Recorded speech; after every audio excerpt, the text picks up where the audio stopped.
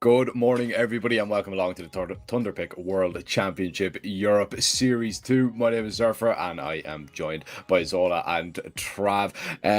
It's good to see you, boys. I'm happy to be involved once again because it's semi-final and grand final day here at the Thunderpick, which is always exciting. We're down to just 4 teams, but by the end of it, we will have one winner, and there's a lot of intriguing storylines. But before we get down to business, before we get into that, Trav, how are you doing, mate?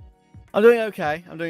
I've been very, very busy lately, so I've just been non-stop. So I'm getting more and more tired progressively, but I'm gonna have a break soon in about a couple of weeks, and I have one day off finally. So it's all good. And I'm grateful for the work, obviously. So yeah, the main factor for me today is that, of course, Thunderpick is. This is not the qualifier for the main event anymore. We got a separate closed qualifier for that. So teams are slightly lower tier teams competing in these EU series have a chance to actually win something here, which is cool for them. And Fred, mate, it's good to see you again. Yeah. Are you looking forward to today's action? I'm going to throw you straight under the bus. First off, not only are you looking forward to today's action, but who do you think's going to win this right out? Because we have the bracket up on screen. Yeah, we're down to 4. Who's going to take it all? I think the thing is, there's I'm going to say CYBERSHOKE. I'm just going to back them because I really like the team. And I feel like Glowing's just the type of player that I feel like I've watched forever now. But I think they're going to take it. I'd love to see this kind of X1 win roster find it. But ultimately, I think it quite literally could go anyway. I'm going to say CYBERSHOKE. Lazer Cats with a big upset against Walczaki, super dominant map 1. Maybe they'll just go on to have that continual in momentum. I think they've looked really, really good lately. I think the positive thing that you kind of touched upon, Trav, the fact that there are maybe some lesser teams here, it gives the idea for upsets. Let's say we did just see kind of some teams encroaching in like top 30 come here. I think that's where you're like, oh, well, this is just going to be so obvious of who's going to take the event. Yeah, I feel like for teams like Lazer Cats, for teams like obviously GenOne, I feel like it would be an upset overall winning this event because I think ultimately they aren't seen as a team that could come here and just win it. So I think it's nice that we don't have some dominant teams because it allows for these budding teams, these newer teams that have made recent roster changes to find success. Well, we will jump into the rosters, and it's a good segue into, I suppose, Lazer Cats, because these guys had a massive upset. I was on for that game yesterday, and we were all shocked. It was me, Charlie, and Freddie, and we were watching this game, and we were very surprised that Walczaki went down 2-0. It feels like already getting into the semi-finals, though, Trav, for Lazer Cats is a little bit of an overachievement for a team of this caliber, but they've been playing some really good Counter-Strike. They have, yeah. And of course, there is some name value here as well. I mean, there's a couple of players that we've been around the block. I mean, Tripex was a member of Big Academy at one point. Nikity and Paul Bandana are known names, right, from Ukrainian Counter-Strike. Magic, obviously, is the AWPer. He's been their top fragger recently, top-rated player recently. And the issue with that game versus Walczaki was that, sure, I agree. It's a very, very good win for their progression up the scene, especially VRS points wise and all the above, right? Like, Walczaki are much higher rank, so it really does help them out. But Walczaki just have that in them sometimes to throw in a stinker. Like, they're a good team, and they do beat teams like that are slightly higher ranked than them, and invariably beat teams that are lower ranked than them. But I've seen a couple of Walczaki stinkers in the last however long. So, I think it's possible that was just a bad day for them. Lazer Cats today, going up against their opponents of X1 win, there's quite a big quality difference here.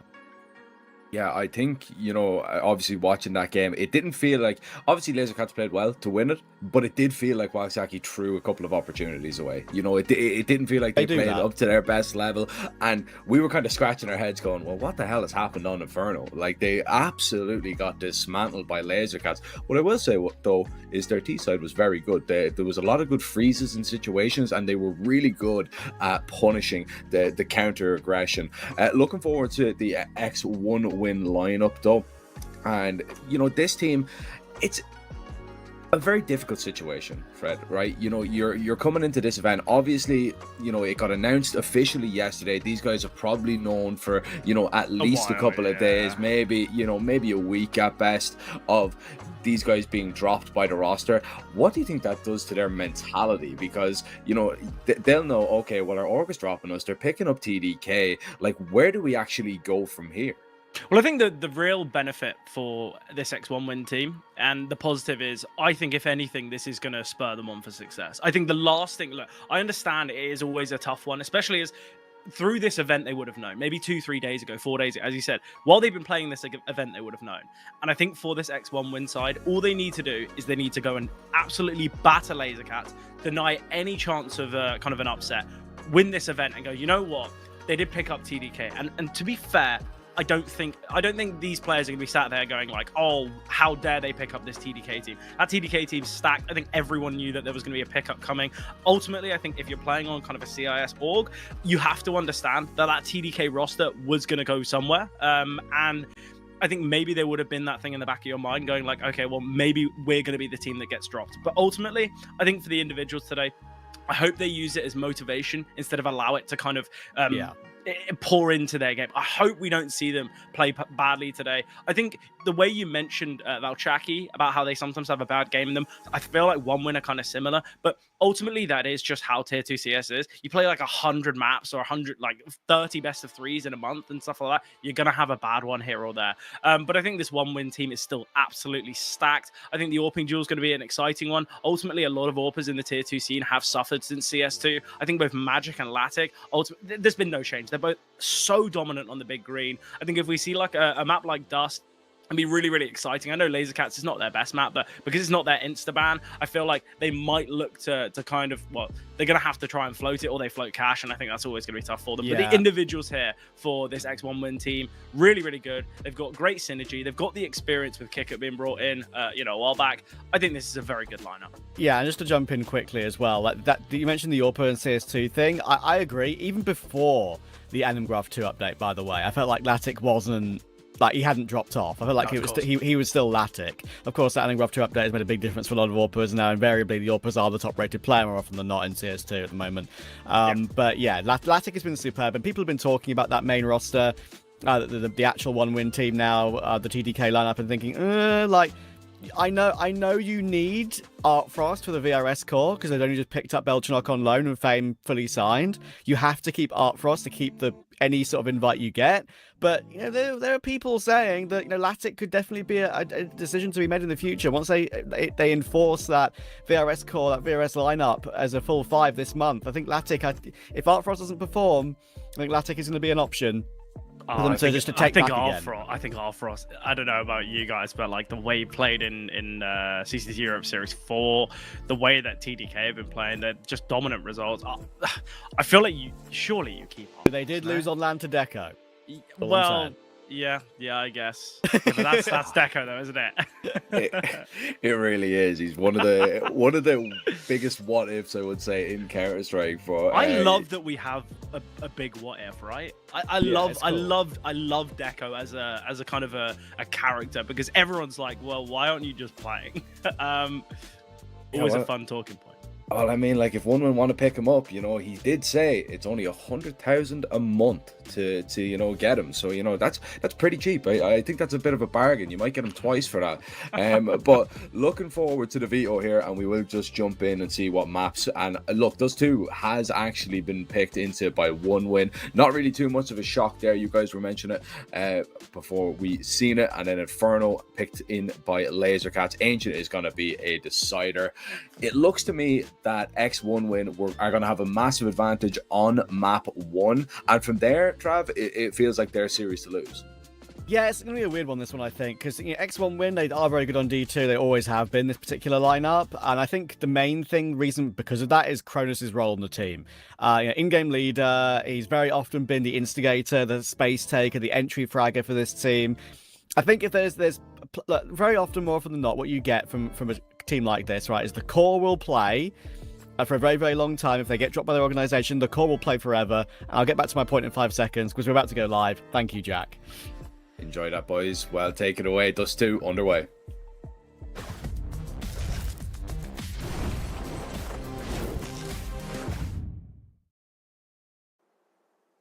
Yes, sir. Okay, so that's the thing. I think if there are pieces looking to be picked up, it has to be Lavked, Ozic, and Kronos. I think Rails does a fine job in the tough roles he's in. And obviously, Kickit's been around the block. But in terms of like newer players to look at, for me, Kronos and Lavked are the two, and Ozic comes up just a little bit short in third. But Kronos is the entry fragging in-game leader, and Lavked is the AWPer, are always the main two players to watch for me, especially on D2. Magic, great positioning here. Easy find. He's got an extra in Caillou to keep him alive. Cronus is now kind of trapped here towards blue box. This is something that Magic is aware of, and now Cronus needs to fight his way out. Space is being taken towards short in the meantime, but with Magic finding, gives them that 2-man advantage. One will get planted here for the T's, or at least you'd hope so. 5-on-3 retake, no defuse kit, so might have to speed things up, but they've got all this control. They've got players in CT, in short, in long, and I think one win will get taken down here. I just don't see this post plant working whatsoever. Need a moment of magic. Latic now a 1 versus 4. Tripix finding, and Latic chipping or getting chipped away at by Caillou. Not a bad pistol from Lazer Cats. Look, Trav, we were talking about the veto. We didn't really have that much time. We were kind of having a little bit of a fun chat about Deca, about kind of the team. I actually don't know how Lazer Cats have survived in this event because of their veto. I've seen them a few times recently. True. I think at the moment, I think the one positive that Lazer Cats have is nearly every team sucks on Anubis. Not many teams have introduced Cash that early, and Nuke's just one of those maps where it's a team's pick, like insta-pick or their insta-ban. And I feel like Lazer Cats, because their Inferno and Ancient is okay, and they play a little bit of Mirage, I feel like the vetoes, I was speaking to Neo about this, I feel like the vetoes are literally Inferno, Dust, Ancient, and Mirage, and you see nothing else. You rarely see a Cash, you'll rarely see a Nuke. Anubis, I feel like I haven't seen it in years. And I think at the moment, Lazer Cats, they are getting so lucky with the fact that Cash has only still been kind of recently reintroduced. I think in a couple months' time, or maybe even a few weeks' time, I think this Lazer Cats side are going to really suffer with how shallow their veto is. Yeah, I absolutely agree with just, they need to widen their map pool pretty badly. As you say, like, you can have the old classic Puggy maps, but if you don't play Cash, and you had a different previous permaban that said it wasn't overpass because that's what got replaced, then you're in a bit of trouble in your veto. Absolutely, you need to try and play something else. And at the moment, Lazer Cats are trying to play a little bit of Nuke. They have won the 2 times they've played it, and the 1 time they played it against Walczaki the other day, of course. But still, it's not one that's really tried and tested for them. So we'll see how that goes. We're going to be rushing up toward the B bomb site here with the split, and Caillou cannot get it done. Tagged up by Latic and run over by the Ozic Tech 9. And so much damage is being done. They're going to overrun the B bomb site. Bomb is dropped near the doors, which is awkward, but Rails has time to take the bomb, take the AK upgrade, and take the bomb site. Yeah, I love it. Latic drops over the AK from the pistol, gets given a scout, and he's done so much damage in this round. I believe it's Latic anyway, but maybe it's Kicker. He has no armor. That makes a bit more sense. But yeah, great round from One Win. Obviously, Latic hasn't got a kill in this round, but he has been the difference maker. Just getting those 2 tags, allowing for Ozic to get that first pick. It's the kill on window that changes everything. CT's just going to have to save. I think it's a good decision to save. They never really had any chance in the round, and obviously it's going to be a repurchase from Lazer Cats, but One Win already setting the tempo and creating this negative narrative for Lazer Cats Dust 2. Yeah, I think when you just look at how Lazer Cats have played on Dust 2 as well, it's been pretty uninspired. I've caught a lot of this Lazer Cats team lately, and I think in the majority of these games, yes, I think their scorelines are saved by their CT side. I think a lot of their rounds are saved by players like Magic, because we know how impactful he's going to be on the CT side with the AWP. But I think the issue is, firstly, they've already been kind of had problems financially, so we might not see that AWP in play for a while. But secondly, I think Lazer Cats, I don't know why their T side's so poor. Well, I do know why. Because they don't play conventional, like, D2. The amount of times they look to play, like, 4 out towards long, and then they try and pivot back, but they've got no control in tunnels and no control in middle. They play Dust 2 really unconventionally, kind of like how Dust 2 would have been played maybe like a year ago now. So I think that's a big problem for Lazer Cats. I think we're going to see it pervasive through their T side. Yeah, I see what you mean by the numbers, that's for sure. This is what Cronus does. He likes to entry frag, and there you go. The captain will get himself a double. He is very solid. And poor Tripx, by the way. Yeah. While you were talking, he got tagged twice by Latic when he jumped down middle. 1 tag down to 50, 1 tag which did 9 damage for some reason. I'm not sure how. And now he's been properly killed with the wallbang through the doors anyway. So he's tried his best in this round, and he's been deleted by Latic, and this round is pretty much over with Rail still waiting middle. Magic is pushed up, sure, but they're walking the bomb up toward A, and they should be totally fine. The thing that's crazy to me about Lavked is I feel like I've been watching him for about 5 years now, and he's still only 21 years old. Probably because you have. Yeah. You came from the Navi Academy Yeah, lineups, exactly. right? So Yeah, it's insane. It's such a weird one, and I feel like, look, I know it's no longer the case, but like when you think about a player like JW, right? It feels like he's been playing CS for literally like 10 years, 15 years. He's only 31. Like, I feel like it's so interesting when you have players who start their career so hot and so young and kind of just hit the ground running. And you kind of forget that they're not like even in their prime yet. Obviously, prime in CS is very different. And I imagine that for Lavked, I don't know whether he is going to peak any further, whether he is going to get any better. Obviously, you understand that with kind of time and I guess experience, you're going to gain a lot from that. But I always find it so funny when you look at a player profile and you're like, wow, okay, you're quite literally 21 years old. I know, with all the history and all the teams, right? There's a lot of examples like that. We've got a bit of an eco here, so I just want to quickly mention what I kind of feel about the one-win team at the moment. Like, we've had a very good discussion about them picking up TDK and all that, right? Totally understandable for the one-win org. The name value's there. They don't have to fully buy out the entire team. They bought out Fame from VP, but Belchanok's still on loan, and I believe Artfrost is still on loan as well. Because, you know, I think ultimately BetBoom still want to use Artfrost one day when his visa issues are fixed. They would have definitely played the major, by the way, with Artfrost if it wasn't an issue. They wouldn't have played it with Zorta. Yeah. Side note, but yeah, what I'm trying to say is that while the one-win team will totally understand that why they've picked up the TDK roster, because of the name value, because of all the reasons I've just mentioned, there's so much quality there.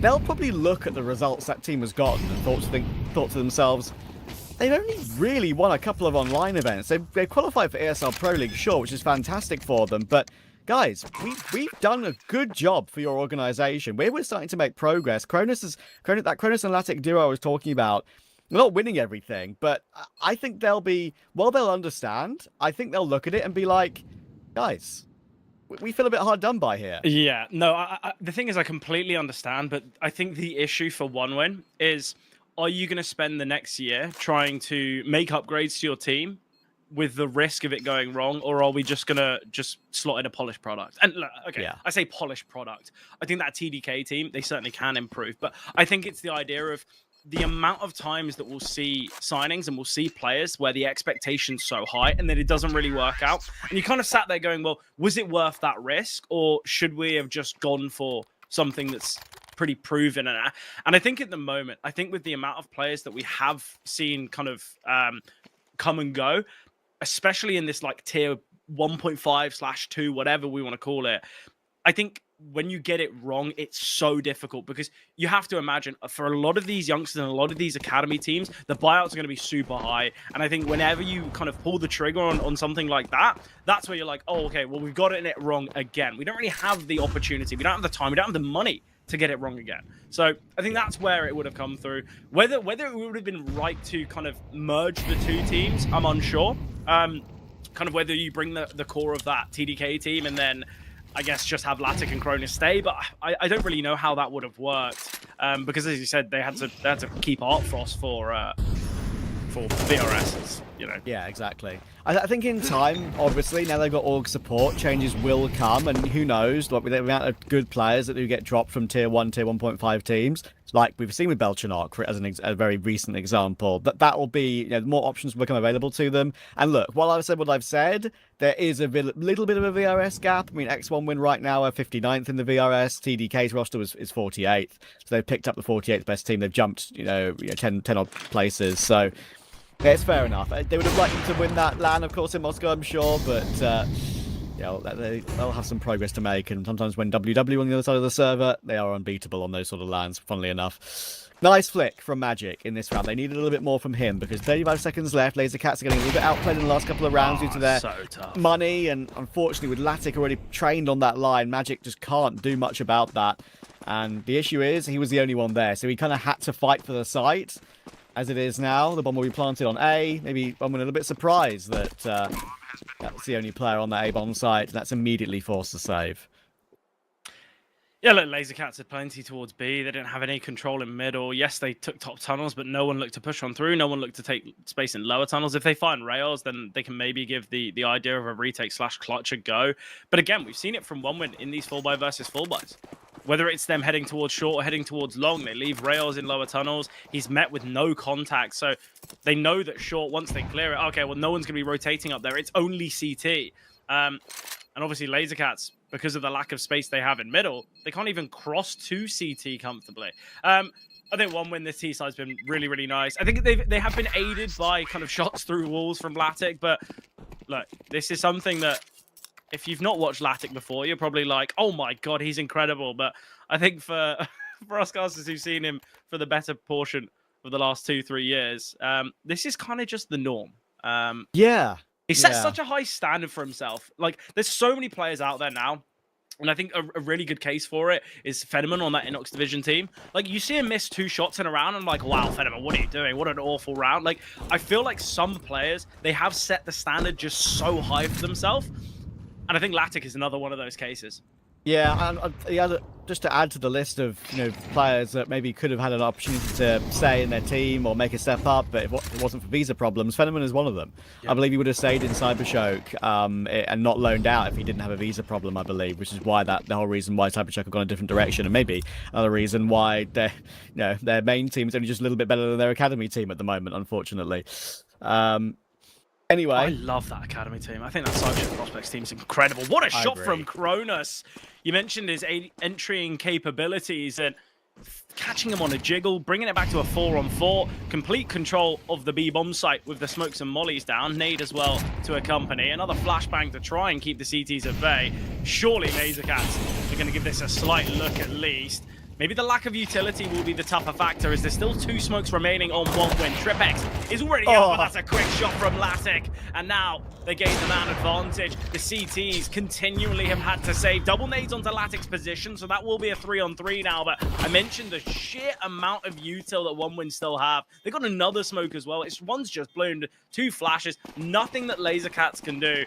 Look, I know we're only in round 6, but at some point, Trav, Lazer Cats are going to have to start going through these smokes and start going for these rounds, because already a 5-1 scoreline. This is looking worrying. And 1win as well. They're certainly no slouch on Inferno or Ancient. I know they don't have as many reps on a map like Inferno, but I feel like it's definitely a map that they could find success on. They could take down. I think a 2-0 would be a little bit harsh for Lazer Cats. I think they have done really well in this event, but again, they're playing against a very strong side with a lot of experience, great talent. I don't think Lazer Cats would walk away from this series if a 2-0 loss thinking we should have done better. Well, not we shouldn't have done better, but more this wasn't an expectation. 1win. Yeah. A very, very strong side.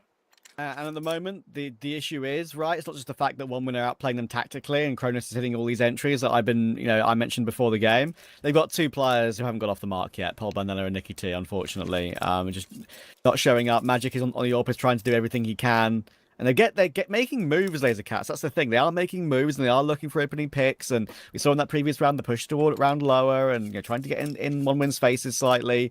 Now, that's all well and good, but unfortunately, not got many progress really so far. And the factors of 1win that we've come to know with this roster before they got moved on, maybe they'll continue to show it for a while as well. The thing is, we see something different, as you mentioned. We see that aggression towards tunnels. They get the kill, but then they just back away, and it's like, oh, okay, we've got the numbers. But then you lose all that control. We see a retake in tunnels, and then they look to fight towards B. Middle is under the control of Lazer Cats at the moment, so they'll have quick rotations into lower if it is a B play from 1win. The issue is they've had no control towards long, and that's why we're seeing Magic kind of just barrel his way into CT. Needs to have a slight look. 2 players at short. The expectation is that it's A. But in reality, it's the B bomb site. And Kronos, great find onto TWC. Caillou, rotation is good as he fights. 2 needs to get taken down. Caillou with a 3rd, and the molly down, denying entry into the bomb site for Kicker and Lavked. So already, quick swing out polBandana, firing through the smoke. The bomb is dropped, and Kicker is low. Lazer Cats, they will put their 2nd round on the board here, and that's more like it.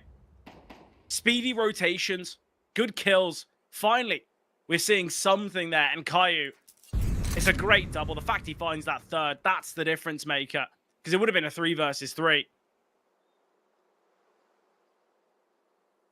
Yeah, the difference in the setup there from Lazer Cats was really nice. The push-up middle that you mentioned, that's a difference maker to be ready for that, the possibility of a B play. And again, OneWin kind of run it back with the same sort of idea of just thinking Kronos can get his entry. And sure, Kronos did get his 1 kill, but that's all they're going to get from this round. And very important for Lazer Cats to win it with 4 players alive, as well as Kicker looks to try and save around T spawn, which he will do. There's nowhere that he's going to be caught from now with all 4 players holding the bomb on B.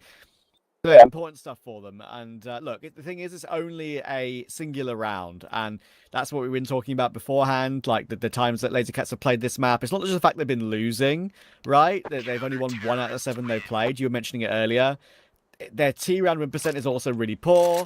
It's also that is leading into really one-sided scoreline. Sparta 13-4, Leo 13-5. Since they played this map about a month and a bit ago, maybe 2 months ago, they beat Kalesi and they lost to GenOne. That's no shame. GenOne are a very good D2 team, play it tons, but still, it's also the fact they just haven't really played it that much in the last couple of months, and that again goes back to our conversation about their map pool being a bit all over the place. So yeah, it's still only the singular round for Lazer Cats. They're going to need a lot more, and I think one would just have too much in their pocket. Control towards the top middle, though. Nicotine gets 1.5 really, as Kick has been chipped away at. Orb of Magic aggressing. Turn for the flash and peaks with it. Nice find onto Kronos. Kai's still certainly under pressure. He'll get taken down. A 3-on-3 hit. I like the resistance that we see from Lazer Cats. Obviously, it's that early aggression, but they continue to fight in middle. The shame is that they've kind of had to back away. They've got deep control from Paul Baldana deep towards long, currently being held by Lavked, and I think it's going to be a bit of a patience game between those two. At the moment, though, Lazer Cats' lack of control in short, I don't think Paul Bandana can comfortably push through here. It's just that lack of info, but the issue is Lazer Cats, they're all split. One win.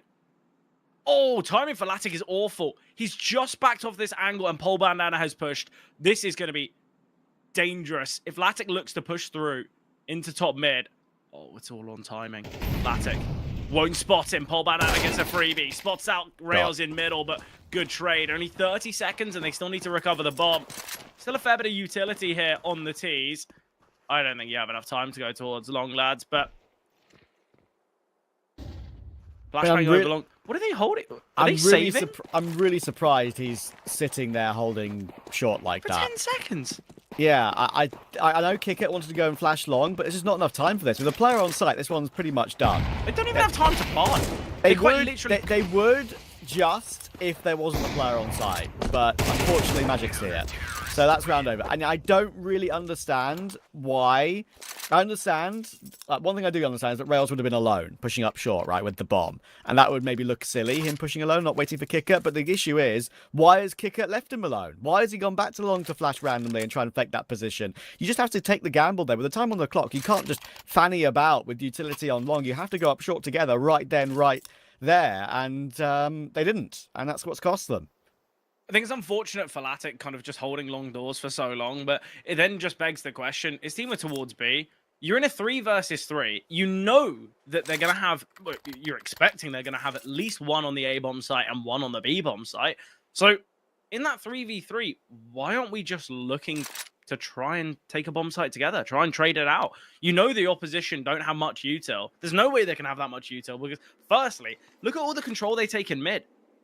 For them to have all that control in middle and for Lazer Cats to look to fight so aggressively, they're going to have to burn mollies towards lower tunnels. They're going to have to send kind of HE grenades, send smokes towards top middle to try and deny sightlines. There's no way that Lazer Cats have enough util to defend off these bomb sites. So all you need to do, head together. Really poor from one win. I think Lazer Cats, they've been bailed out a little bit. But this is exactly what I said. I feel like Lazer Cats, time and time again, their CT side, it looks good. Well, I say it looks good. It looks better than it should because of Magic. Trav, he's got 10 kills. The rest of his teammates combined have 11. It is quite literally just Magic. I see this and I say it in every single game. Imagine what this Lazer Cat side are going to look on this CT side of Dust if they don't have Magic. Yeah, it's always been him, hasn't it? I mean, I mentioned him before the game that he's the highest rated player, and having only just covered this Lazer Cats team once before, It was the same situation there too, even though it was a little while ago. So, yeah, it's fortunately the position they find themselves in. 1 win now. A couple of good rounds in a row for Lazer Cats. 1 win do play themselves slightly in that previous one by wasting the time too low. Step made by Paul Bandana. Unfortunately, he's a dead man walking there. Firstly, the step was made, and secondly, even if he hadn't stepped forward, he would have been killed either way. So nothing really he can do with that one with ozик waiting for that push. All the other 4 are set up on short to push up toward the A-bomb site in plenty good time this time. I know this sounds odd, but oh, Nicotine gets a double, and we can see a rotation come through as well. I'll hold that thought for a second as 1 win, their advantage shattered. Their control still yet not on the bomb site, and Caillou just sitting within the smoke. He's down to 19 HP, or 18 HP, sorry. ozик finds Magic. That's a big kill. Low HP is Nicotine. He's got the double. ozik finds another. Make it 4. Oh. Make it 5. ozik, what a round he's just had. Gets the opening kill towards long. Re-pivots to middle because he knows that, well, there's no point in me looking to take that space. Absolutely incredible round out of ozik there. Nicotine kind of bails out Lazer Cats initially to bring them to the 4-on-3. And ozik says, hold my beer. Yeah, that's perfect, right? Like, again, there was a little bit of a time constraint for 1 win when they were going up toward the A-bomb side. And thankfully, just the late flank through from ozik didn't just get the 2 to settle it down and possibly get the bomb planted. It's all 3, all of them in his vision. It couldn't have been better for him, especially with a couple of players being low HP. That's what ozik's so good at. I mentioned, you know, Coronas in-game leader, entry fragger, Latik, AWPer. Latik been a known quantity for a very long time. There'd be many people who don't watch Tier 3, Tier 2 Counter-Strike who just don't know who ozik and Cronus are. ozik in particular. And I think ozik is really underrated with those sort of moves that he can make. Rails plays the tough positions, the tough roles usually, which is why I can't, you know, talk about his numbers too much. It's very difficult to judge him in that sense. He works in the team very well, but yeah, when it comes to players who make true impact happen, it feels like often it can be ozik with those sort of lurky moves, and that gets 1 win up to at least a guaranteed tie on the half. Roller sees the orb of Magic as well, and if Magic goes down, what do you have left for Lazer Cats? The answer is usually not that much, but this time they've got 2 players on the A-bomb side. Yeah, great nades as well. ozik from long. Nicotine can't get 3, but he's done such a good job. Minimal health remaining on the final 2. ozik still needs the cross. Positioning here is great for TRIPX. ozik on the angle. Oh, great find there. Gonna send the molly, but now knows the final player is up short, and ozik felt like he wanted to back away, but realizing, actually, I'm 1 bullet from death. I've got to play this a little bit sneakily. Kit recovered. Caillou elevated here. The defuse coming through, and nothing that ozik can do. Was the hero of the last, but can't find it in this one. Can How's still he survive? survive. Yeah, look, that's an important one, as without his survival, I doubt they'd be purchased. Great sets of nades, by the way. I believe it was Nicotine who sends those HEs. It just softens up too, and that's where Paul Bandana can rotate in from CT, get a favorable fight. I think the util from Lazer Cats in those moments, in those short takes, has been really good. I think the issue is, though, is 1 win kind of have that mentality of, oh, we've killed the AWPer, let's just go win the round. And it's clear that players aren't fully ready for that yet. They're not in position to actually take space as a coordinated unit. Great call here, though, from Lazer Cats. I love the stack towards B. 1 win have continually been attempting to fight here towards A. You look at the last round, it was nice from Lazer Cats. The round before, ultimately, 1 win were bailed out by an ace from ozik. So it could be a clear look to pivot. With Rails in tunnels, though, him usually looking to be a bit of a lurk. I think the expectation is it could be this A finish still. Aggression towards top tunnel, though. Rails under pressure here. And he's just pulled out of smoke. Timing this could be awful. We'll back away under pressure. He knows there's at least 2 players here. So if there was any time for 1 win to go, it would be now. And that's why they're posturing towards short. Rails attempting to be a bit of a nuisance. Already out towards short. Nicotine sends the molly. Paul Bandana looks to be the bait. But Nicotine, he will get 1. Traded out by Cronus. And now it's all a question of Paul Bandana's discipline. Finally strikes. But Cronus again with a quick trade. 3-on-3 now. A running race between Rails and TRIPX. both of which towards top tunnels mere moments ago, but it will be TWC to get impact first behind the smoke. Might look to push on through with his teammates making some noise in CT, and he will go for that play, and Magic finds the final. 1 win.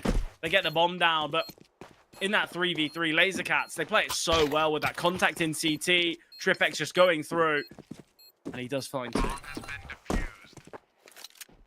I thought the player on long would have made a bit more impact from that one, but not going to happen, and Magic will hold on, whether it's a rifle or an AWP. Fair play to him, and they're getting a decent half out of this, and we thought 1 win could be running them over. 6-5 it is, and the buy for 1 win on this final round of the first half is going to be pretty rough around the edges. No chance for a singular AK, only 3 Galils. In the end, they've gone for a little bit of a save of the money to make sure they get 1 AK on Cronus, who's been superb on those entries so far. Would definitely make sense. So 1 Galil, already those 2 rifles, and that's the worst case scenario. The fact that both the rifles are taking such a big amount of damage to those grenades, but thankfully Ozic still finds the entry with that Galil anyway. Cronus's AK is still alive. Rails has now, of course, got 1 picked up for himself. Backed in on Kicker, Scout on Lavked. This is totally workable in a 5v4.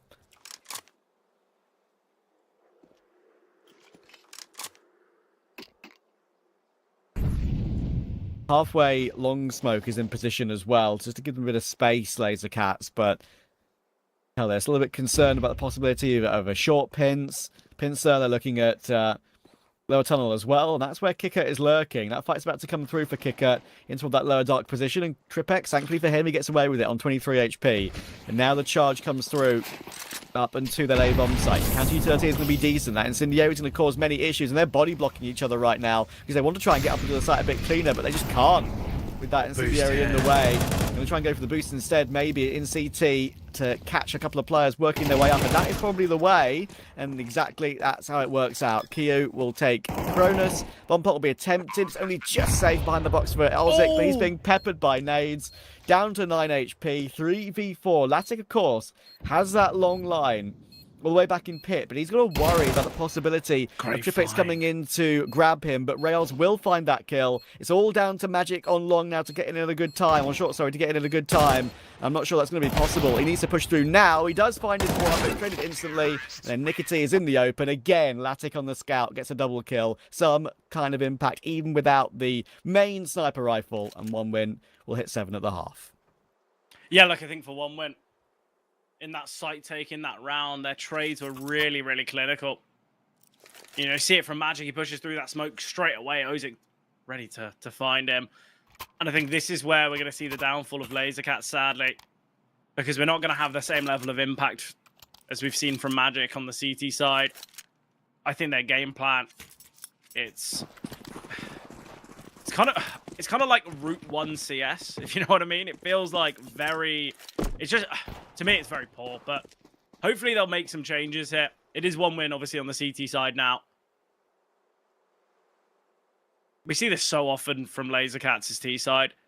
They just look to try and take long and play like three players towards long, and then they realize, actually, we can't really take long, so we're going to go back. And in doing so, look at the control they've given up. Middle is fully under the control of 1 win. They've got Cronus in such a good position. TWC, I think there's a gap in this smoke, so he's got to be a little bit cautious when crossing, as Ozic can definitely find him. It's this fake here towards A. Great flashbang. Ozic trying to be a bit of a nuisance. Kicker and Ozic combined. Kyu finally takes contact onto Cronus. Positioning for Rails is good. Turns from the flash. It was his teammate. And Rails now under pressure, getting aggressed upon. But Rails takes his time with the shots and will connect to 2. And with the bomb dropped, it's going to be such a difficulty, especially with the knowledge that Magic was hit towards long. He was the one that sent the flash for the cross. 1 win. Easy pistol, but it's made so easy because of Rails' double there. Yeah, really calm work from Rails. As I mentioned, very, very often can get a bit exposed on the B anchor role. We'll see how he does with the rifle. I saw him get completely run over the other day, which was a very poor performance from him, playing this exact role and position. But on the pistol here, that calm flick up worked to perfection. You could find 3 as well. Sure, he'll get peeked from Car in a second. Nope, it's Kicker will find the headshot first. And that will set 1win up and running for their second half. We mentioned Lazer Cats T-side does not have a very good record in terms of those numbers. And without the plants, they have to full eco. And already they're going to be down 9-5 in a matter of moments, I think. Or if they force, then maybe they'll be down 10-5 if they lose it. Yeah, I think look, I hate when teams go for this type of force, but I can kind of understand it from Lazer Cats' perspective. They know that they struggle on the T side, and I think for them, the fact if they win this, it kind of is 3 for the price of 1, as one would need to reinvest in the next, and then if they win that, it's an eco. So I think for Lazer Cats, I completely understand it, especially with a set of Tech 9s, but ultimately 1win.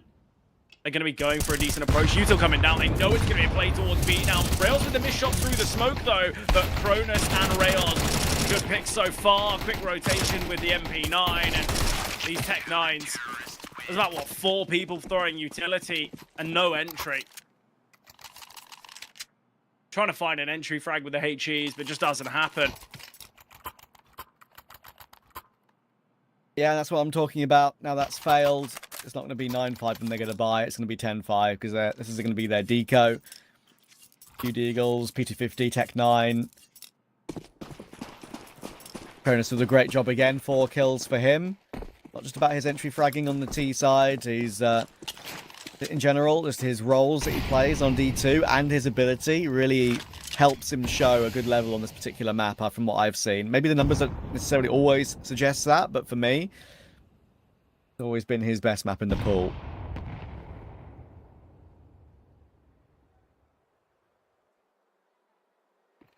Rails is going to do it again, though. This time he's got no help very close by. The flash is going to be really good, and that's going to change many things. But the follow-up nade, my word. For this double dink, though. Yudu is in a good position to get some damage done, but as it is now, even though there are 4 players tagged 27 HP and below, this is not going to be an easy retake. If Magic gets cleared here by Kicker, well, not really cleared, but still found. 1win just needs to take their time here. Show these pistols some respect. And here we go. This should be pretty simple stuff now. Classic. Triple in this one. There is enough time to defuse. He's done well to survive that with 4 alive. Only Rails dropping. I think for 1win, we knew that Dust 2 was going to be a pickup. I think looking back at it, looking back at the vetoes, I think it is really, really difficult because this ex-1win side, they're always going to be banning Nuke. And I think the only way that Lazer Cats can have a better chance in this series is if they say, actually, let's just ban Dust. We're going to ban Dust. If you play Cash, we might lose it, we might win it. But I think surely they've got to go into this with the kind of the nuance of, well, if we play Dust, we are quite literally going to lose. This is by far one of the Win's best map. It's been their best map for quite a while now. But the round's not started great. If Lack's been dealt with. Kicker might fancy his chances on an AWP. Kicker, what are we doing in that molly? Just shifted through a Molotov. I understand that you want to kind of maybe shift towards short to not make noise. They can hear you burning in the molly, mate. Like, what are we doing? Yeah, that's a bit of an overstep, to put it lightly. Although then it will take that every day of the week, and maybe a chance now for Lazer Cats to get around on the T side, 5v3.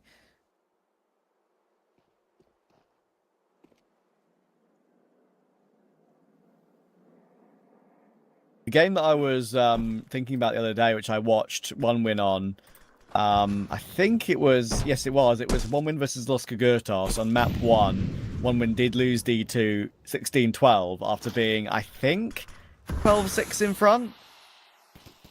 That sounds about right. They can troll. Look, I've seen them troll some leads, that's for sure. Okay, it wasn't that bad, but it was pretty bad. They were, let's see. I've seen a 12 though go 12-12 and then lose. I'm not surprised by anything these days.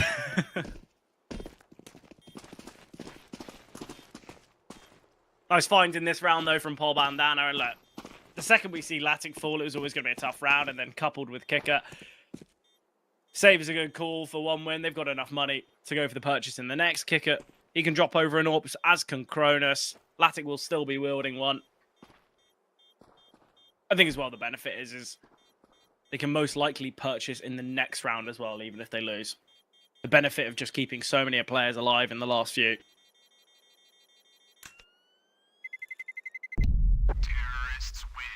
Looking at it now, I'm definitely thinking of a different game because it was 12-11. Still bad. They were 12-11 up 1 win, and they lost 16-12. So they didn't even get a single round in overtime, which is crazy. I'm thinking of a different game, but it's still a rough loss for them to take, considering Los Kogutos. I just didn't feel like they were playing a very good D2 up until that point. Anyway, there's only a singular blip for 1 win here. Losing a couple of players early, as they did. Lazer Cats now know if they want any chance of winning this game, they've got to string a few together, and this is the round.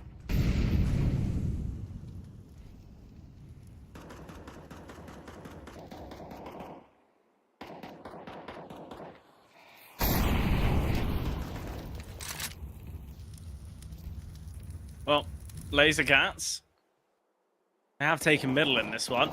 All 5 players towards mid, so could be a bit of an open-ended finish. Then go for a mid to B if they want, but the fact there's no one in tunnels, look, there is someone in tunnels now, Trav. They've just messing me around. Come on, man, I'm trying to talk. Still, though, with 4 players towards short, with the utility that Lazer Cats have, this should be pretty good. But Ozik, I trust him in these types of positions, in these types of roles. I feel like he can be such a menace. A combination of Ozik and Lavked to defend it. A-hit are the 2 players you want.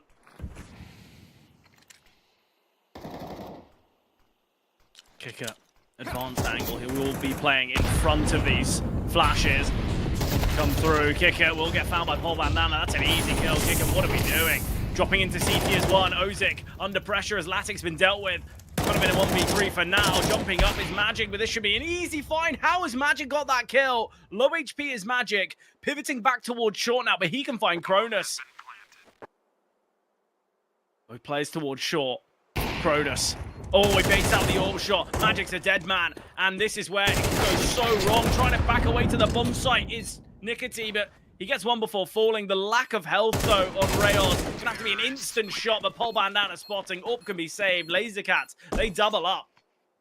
Oh, there were so many little small moments there. Well, 1 win could have definitely gotten control of that. It's the short kicker is trying to play inside that smoke on short. Doesn't really work. But you could argue he could have dropped down and been fine and just been an extra player to be alive in that moment. He should have just stayed in CT. The biggest asset for teams these days now in these A takes is you drop a player into CT after the smoke's down, and they look to try and fight Lavked, and that's exactly what happened. It's the biggest asset I see in nearly every single one of these short takes, and for some reason, all Kicker needed to do was just sit in CT and hold for the jump, but he tries to be a little bit fancy with it, a little bit creative, look to play within the smoke. He's got a rifle trap. If he has a 5.7, I understand, but it's not a half buy, it's not an eco. If you don't trust your bomb sites, especially with Ozik and Lavked defending them, and to me that's a bit of a problem. I don't think you should be making a call like that in the stage of this game, especially when Lazer Cats, although they are 4 rounds behind, we know how quickly that can change. I do agree with that, and also just it's especially annoying for Cronus too, because as soon as Magic died on short with the AWP, he realized that Nicotine realized that he couldn't just sit in the open like he was sitting, because he was going to get faced in that position. And he was almost caught in transition by Cronus, but it was just a little bit too late. And Nicotine hits a crazy shot. That's a big hit. That was a very, very big kill in that after plant, which I think is important to mention. Anyway, they've got to get past the Cronus 5.7 here. Need to be careful. Thankfully, they baited out. They baited out very well, in fact. Might still get a kill, but should get run down. It was figured out. That was the good move to make. They've got a mid player coming through as well to make sure that position is clear. They can get the bomb planted, and 10-7 will turn into 10-8 in the matter of about 20 seconds.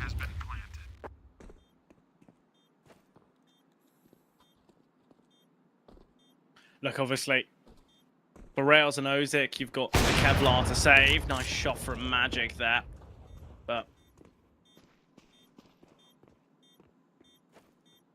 eyes are on Lavked about what he's going to do, because it's quite literally just a flash. We'll send it into middle. Tee up Ozik. He can find one.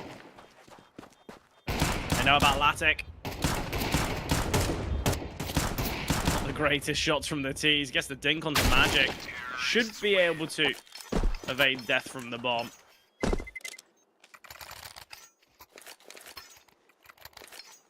One full by victory for Lazer Cats, and we're looking at a tied up scoreline. Not the expectation. This T side from Lazer Cats has been better.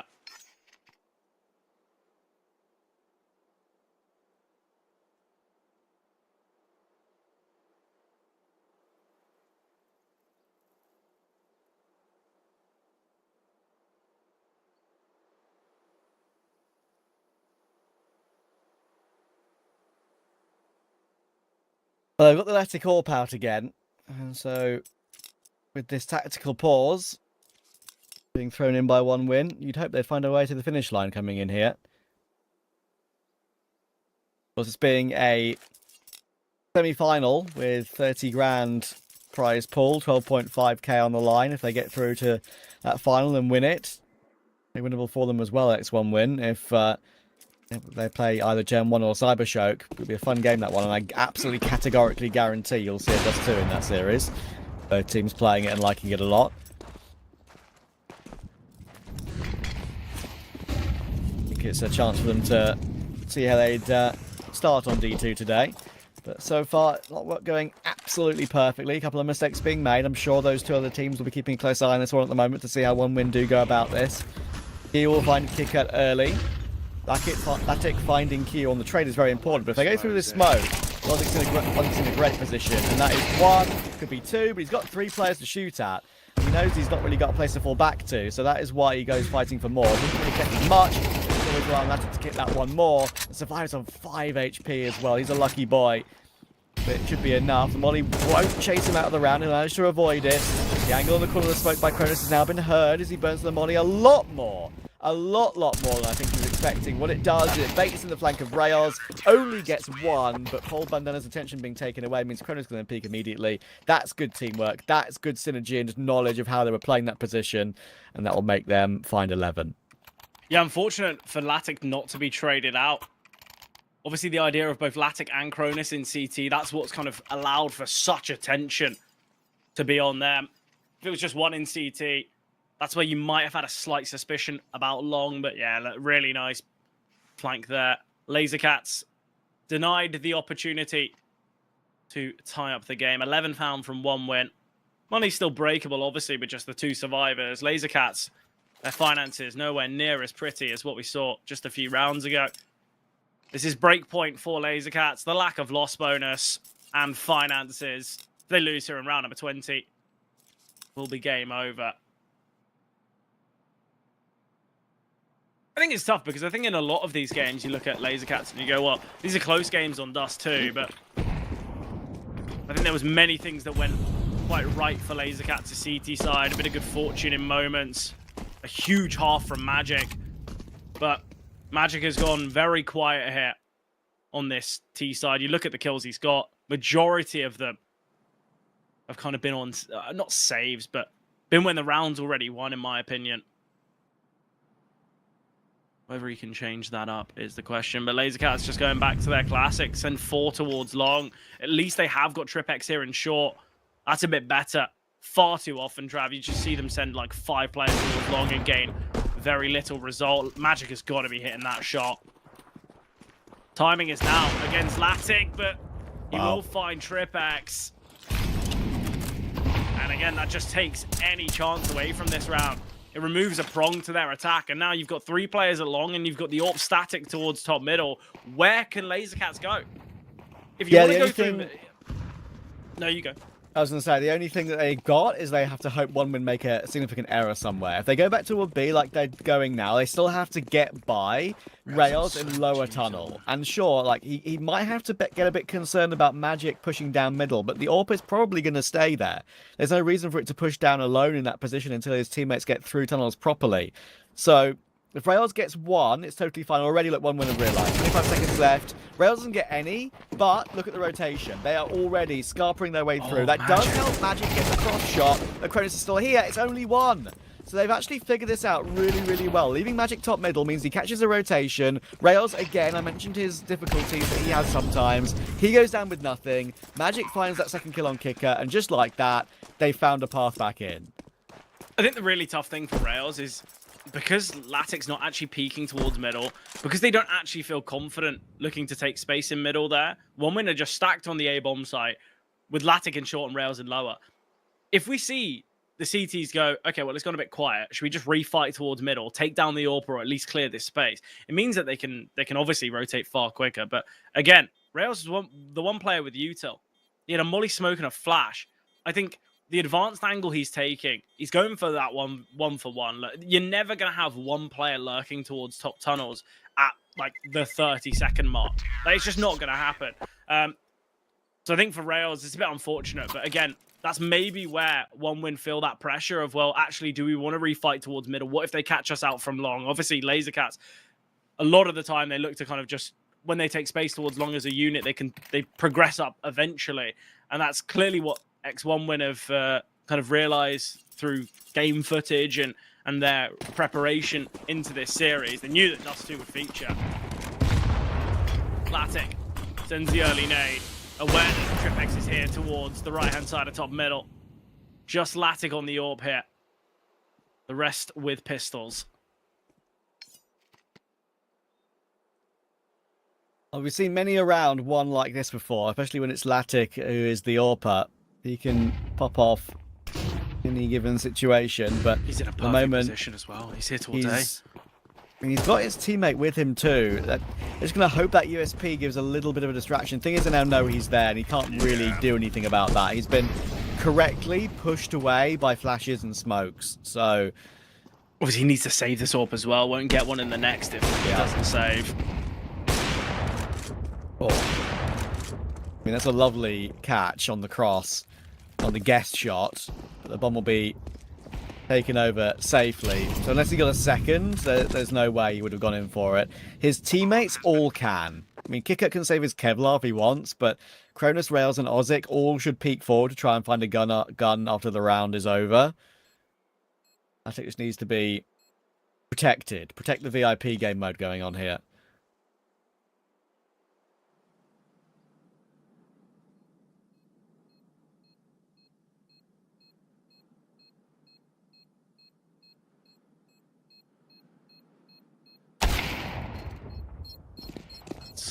Again, Magic finding a bit of a consolation prize with the AWP. They're gonna they could look to try and get this AWP. Oh, they found another kill. They can pick up that second AWP. Oh, well, that's taken away from them. All in the pursuit of just one more frag. Look, I don't think they wanted to play double AWP anyway here, OneWin, but ultimately, both dying at the end is a bit unfortunate. It is, but I don't hate the attempt at doing damage, right? I mean, it will be impactful if Lazer Cats lose this round. Firstly, they know that with the new bomb explosion, with the way it works, that you can catch Ts going toward pit. Pit does, if you fall into pit now as a T with the bomb explosion, you take a lot of damage because you're still in sight to the bomb site. And playing back in the corner, you still take a lot of damage too. We saw one player die to it. So I like what OneWin did there. They tried to pin them back into the corner, and it worked okay, but yeah, as you say, maybe the double AWP wasn't a massive necessity they wanted to keep. It's Lavked's most important. So no problem. But Kicker's gone down early again. And look at the speed up from Lazer Cats towards short. It's going to have to be Lavked. He finds one. But he's able to use his util. And Cronus found TWC in the meantime. So managed to wrestle back the advantage. Yeah, smoke on the corner. Molly and CT. So much control. Mitigated at the moment for Lazer Cats. There is still plenty of utility. A molly on both Rails and Cronus. We got smoke flash on Lavked.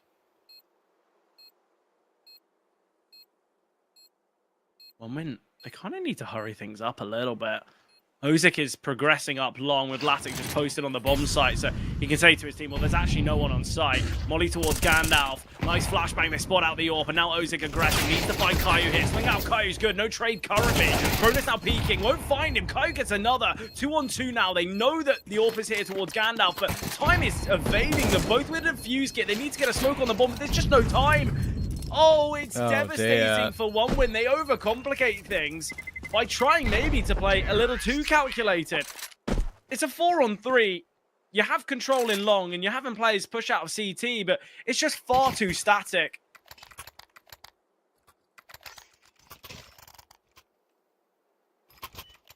And again, it's OneWin just struggling to close out a game on a map that is usually favored for them, and a map that Lazer Cats just aren't good on historically at all, especially on their T side. They're making them look a lot better than they usually are. A lot better. A couple of these minor mistakes. Again, Kicker in a situation dying early round, forcing them to play catch up. So many moves that Kicker makes in the modern day, it just are not representative of a player with that much experience and a major winner. It makes no sense to me sometimes.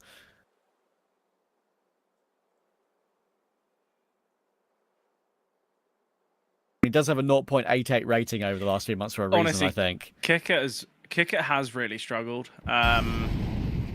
He struggled a lot since joining this team. Yeah, and if he's not the in-game leader, like Cronus is, then there's no point having him on your team. Yeah, because I think a lot of the supportive metrics come from Rails as well, right? You know, yeah. we're not looking as Kicker to be that super supportive player. Rails has very much got that in his skill set. Yeah, if this team get picked up by a new org, they need to move on from Kicker, in my opinion, to improve. Oh, big nade. That's one thing he can do, is use utility. Yeah, his util is good, but it's not good enough to outset the lack in individuality and performance. But 35 seconds on the clock. This is the make or break round for Lazer Cats. Their money is absolutely awful. Their loss bonus is non-existent, and this is a half buy for OneWin. Lazer Cats, they fought so valiant here. 11 to 11. Yet it could all go so wrong. Nice find from Kickit now. 22 HP on Nicotine. Lavked, he's still got the orb. Rails with this M4. Cronus on a flank. This should be destined for OneWin now. Flashbang comes through. Paul Bandana, he spots the rifle at range. Cronus is low, so he's going to have to just keep himself tucked away for now. But why are they going so slow? Again, Trav, it's going to cost them. Double contact to be seen from both teams here at short. Lavked gets the first. Lavked now needs another. Nicotine missed shot. Lavked on the sidearm will connect. Kit will be recovered. And I believe there's enough time. Yes, certainly enough time. Lavked looking at his teammates to say, guys, I picked up the kit, but yeah, they've got enough time. It was all in good time, even with the 10-second defuse. At least they get the bomb plant there. That's a huge asset to this purchase. It was the 1.4 loss bonus. Look, the buy's going to be really tough for Lazer Cats anyway, but at least they have that added bonus of the bomb plant. Well done. I would quickly say, well done to OneWin. You mentioned they were taking the time a bit too much, and I was scared about that too, but they waited until both players could peek from short properly. That is the reason that it helps out Lavked to get both in the end. Yeah, I think for Lazer Cats, I think this is really unfortunate, because I think OneWin have made a few mistakes in this game. Ultimately, though, I think Lazer Cats, their CT side, just not really good enough. They win the pistol, and then they win kind of 4 out of the last 6. I think they've been the latter portions and that second half of the first half, second portion of the first half, kind of saved them. But I think this is really unfortunate, because I think Lazer Cats' T side has actually been a bit more inspired, a bit more impressive. I have liked moments and decisions made from Lazer Cats here, and for it to all crumble from a half bite with an AWP and a rifle, and Lavked strikes nicely here. TWC is going to be held at 9 here for regulation. Aggression towards the B-bomb site. Excellent find from Caillou. Cronus needs to get a pick. He's got a HG and a molly to land on the bomb. Doesn't send the Molotov, though. Okay. So much utility here for OneWin. There are still 2 smokes for Lazer Cats to use, though, for door. So OneWin, they need to work well in tunnels. Magic, he'll be this first point of contact. There's going to be 3 players coming from tunnels here. They need to find Magic soon. Magic gets 1, traded out by Lavked on the Deagle. Oh, missed smoke. A bit of a weird smoke. Caillou gets 1. 3 on 2 now. Lavked has to go huge. He's picked up a rifle, but Nicotine finds him. And now kick it in a 1 versus 2. Lazer Cats, they are able to make it work. Cronus has that second rotation on the B-bomb site. That second portion of contact. He finds absolutely nothing. He's got so much utility, yet ultimately tries to fight it with the rifle, doesn't catch someone on the cross. Lazer Cats have somehow made their way to OT. I think X1 win already. Even if they win this map, they'll look at it as a disappointment because they come into this map with a 75% win rate across 12 maps, with the Lazer Cats playing it 7 times and only winning it once. The main issue for me is just Rails has been way too predictable on B. It's not the first time I've seen it as well. Like, did you see that after Lavked got that opening pick, when they sped up toward B, they just the first few players that entered the bomb site didn't even really care about looking at car, jumping over the top of the close tunnel boxes. Didn't even look at backside, really. They just cleared Rails straight up from that close left position. And more often than not, when Rails plays there, he doesn't get anything done. And that's just another example of him being incredibly predictable and exposable on the B-bomb site. Not the first time that him going down with nothing has cost 1 win around. It almost cost them around earlier against a full eco when they had to retake, and thankfully they survived it with 4 players alive. But when it's a force like that, with at least a couple of rifles in play at the end of the game, even though you got tunnels presence, if you don't get that cleanly, don't get into the site at all cleanly, then there's just no way back with a singular player remaining when they're outside the doors. So yeah, just a nightmare for 1 win, and just really poor in general in terms of just how they go about things in certain moments. It absolutely needed to give Rails more support on B after Lavked got that opening pick. I know it's easy for me to say after the event now, but it feels just too simple. And I thought process, knowing that he's basically lost them 2 rounds already in this game. Don't forget that one we had the FAMAS pushed up in tunnel as well when they're in a 5v4. That's 2 5v4s where Rails has died for free, and 1 win should have won that round. Should have won the round. It feels like Rails is just not lacking in confidence, but like I feel like kind of similar to when Kickert was playing in that close short smoke with a rifle. It's like you don't need to be playing these angles. Firstly, it's not the first time you played it, as you said, but like why aren't we just playing on the back of the bomb site? Drop a smoke on yourself if you like. Try and be a bit of a nuisance instead of not even playing time. Exactly. Yeah. Oh, they're going in again. They're realizing the weakness here. This is totally the right call for Lazer Cats. 100% the right call. Rails gets 1, but again, it just means nothing because look how far away they are. Just a pure B rush to start overtime because they know how weak Rails is. I think as well, it's coupled with the fact that we're sat in a bit of a tech pause. This is where 1 win. They're probably sat just kind of questioning, well, what went so wrong in that half? Kind of sat being super patient and then hit with a punchy play. The bomb's yet to go down. Swing from Nicotine and Magic looks good. Low HP for Cronus, obviously, as is Pol Bandana. This is going to be an awkward round, and Nicotine feels like he needs to make a bit of a play. Molly in top tunnels, Lavked forced back from it. There is a flashbang on Magic. Are they going to send Nicotine in to peek towards doors? Okay, well, they sent the flash, but he's not going to swing with it. Again, it's just so difficult to retake here. It's more possible than the previous round, that's for sure. But with Cronus 3 HP, he just has to jump in and hope for the best, and that's not going to be happening. Kickert's going to go down. The round is just over again. And finally, I mean, 1 win, you've got to make the decision to give Rails more support on B. You cannot leave him be alone again here. The thing is, I think maybe I spoke about the double AWP before, about how maybe it's not the answer. Maybe you just play a 3-2 split. You play 2 players towards B. You get you get like Kicker on an AWP or whatever. And you just look to peek towards tunnels from kind of the back of the bomb site or something, because it's the lack of early contact. Rails is playing. He's either playing in the cubby on the left-hand side if he gets the time to get there, or he's playing towards car. And the problem is the T's can get so bunched up. They can look to kind of be super punchy on that B bomb site before you really gain much intel. And they're going to do it again. Oh, I love this. Lazer Cats. Are they actually going to be going for a rush again? If they are, this is brilliant. Oh, yeah, please. 100%. Okay, not maybe a rush, but a proper execute, a proper contact play. This is going to be better, though. This is going to be better. I completely agree with you. Rails needs to get 2. Okay, he's got 2 this time. Fair enough. Finally, there's a bit of a difference. But again, with Cronus going down to Trip X, it means they're scrambling to take control back of B again. Bomb planted on 1 HP, by the way. Nicotine could have easily been taken down by the Lavked HE, but Lavked wasn't in position yet. So here we go again. Deja vu. And I'll get back to a point I wanted to make earlier after this round, which was very, very apt, I think, at the moment. KitKat's going to be sent in on 15 HP to go looking for Nicotine on that 1 HP. It's a fight that just depends if KitKat pre-fires him, but Ozic will already go down. Tripex will take him. And again, the B-bomb set proving to be such a big issue. Finally, it'll come through for Nicotine. He'll go down, but Latic is not going to be able to tap down 2 players in 5 seconds. They're just not peeking him. They're not giving him anything for free. Magic will spray him down. Lazer Cats are all over them on the B-bomb site, and that is what I've just realised that I remembered from that previous 1-win game I covered, right? Now, I said I thought it was 12-6 and they lost. It wasn't. What it was Los Kogutos doing exactly what Lazer Cats are doing here, even to a more extreme example. I think I remember reading on the HLTV scorebot during that map with Los Kogutos versus 1-win, every single round they won was pretty much on B.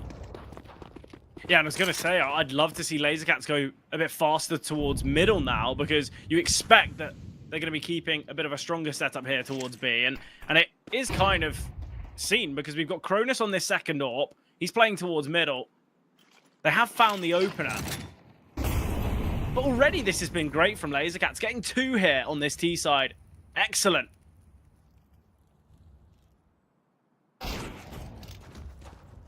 Okay. There's the option you're talking about. Cronus on the secondary AWP will pop off, and Latic already started the round as well. It looks like they are going to get their one singular round in overtime. Guess what? It's because Lazer Cats didn't go B quickly. How about that?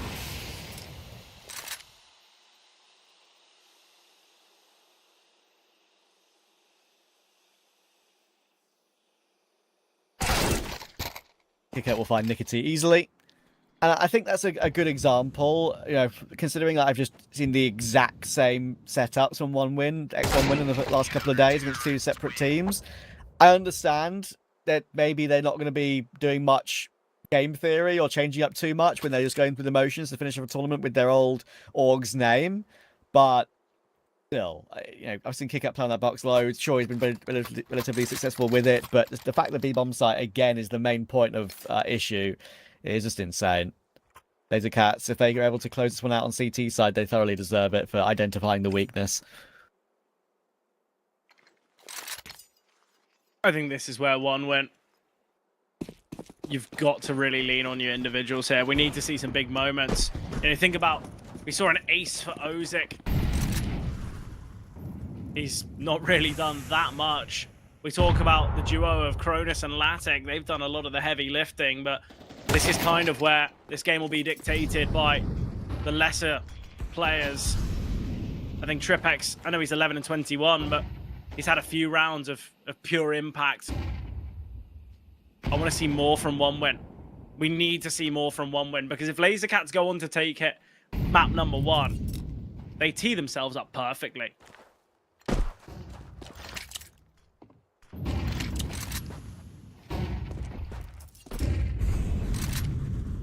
I don't think this has even been an off day from 1-win either. Yeah, agreed. It's not like Latic's 27 and 13. He's got a 2 KD. The players who you want to play well are playing well. It's just their weaknesses still exist from before. Yeah. Let's see how they fare in this triple A setup. Lazer Cats. Timing on this nade looks good. Beautiful. Yeah, we'll soften at Rails and Cronus. Not much utility remaining for 1-win now, so it's going to have to be a really good site take with the minimal util, but look at Nicotine's positioning. He's going to look to pop up in this smoke, depending on contact from Magic. Spots out one, but great find, traded out. Rails can get 2, and now this is where Nicotine needs to strike. Where did he find anything? Excellent from Rails. We said that the kind of lesser players on 1-win needed to step up, and look, Rails heard his calling. Yeah, well, maybe he can't play CT side on B, but he can play T side, that's for sure. KitKat's lurk will find Q. It's all down to Tripex. There's 1, and now, if he finds Rails quickly, he knows that KitKat is a long way off. But now he's giving him some time, so KitKat will post up on short. Tripex knows that, but he's not really pushing forward enough here, Tripex, to actually win this clutch. It's taking a bit too much time, and KitKat will hold on. Fair play to KitKat. I was critical of him earlier, having very poor games recently, but he stepped up here with 18 kills in the end, evened himself up, back up with some of his teammates.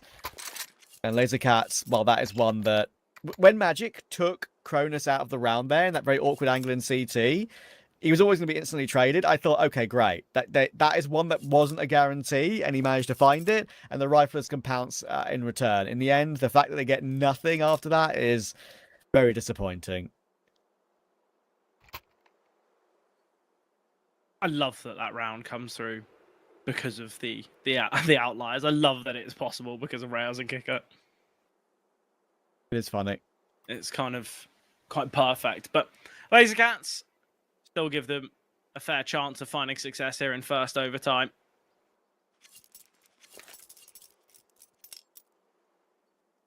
I know that Magic is only 5 kills behind Lavked, but I think the level of impact is kind of night and day. Look at how many kills that Magic was just able to get from taking down players on a save, kind of exit frags, and hunting on the T side. I feel like Magic, I think this map will be one where ultimately the kills, yes, they've come through. Yes, he's up there in the scoreboard for his team, but I think the level of impact isn't quite what we were expecting. CT side was good. Can he do it again, though? Got 2 opportunities to showcase that brilliance.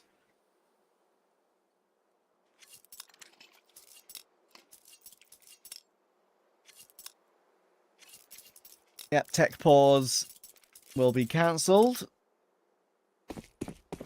We go again at 14 all. Oh, Lavked.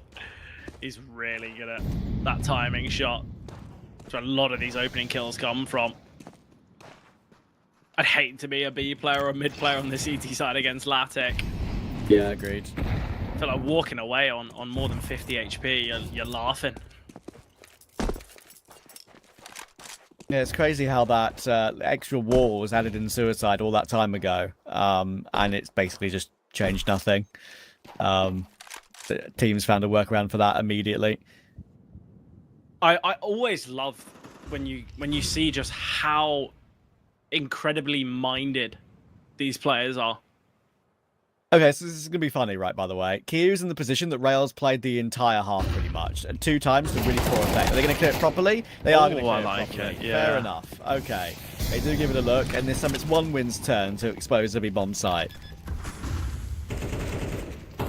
Nice find from Rails. TWC dealt with. Maybe defending the B-bomb site not great, but taking it. Very nice. These guys, they don't really know what they want to do here. It's OT. Gotta go for it.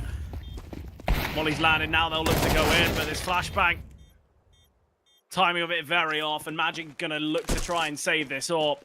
We'll be allowed to, I believe. Or maybe not. There's 3 flashes here. Gonna get found. There's gonna be limitations in this buy now. Yeah, true. There can still be an AWP dropped across, but someone is going to be wielding a weaker weapon or a lack in utility.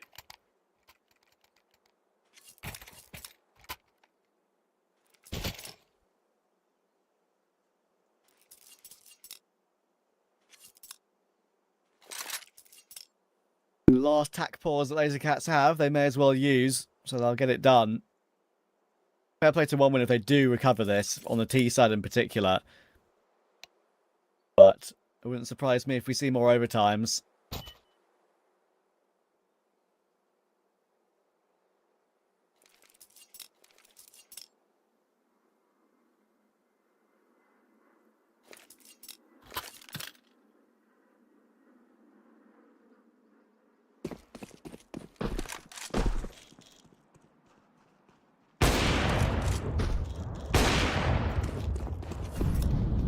Well, early AWPs fired here from 1 win. The extra money allowing for it. If anything, though, it does leave some space to be taken, and we've seen it in the form of Long already. TWC lying behind the smoke. Will now back away after sending the HE. Double short. Magic in CT. Nading towards top middle, but spots nothing. Lavked can be holding down towards short now. Flashbang comes through. Timing on this short play from the T's is going to be everything. As what a stack we've got here from Lazer Cats. 3 players. Flashbang comes through. But Nicotine aggressive kick and Rails confined. Magic Swing is taken down. It's a 4-on-2 now. Lazer Cats, they felt like they needed to get active. They needed to be the ones to make that move, and it has been dealt with by OneWin's control and patience in middle. Caillou now jiggling. Cronus has spotted him, and I wouldn't want to be taking this fight if I was Caillou, but Rails will trade. And now it's 1 versus 3 for Caillou. Aware that Cronus is here, but Ozig's aggressing. Caillou on the orb. He has to connect this shot. Even with it, it'll give information for the T's to head towards B. Bomb's been recovered, though. Steps will be heard for Rails. And Caillou now questioning. Cronus, is he on this flank?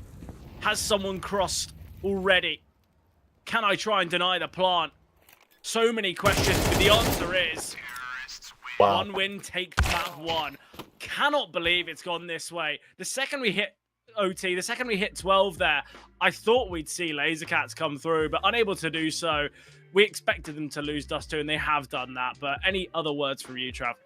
I'm just impressed that OneWin have managed to recover that, because I can't imagine the frustration of how many times they were exposed on B again in another game of this magnitude, and another game exactly like this. They'll know exactly what their setups have been, what have been going wrong with their setups. So yeah, I'm a little bit frustrated from that, and seeing that those gaps are still very exposable. But I've got to give a huge amount of credit to how much I've kind of, you know, criticized Kicker and Rails. They had really important rounds. I've always got to say it how I see it. I've got to criticize when I think that there's some big things missing, and also praise when I think they've made up for it. And I think Rails, in a couple of rounds in that second half of overtime, and Kicker in various moments too, did play quite well to make sure that one got over the line. So that's a pretty non-negotiable map for them. If they lost that one, who knows what would happen on Inferno. We do have Inferno next, but first we have Mr. Zerfa to take us through the half-time. Well, what a map 1 to kick things off here. Semi-final and grand final there at the Thunderpick. I mean, it had it all. That was meant to be an easy map for OneWin, but it just wasn't whatsoever. I don't really think Lazer Cats played that well in a couple of certain circumstances. I just really thought that ex-OneWin made a lot of mistakes. Their T-side looked good, though. You know, I was looking at that and seeing the way that Cronus was entering. It was really annoying for the CTs trying to cross over towards that B bomb site as well, because Lavked, he was landing so many tags through the doors and even finding kills in the early round. But they really did rely quite heavily on Cronus finding those opening kills. I think he had only 3 entries on that T side, but they were all in pivotal rounds, and nearly always resulted in him finding a multi-kill. Lazer Cats, they did rely quite heavily though on their retakes, which they did look extremely solid. I was really impressed by the way that they were playing on their CT side. Looked like everything was going swimmingly, but OneWin in pole position, 10-5 up, then all of a sudden just completely capitulated.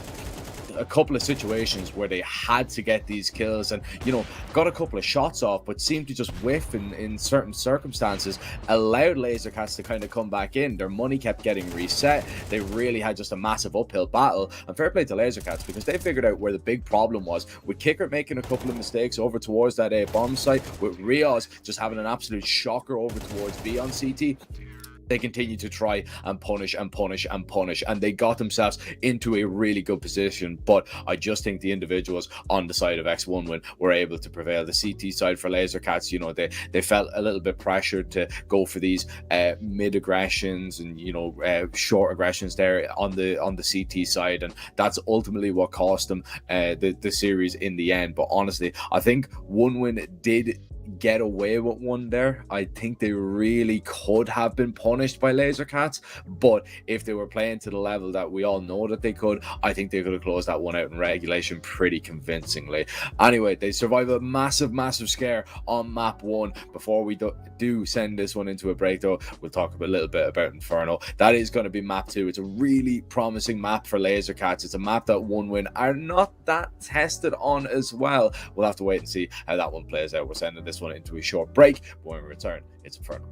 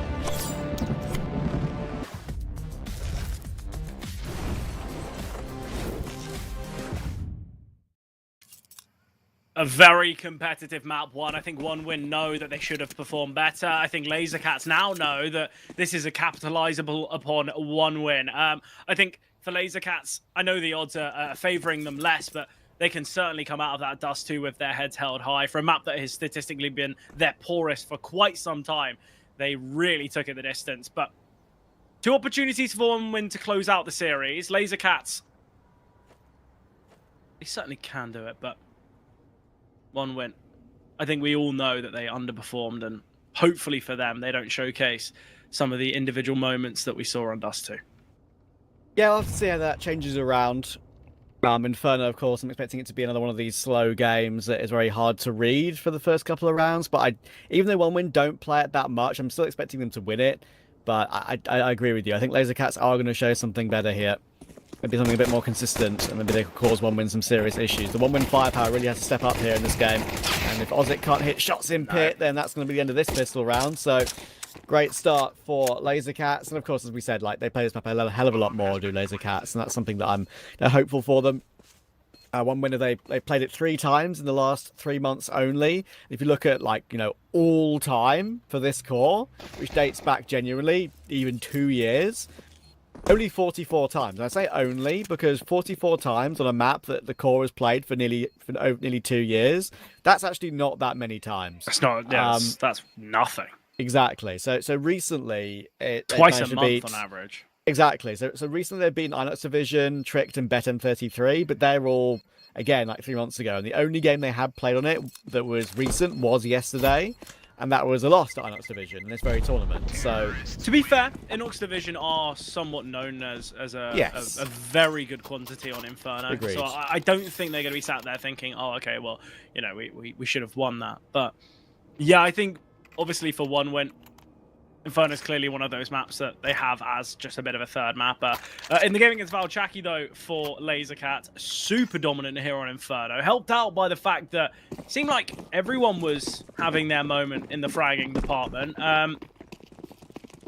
Interested to hear Zerfa's take on that kind of, well, I guess in the post-map for this, because ultimately Lazer Cats, it looked very, very good on Inferno yesterday. If that can be brought in today, or maybe if the strategies and kind of implementation of their systems can be brought in today, well, wonder whether we can see a one-sided scoreline for them. I'd love to see Lazer Cats take this series from this position, because ultimately OneWin, losing after winning Dust 2 would be coined as an upset. Yes, they are going into the full stack around the A-bomb site here. It's a good molly lineup to move Kronos away for a mini pit, which at least is something. He's now very much in the open and can be exposed, but the fact is there are still 5 players here. They don't know which way to shoot, but they're doing a very good job of picking them up. Well done, Lazer Cats. Very seldom do you see a team go into a full... I mean, I think it's, say, 5 would be a bit unfair, but a full 4-man stack with those 5-7s on A, and they come out without really much of a scratch at all. They win it with 4 players alive, really good utility, good flashes, and they had each of their individuals look the right way at the right time, which helps, obviously.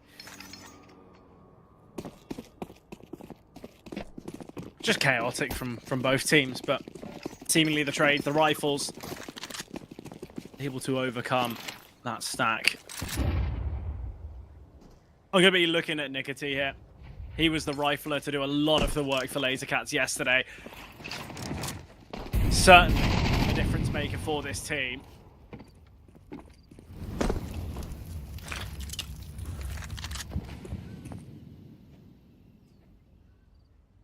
I think Latic's going to struggle here on Inferno. Yeah, the thing with Latic is that he had a very, very good Dust 2, and always seems to have a good Dust 2. But 1, very different map. 2, he does tend to save more often than not when he's put in a difficult position, like if it's a 3v4 or whatever, which is normal, of course, for most teams. But I just don't think he's going to be allowed much space with the AWP on CT side today.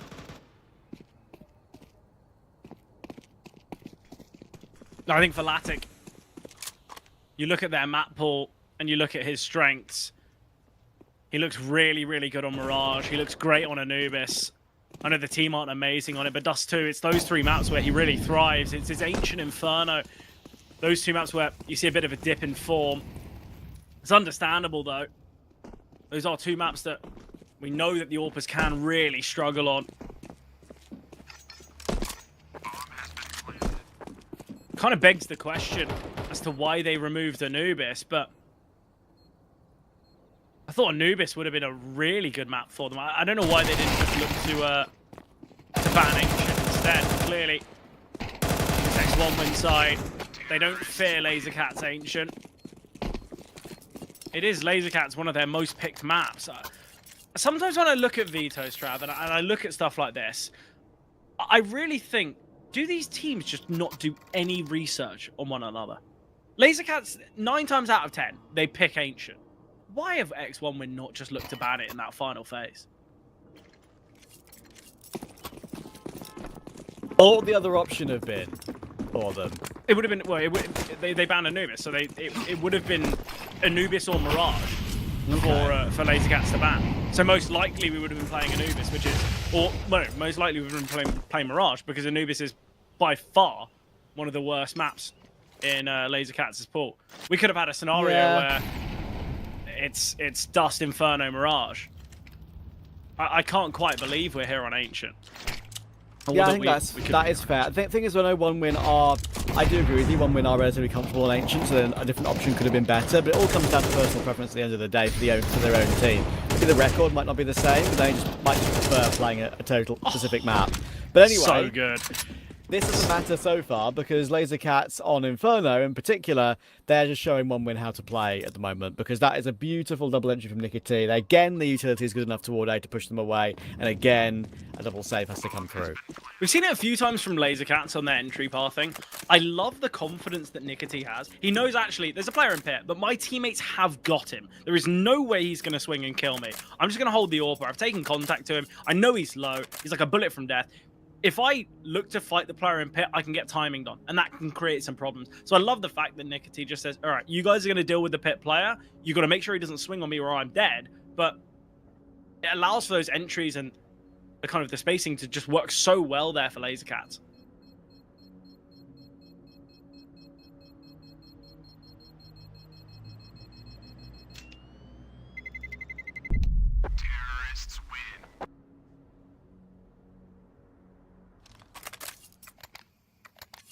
And have a lot of this kind of save simulator out of 1-win, I imagine.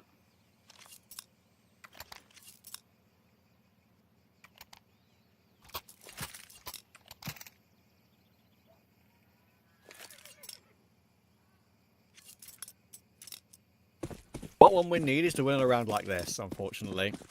It's not easy, but at the same time, tends to be made a bit easier than we often think. Yeah, I think a round like this as well is going to maybe force Lazer Cats to play a different way if they're able to win it. Put a little bit more pressure. Because it feels like Lazer Cats are playing with a fair bit of freedom here in these first 4 rounds. They feel super comfortable on this T side. What's a really good sign as well is the fact that Lazer Cats haven't lost a round on Inferno yet, and at least 2 of those rounds have come with, if you include the pistol as well, maybe even 3, have come with them going into at least 2 or 3 players on a bomb site. It's not like they've like outcalled them. And sooner or later they will be able to outcall them once they read how 1-win play, unless they change it up significantly. Their pure firepower has gotten them through. Pure firepower and good utility executes have got them through these rounds all the time. And again, this is a good call. This is one of the examples of a good call. Because they've avoided the stack here. Sure, obviously it's a bit of a gamble. The 1-win, a gamble that always can pay off, and sometimes will, sometimes won't. But simply, they are out-calling and out-fragging now. They're looking better individually, and they're looking better with the captaincy. So, fair play to Lazer Cats for what they're doing at the moment.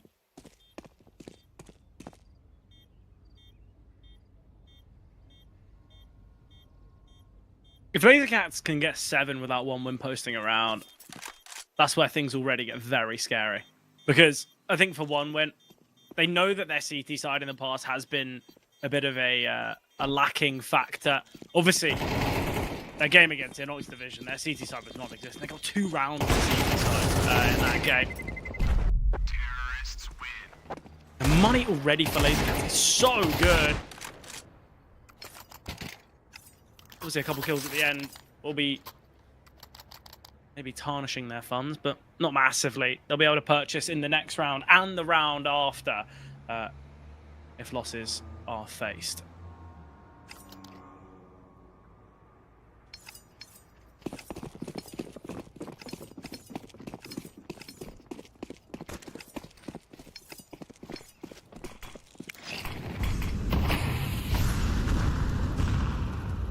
This has to be the 1-for-1 win if they want any chance to force their way back into this game.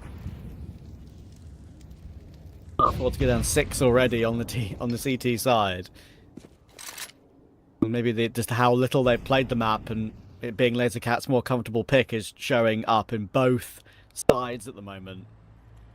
I do agree with you that INOX Division aren't a bad loss to take on a map like Inferno, but just the lack of times one would have played it, and obviously all the extra factors of them not playing under the Orgs banner anymore after this tournament. Now officially X1 win. All that comes into play. Hold a little bit on D2 again, even though they got over the line in the end as well. So could have a bit of a speedy one on Inferno to go through to that Ancient Decider. We shall see. We shall see. Again, one winner may be gambled incorrectly here. Resmoke top banana will give them time to rotate back if needed, but 2 players are going back toward the A bomb site. Again, they're looking for 3 or 4 on A. And afraid it leaves Rayars all alone, again, in that damn tough role he has to play. Yeah, and 1 win. We see it a lot from teams. They'll opt for a gamble, but Lazer Cats they haven't actually got into the bomb site as of yet, so these rotations will come through in time, but it's all because of Nicotine. He's still here on this lurk towards A. Lavked has to connect here. Missed shot from Lavked. Positioning now for Ozik. He's going to be the instigator. 12 seconds on the clock. Trying to crack into this bomb site is going to be so tough. Pullback never gets one. Nicotine fighting. Bomb can get planted. A 3-on-3. Making a 3-on-2 is magic. He gets posted up with the AWP, and this is the AWPer's asset on the T side. You get into the post plants, and you can just stay trained on an angle. What a pivot from Lazer Cats. Even though they lose that player towards B, it's the entries. It's the clear roles and the decisions that Lazer Cats have with such finite time. It was, what, 12 seconds, 13 seconds left, and they still needed to deal with the 2 players on the A bomb site and able to dispatch of them so effortlessly. Look, I think Lazer Cats deserve a lot of credit for how they played that round out. So again, you know, how you described it is spot on. Problem is, that round is totally different if Lavked just hits 1 shot. 1 shot with the AWP. Yeah, and he's playing that regular default position on site, where invariably AWPers always hit that shot. And AWPers of Lavked's quality usually hit that shot. He doesn't. That allows him to get a little bit closer, puts Ozik under more pressure. And sure, again, it's a scramble, which maybe Lazer Cats do very well to win, and have, again, chosen a little bit of a difference in setup. Rather than go just straight toward B, when the rotations come through, they condition one a little bit to be concerned about an immediate site hit before pivoting really late. Good ideas. But put simply, it should have been Lavked's round.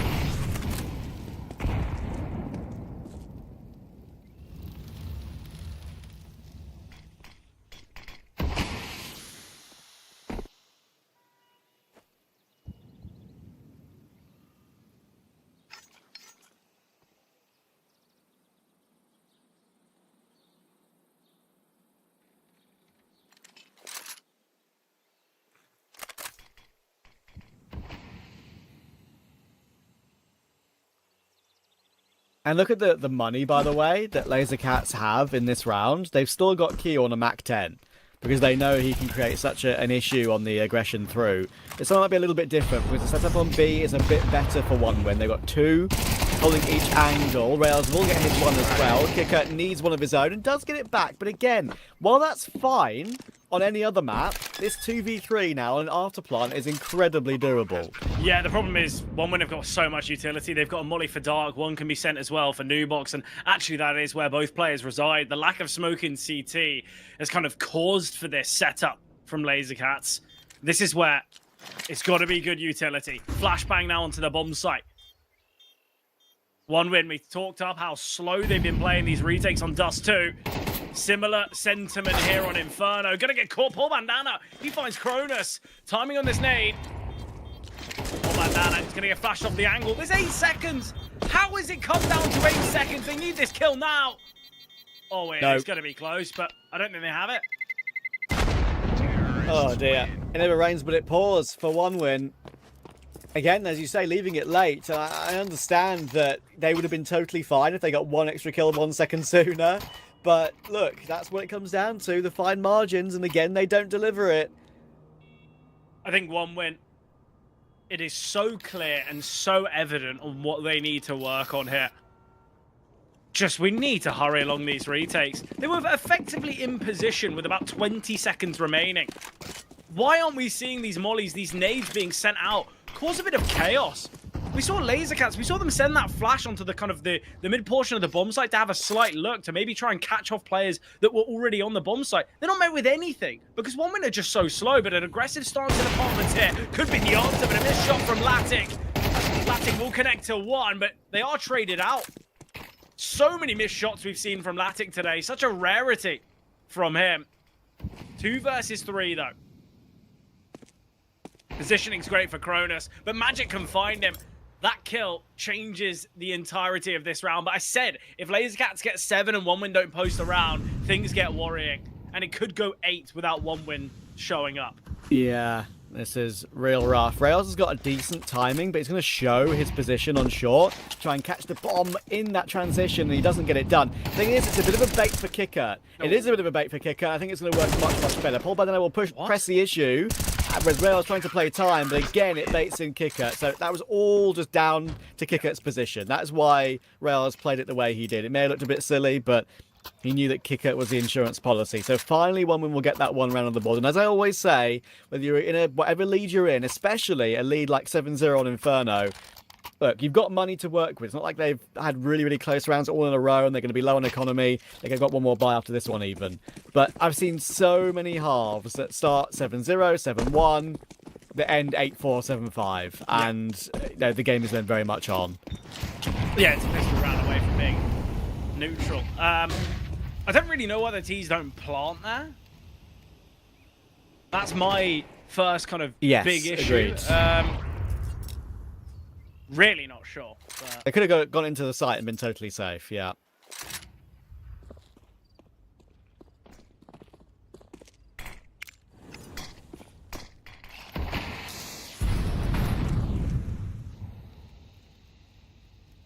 It's going to be a pop towards top B.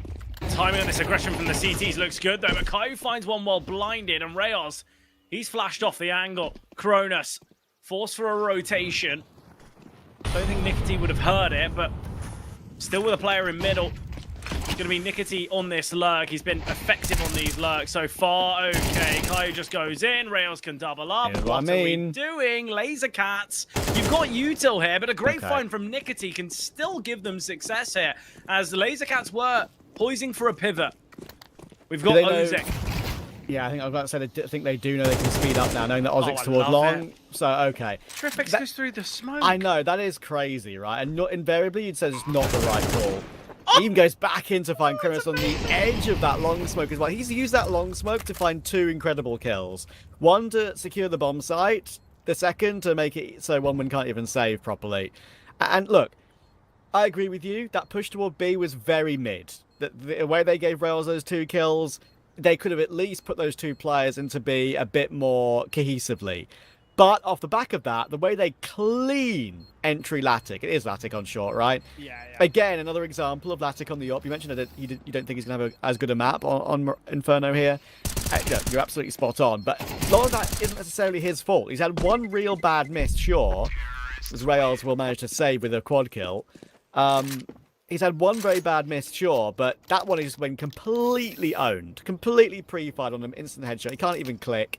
And then with that site taken, already presence shown on the pickup truck near the short position near pit, that means Ozek is distracted. That's why Tripx feels so safe to push through the smoke. It works to perfection.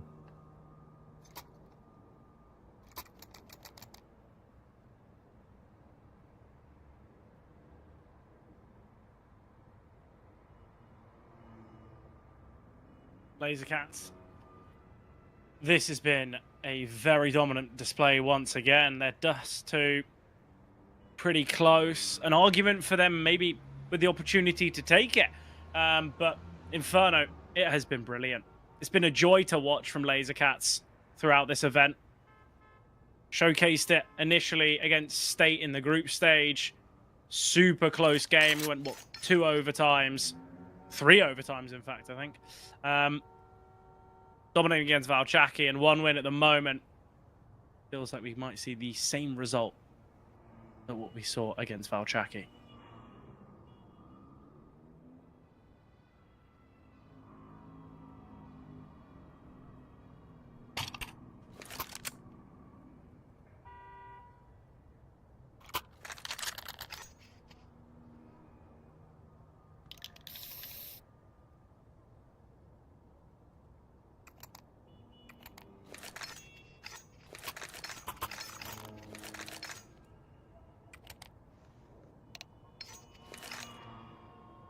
Still within this tech pause.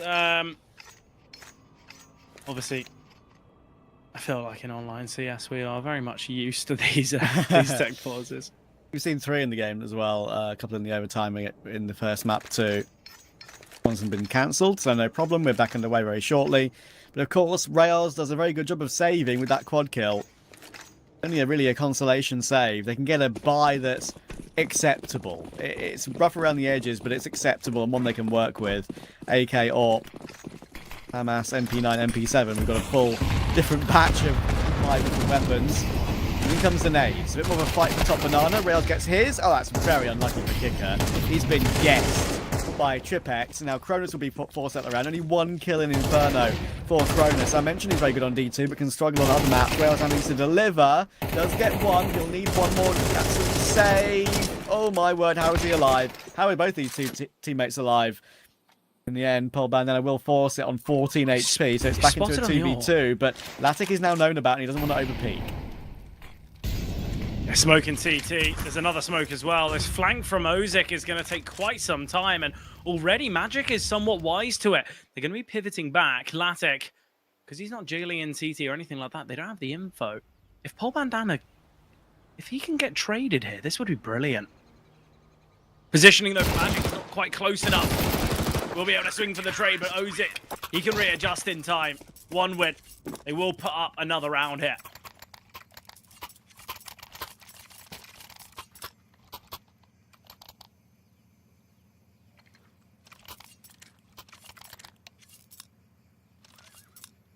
The 8-4 is the maximum they can get. That is the issue.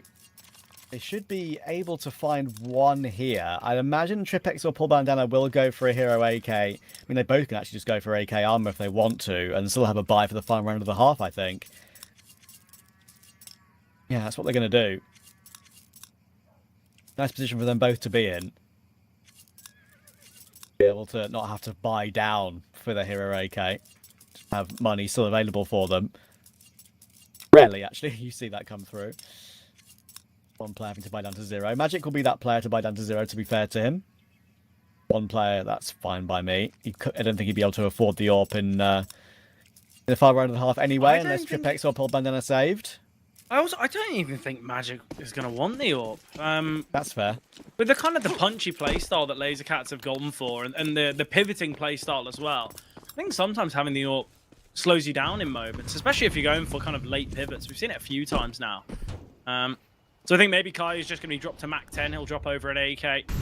It's a strong purchase, though, from Lazer Cats. It's certainly a winnable round. I know they haven't got that much utility, but they're going to send the smoke in Moto, and they're actually going to play towards long. I love the idea of this, because Cronus is surely going to be going into the bomb site here. Flashbang towards shore. Lavked is on the angle, though, so he can just say to his team, well, it's not going to be this play through A, and they're going to be crunching in on the B bomb site. Nicotine needs to get traded here. He does, and now Rails is trapped at the back of the bomb site, forcing it off as smoke now, but he is going to get swarmed on by these 2 Tech 9s. Caillou is the bomb carrier, though, but he can find that kill so simply. A 4-on-3 now. I know they don't have much utility, but look at the control that this Lazer Cats team have. They've got all this space in CT. They've got the whole bomb site. They've got ruins, obviously. The only place that 1 win can come from is Banana, but Caillou, he gives up his life a little bit freely. Magic on the boost, should be able to get 1 here, but not not ready for Cronus. Flashbang comes through. TWC needs to do a lot of work. Finds one before blinded. Swing from Pole Bandana's good. And now it is a 1 versus 1. Deep Molly sent from Lavked, recovering not only 2 flashes, but this rifle could get caught, but playing behind the pillar now. It is planted for Pole Bandana, but Lavked can find it. He swings off the tap, but Lavked gets off it quick enough, and that's a 3rd for 1 win. I feel like Pole Bandana didn't even play that badly, right? As soon as he saw that the fountain position was, taken, and Lavked was kind of playing with him in that angle, he hides again, makes sure to play a little bit extra time, and then, as you say, swings on the tap. And he's trying to swing while Lavked is in the process of that tap. But the thing is, of course, he never knows exactly when it's going to come through, and that gives Lavked that small window to spray him down. Oh no, it does miss the immediate headshot, of course, which does make it possible for Lavked, but still, it's close. And Lazer Cats, that'll be one they'll look back on later and say that's one we probably should have gotten. Again, one where they managed to overwhelm B nicely. As it is, one would have a chance at 4, and 4 would keep them in with a bit of a sniff of the game.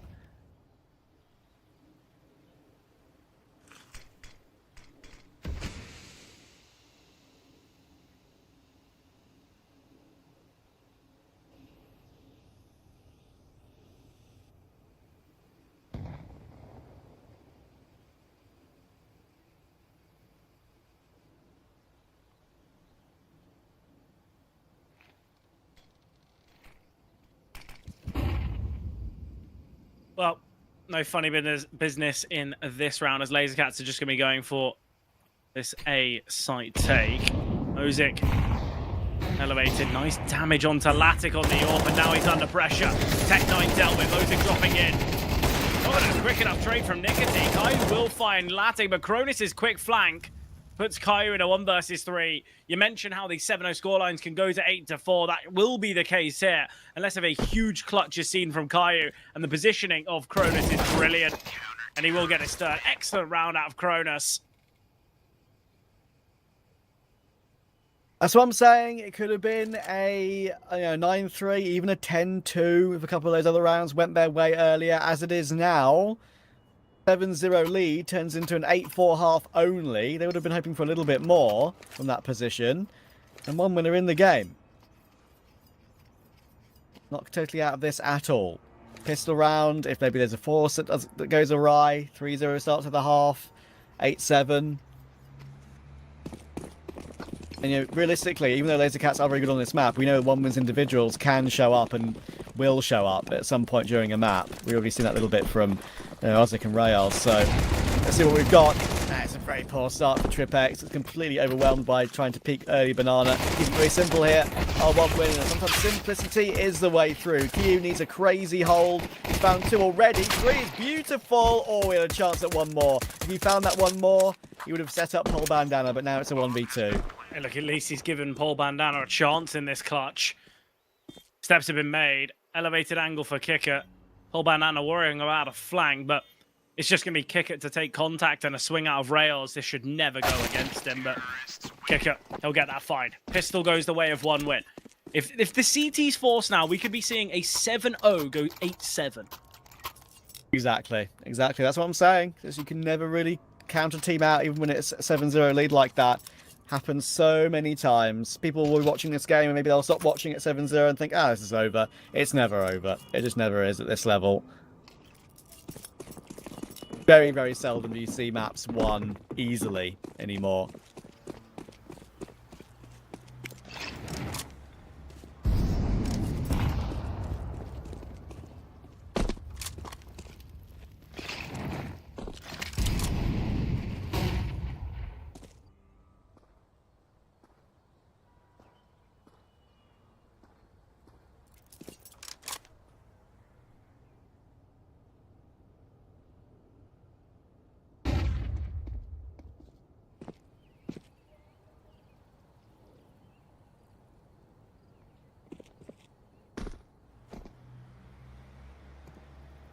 Lazer Cats, they have got a bit of an A stack going, but it's not a force. It's just these USPs.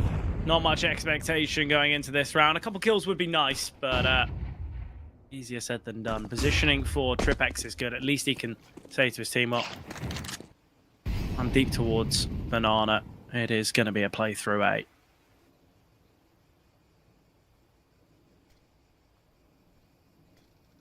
Omen certainly taking their time in this one.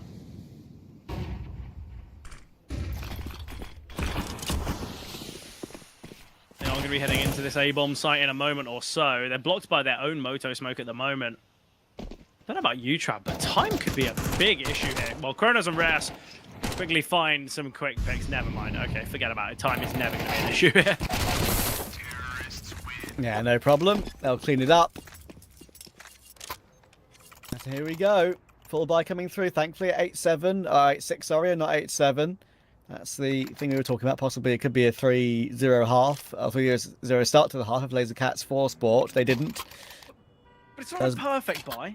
There's no kit at the moment. There's a FAMAS on Tripex. Util's not perfect either. We're one full buy versus full buy away from an 8-8 scoreline.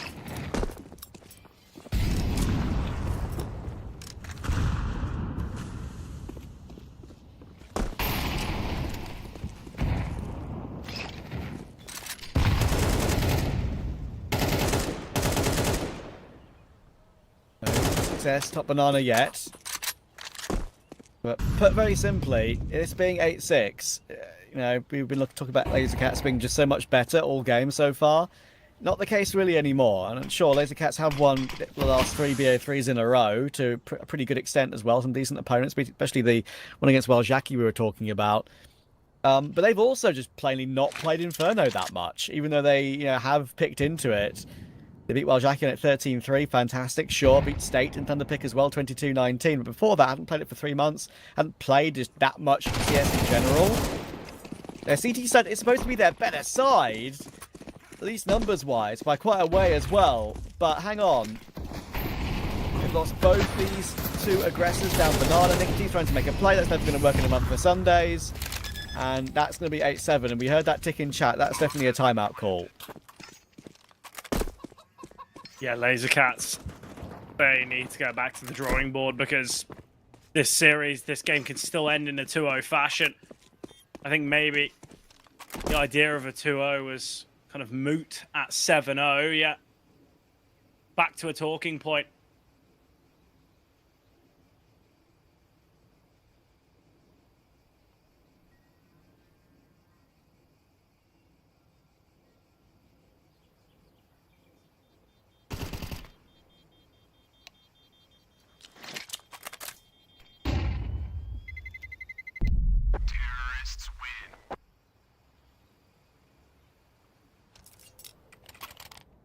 Care to weigh in on a prediction? We got a bit of a tech pause here, Trav, so we can have a little bit of a chat here.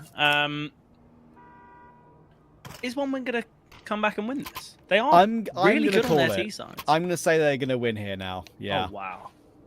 Lazer Cats do have a very good CT side. That's what we're kind of talking about, right? It does go both ways. Yeah. Whether one team has a good T side, whatever, the low reps are the issue for OneWin to really talk about that, right? But if you look at the games that Lazer Cats have played, at least in the last couple of months, their CT is pretty solid, 63%. But yeah, it just all depends on. I think we can honestly throw a lot of that out the window in games like these. When it's just so hard to predict, when especially with OneWin situation, now being ex-OneWin, then moving on to the TDK team, which we spoke a lot about in the pre-game. See how it goes.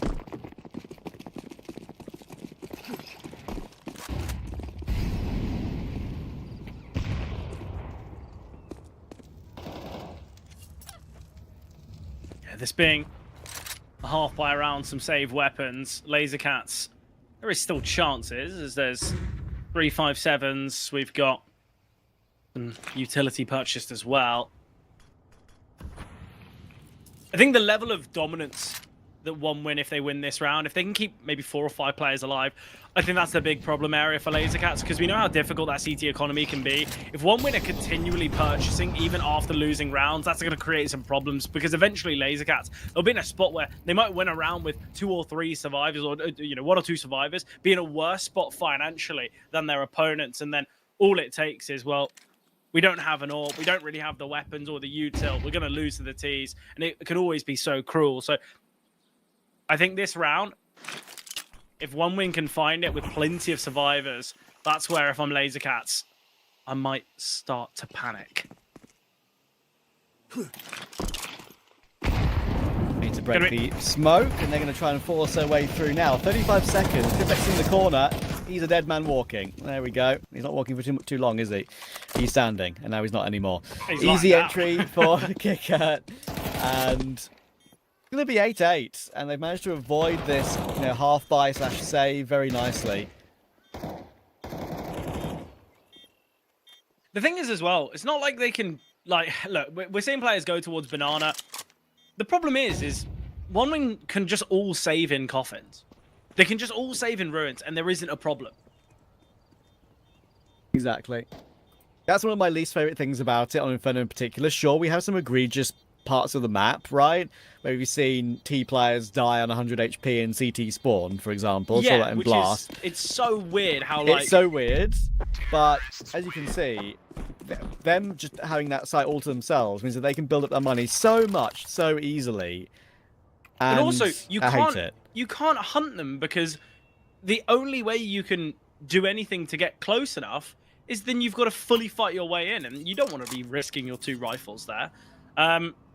Yeah, honestly, I hate the bomb changes. I've vocalized it in nearly every single game. Yeah. Especially on Inferno. Inferno was a map where the T's, you had to kind of get yourself out of there. You had to play a little bit distance from the bomb site in the final stages. I feel like you lose a lot of that. There are some maps where I think it kind of makes sense. I didn't like the vertical damage that was nuke. I always thought that was always a bit of a cruel one. But yeah, I think it's really silly now. It's really, really silly. Like in Sunroom on Cash, you can be closer to the bomb and take less damage, because obviously the way that it kind of blasts through whatever, I don't know how they're trying to quantify the damage, but being closer to the bomb is better. That's the case here on Inferno. Nice find from Paul Bandana from Nicotine. They flash off the AWP. They deny magic impact, but the 2 riflers, that's absolutely brilliant. Lazer Cats need a round like this to get a bit of a surge in confidence.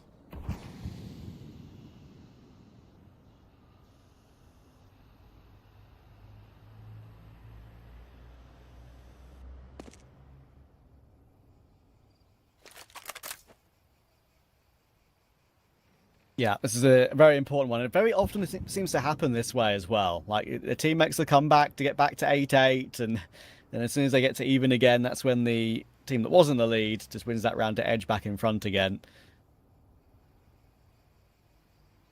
Bomb is in total vision of Lazer Cats. It's going to be no problem here.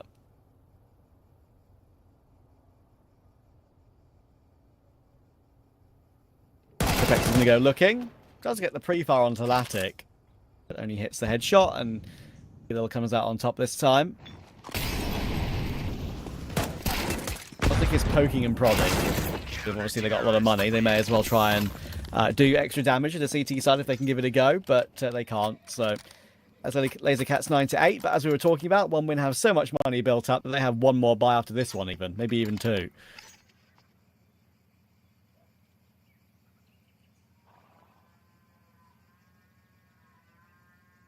Lazer Cats back in the lead though again, and look, that's a positive for them. 4 away from closing this map out. At least getting the opportunity on Ancient. We mentioned the kind of, I don't want to say the risk for OneWin allowing it to go to Ancient, but it feels like a bit of an unnecessary one.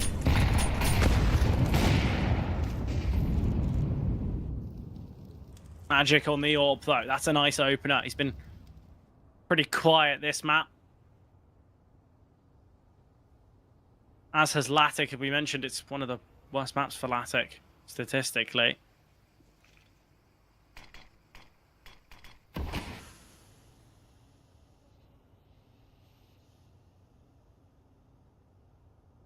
One winner splitting here. They've got Ozik and Rails here towards A.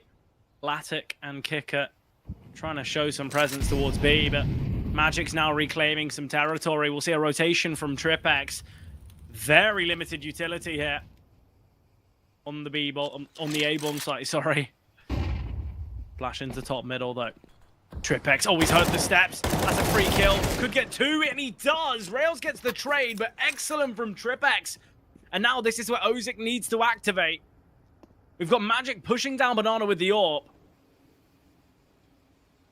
And the T's hoping to spot someone, but I love the discipline from Lazer Cats. Finally, Paul Bandana swings and Rails alone. Paul Bandana doubles. Excellent from Paul Bandana and TWC. That is 10 for Lazer Cats. It'll still be a purchase out of 1 win if they want to. Would be the odd limitation, but I think Kicker could drop over a Galil, maybe even an AK if he wants. 1 win. First tack pause of the map. Interestingly, their first, as they were 7-0 down. Indeed. Funny that is their first.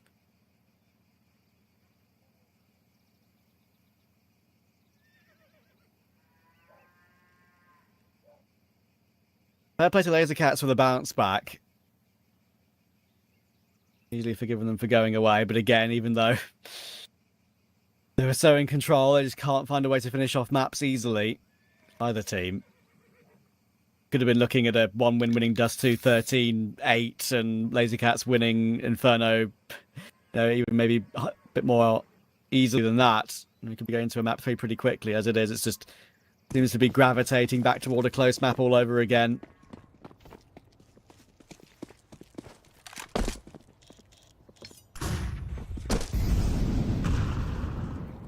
I don't think going into this series we were expecting Dust 2 to be as close as it was. Lazer Cats felt like they were making a meal of things, but their CT side, we alluded to the strengths they've shown in the past, and it is looking good for now. This is the bomb. Lavked is pretty close by here. They've been forced into this play towards A. And if one would want to go and head towards the B bomb site, they're going to have to use a fair bit of utility to claim this ground. They've got a molly for Kicker. Question is, which cubby is he going to send it for? Flashbang coming through. Caillou turning. Lavked now posted on the AWP. TWC sends the util to just bait in his teammate. I love this. This is brilliant from TWC. The defensive utility just screams, I am a solo player. Oh. Look at the timing for Caillou. Oh, this is disgusting. Lazer Cats might just win this one. Rounding the corner, Caillou finds Lavked. That's the bomb dropped in middle, and he's done his job. Yeah, One perfect. win now have to completely change their approach to this round. And they're going to be saving. Lazer Cats, look at the money they've got. If they keep 5 alive here, I think, I might be wrong here, but I think they'll be able to purchase for the remainder of this game. Or at least it feels like they'll be able to. Yeah, I mean, the fact that they have Paul Bandana on 8.3 and 2 players on 6.6, 1 win having to save it also splits up their money awkwardly. I mentioned how they had a big bank to work with. Now that's been eradicated, eroded by Lazer Cats, and done a very good job of that out of it as well. They have to buy here. They have to. I mean, yeah, but they're basically double eco on Cronus. I mean, never mind, he just bought armor very quickly for a second. I thought he had 1,500. No, he's got 2.5. But they can get Galil. Some drops can be made. Attic can still have his AWP as well, because Kicker saved it. Won't be that bad. They're still going to have 3 rifles, but yeah, I mean, this is a great opportunity for Lazer Cats now to push forward to the finish line. 11 pieces of util. And all AK Galil, Deagle Tech 9 already chipped away at heavily, but Lavked finally strikes. He's had the AWP in so many of these rounds, but just hasn't been able to put pen to paper. Finally, he does fine.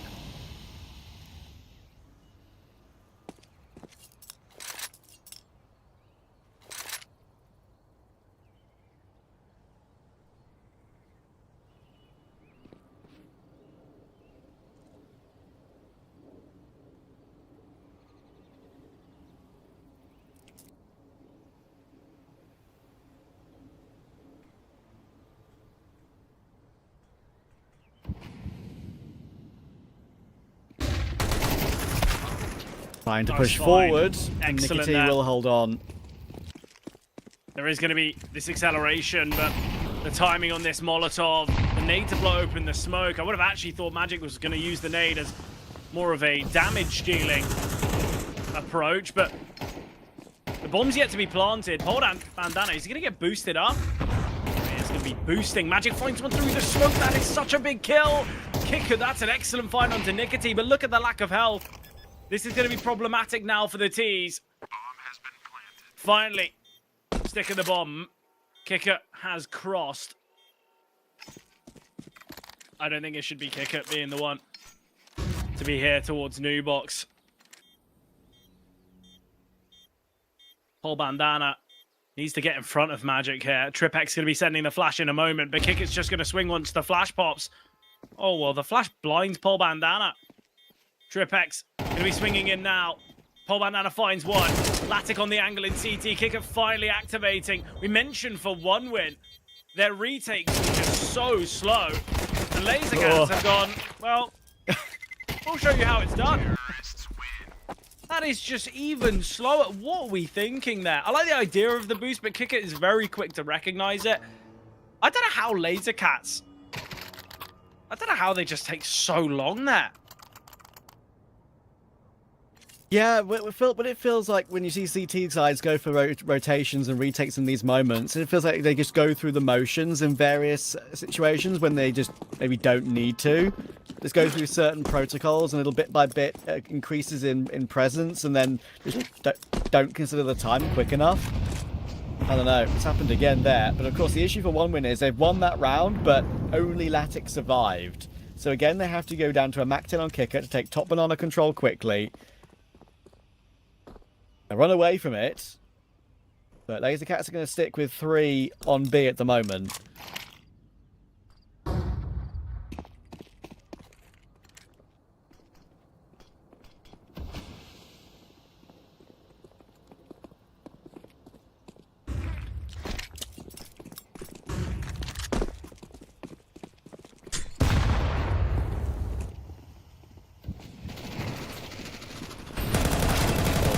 It's awkward for him, having to dive into the smoke. That doesn't work out too well for him. Ozzy and Cronus will get a couple. Bomb has been planted.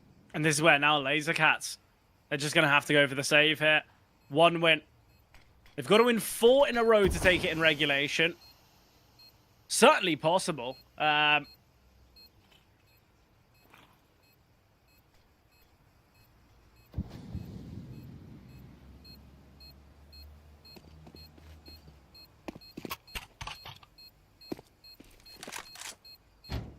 This is going to be a very awkward finish to this one, because it feels very similar to that Dust 2.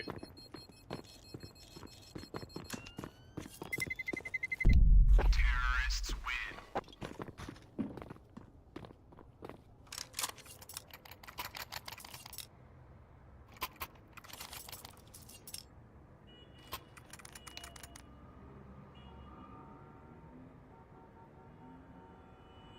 You still confident in that 1-win prediction? Well, I wasn't as much a couple of rounds ago, but I am again now. And again, just grinding the way back into it. And look, we've seen 1 overtime already. We reached a point again which just feels likely we're going to see another. Yeah, honestly, when we saw that 3-round streak from Lazer Cats, you know, you look at the loss, or you look at the rounds that they lost, it was pistol, eco, lost the first full buy, lost the half buy, but when they had proper weaponry, full utility, everything you can ask for, they won 3 in a row, and it felt inevitable, but 1 win. They get 2 in a row now. Still a promising purchase from Lazer Cats. They still got money in the reserve as well. That's the key factor. We mentioned that they've kind of just teed themselves up so well financially.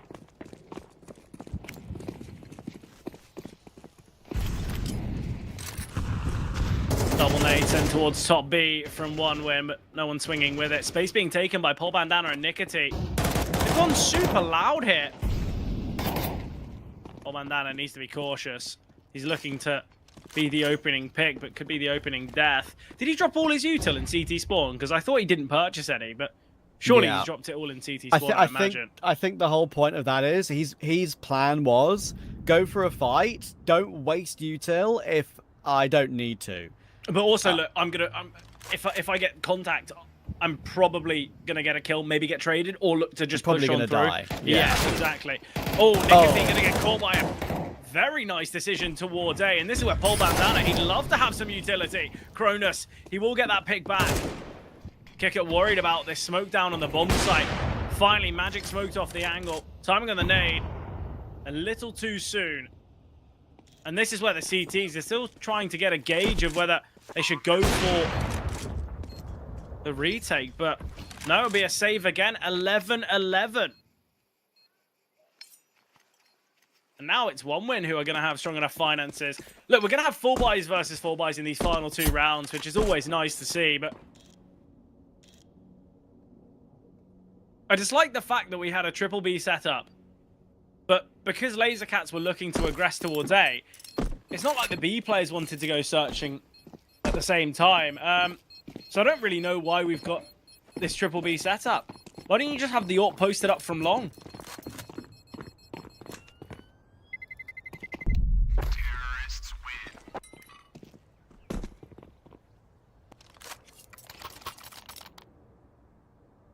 Maybe that's the change up they need in this round. Just to give OneWin a little bit of a different look. Guess what? We're back at 11-11 again.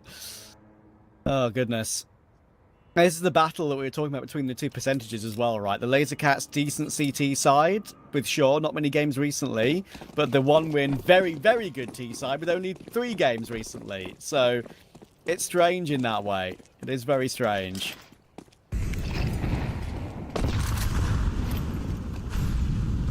But as I said, numbers go out the window and it's 11-11 in a map in a semi-final of a tournament.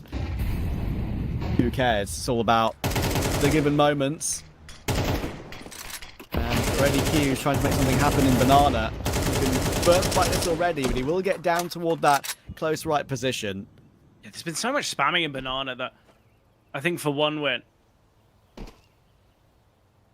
surely they don't think there's anyone deep, and there won't be as Q does evade. He does get himself out. Just going to be jiggling now. Latic can peek, but Q needs to be cautious. Oh, has he spotted? Well, they send the deep smoke molly as well. Tripex, is there util for him to pick up? He goes in front of this Molotov Cronus, but Q can back away once again. We'll see a rotation come through from Magic now.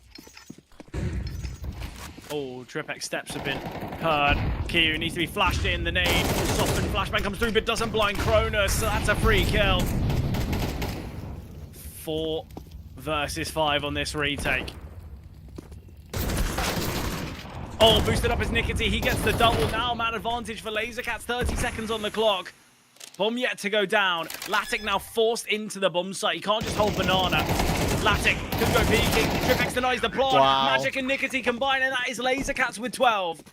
Oh, how have they pulled that off again? Just when OneWin get chance to get onto the bomb site, Lazer Cats decide, okay, if we let you set up in a 3v4, it's not going to happen. You're probably going to win that round in that way. So we're going to fight for it. We're going to try and get ahead of the game and look to try and put the pressure on. They've done exactly that.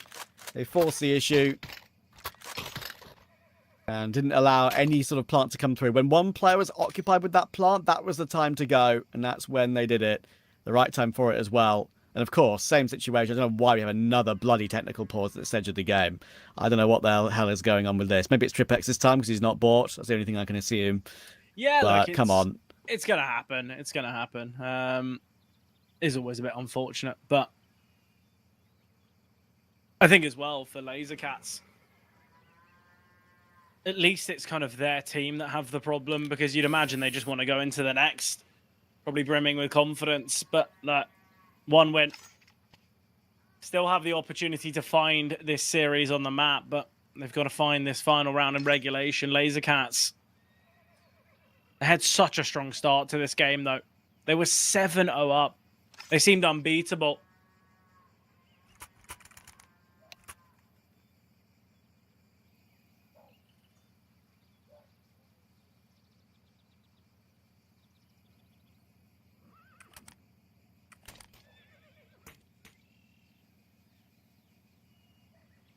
Tripex is bought up, so hopefully time to start the game again soon. Was a Lazer Cats tech timeout. previous ones in the game were a little bit different between the two of them. It was Lazer Cats had, I think, 2 or 3 more. Like one win had 1 of them. But here's a chance to get to a map 3, or maybe 1 win can take us to OT all over again.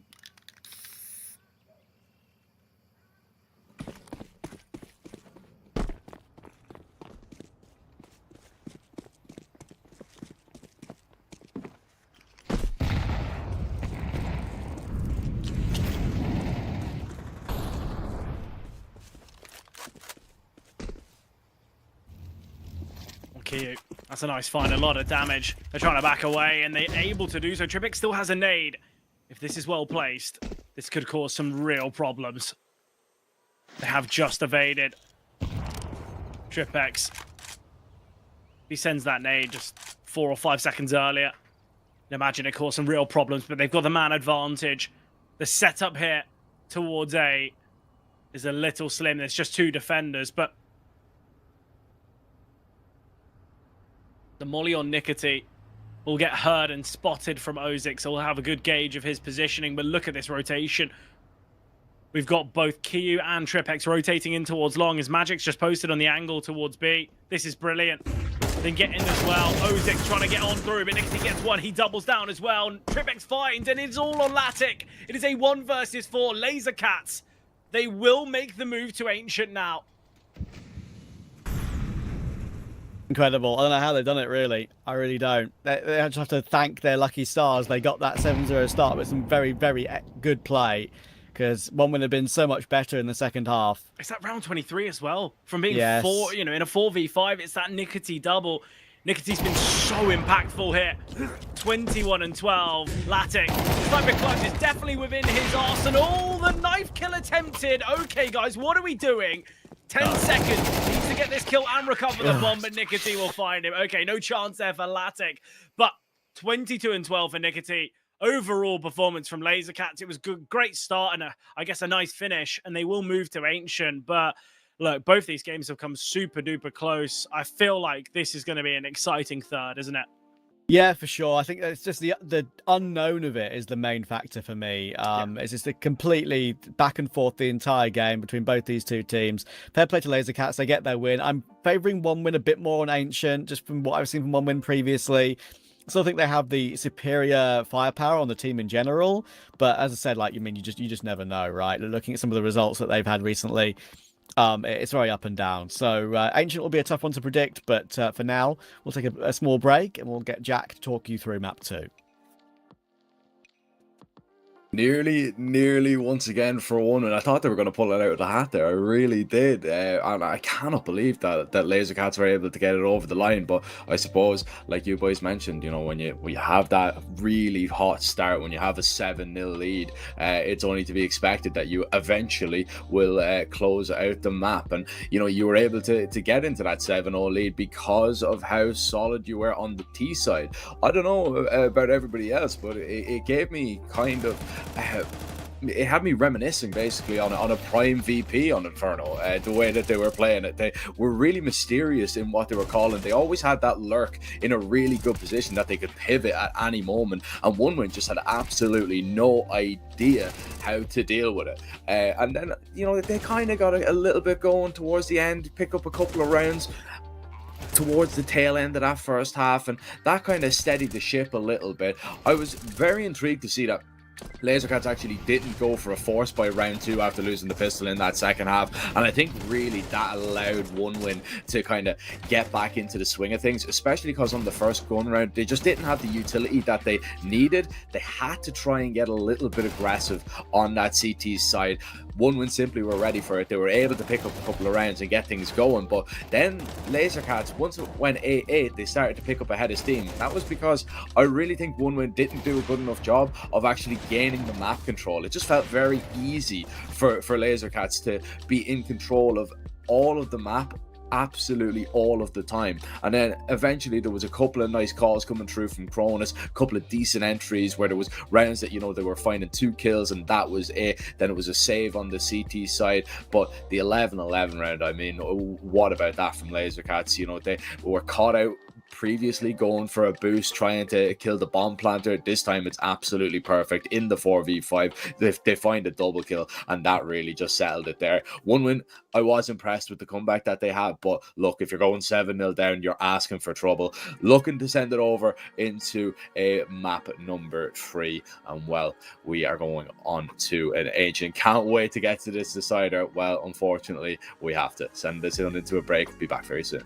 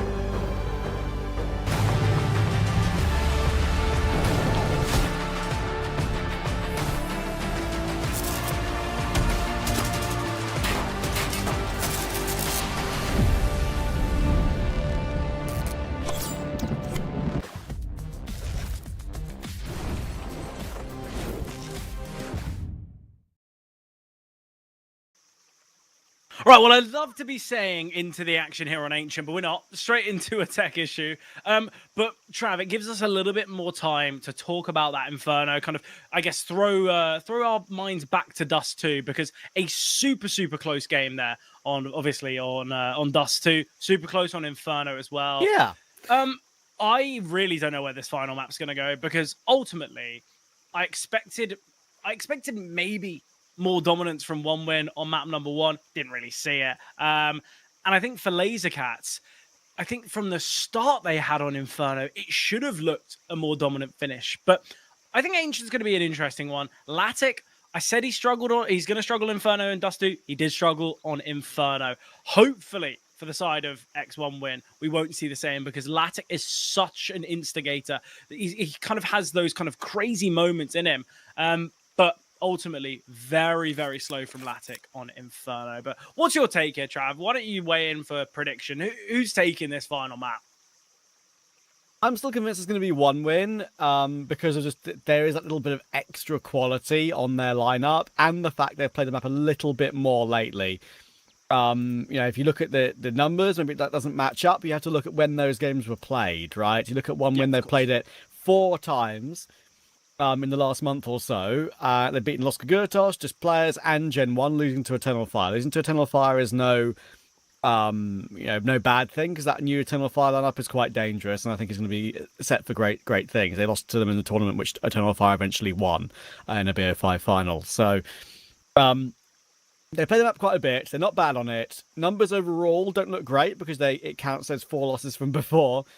So their CT is 47, as the T is also 47% win rate. And Lazer Cats do look better across the board in that sense. But the level of team they're playing, I mean, if you look a little bit further down, they're playing Algo, TNC. They're playing AM, which is who they beat, but still. They just haven't played. They only played it twice in the last month, which is a little bit less, obviously. And the teams they played are Basement Boys in this very tournament and State. So there you go. That game was, honestly, I think the only reason that scoreline is so close is because Magic went 27-14. It was really poor from them. I didn't like how they played. I think they were kind of saved from the T side at the end. Basement Boys made far too many mistakes in that game, and they still went on and won it. So I think Lazer Cats, I know statistically we've seen that their T side has looked better. Ultimately, I don't think this Lazer Cats team are that good on Ancient. I think, yes, they do have some legitimate wins, and their losses are fair enough. But yeah, I feel like consistency's always been tough. Like 13-1 against TNC, that's just, we shouldn't be seeing scorelines like that. Not from this Lazer Cats team. But here we have it, finally in the action on Dust 2. 1 win to start off on the T side. And it's going to be a playthrough Red Room, I imagine. And that is going to be the game plan. Caillou, that's a big find on to kick it, though. Rayos is pushing into CT spawn. Tripex can get 1 before being traded. So still the man advantage for Lazer Cats. And I like the setup from Lazer Cats. They're looking to play a little bit more towards the middle portion of Donut. Kind of deny getting caught out by the players on the A-bomb side. Bomb plant will come through now from 1 win. Positioning of Rails is excellent. It cuts off any idea of these rotations through CT. So it's going to be a hefty play through Donut out of Lazer Cats with no utility or a defuse kit. Things could get costly quite soon, and that's why they're heading here into Red Room. Nice find from Caillou. Lavked now under threat. 31 HP for Lavked, and Ozik, the range on the Glock is not perfect. Ozik will get 1. As I said, though, no kit. Makes things tough. It's the stick on the bomb. Ozik gets 1, though. He now backs away. Paul Bandana diffusing from behind the box, and he'll be able to get the defuse off, I imagine. Ozik! He's running and gunning. If he just stands still, he probably gets the kill. Paul Bandana. The confidence to stay on that defuse, but you're never going to win the round if you get off it, so... Insane. I mean, that was a crazy start to map 3. I wouldn't expect anything less, to be fair.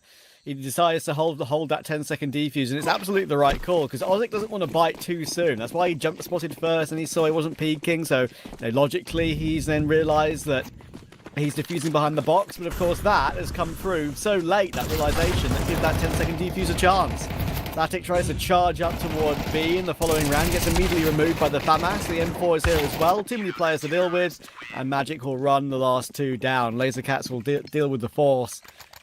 They're going to get a 3-0 start for sure coming in. But yeah, I mean, I don't blame Ozic for how he played the beginning of that.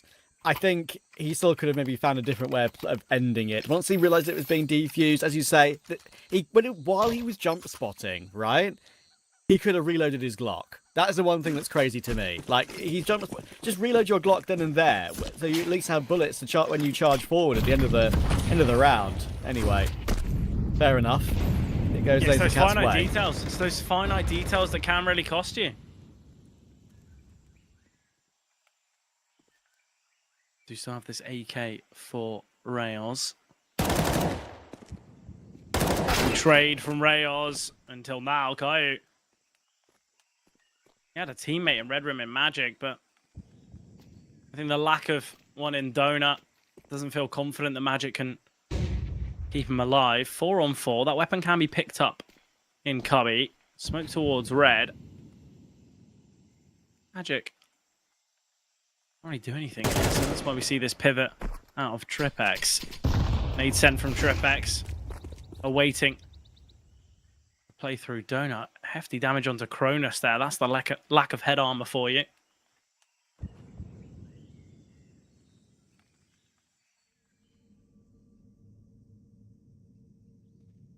Lazer Cats seem pretty comfortable to allow this to be a retake. Sadly, OneWin haven't actually taken that much space towards A. I say that they are going to be planting now. Smoking CT.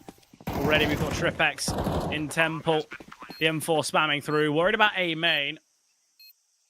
Kind of expecting one to be an A main, but actually Lazer Cats, they were heavily positioned in both red and on B. Magic and dropped these two flashes. Going to be sending them over now. Rayos, he can get one. Traded up by Nicotine. This flank, though, is going to be so key. All about how much impact Cronus, or Kick It can have, sorry, but Cronus rifle. Oh, he takes on the diffuser. There is a kit in play at least, but there's a moment where it gets awkward. That just being a half buy, they get the bomb plant, they get 3 kills. They found TripX as well. That would have been a perfect round for OneWin. Still a 3-0 start out of Lazer Cats. They've got enough money to buy in this one.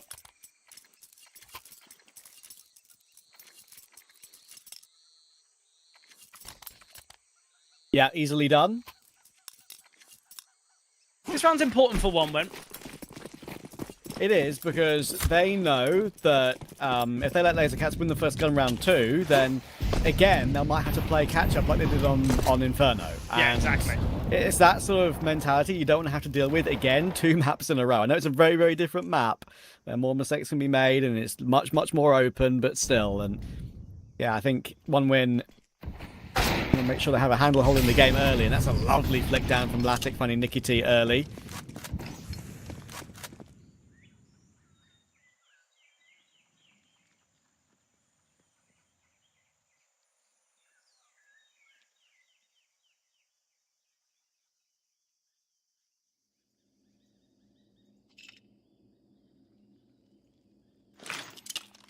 Although OneWin do have the man advantage here, a pretty stacked bomb site out of Lazer Cats. The lack of utility is going to be their issue, but Lazer Cats just going to be a save in this round. I don't know why Lazer Cats are just so heavily portioned towards the B bomb site for so long.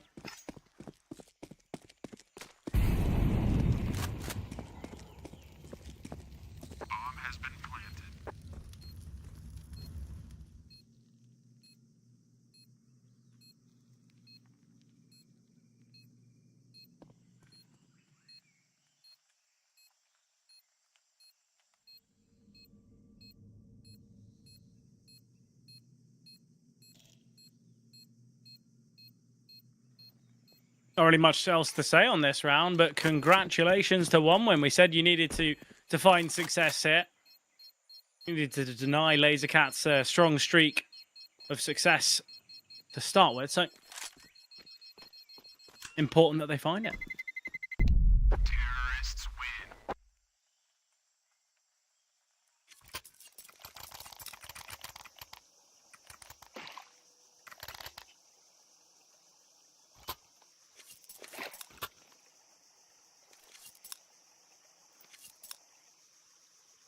Yep, critical for them. Feel like they're still alive in this semi-final. To feel like they're not going to get pushed out the server early again, because if it was another 7-0 start, it would have been pretty awkward. But all is good. But now, just got to make sure they break that Lazer Cats economy first. Attic will find Nikki T really nicely, and that is one of the things that we were seldom seeing from 1win on map 2, right? We saw Latic get a little bit of progress toward the end of some of these games, but it was occasionally some of those CT anchor positions where Latic was completely cleared easily, and some impact early on.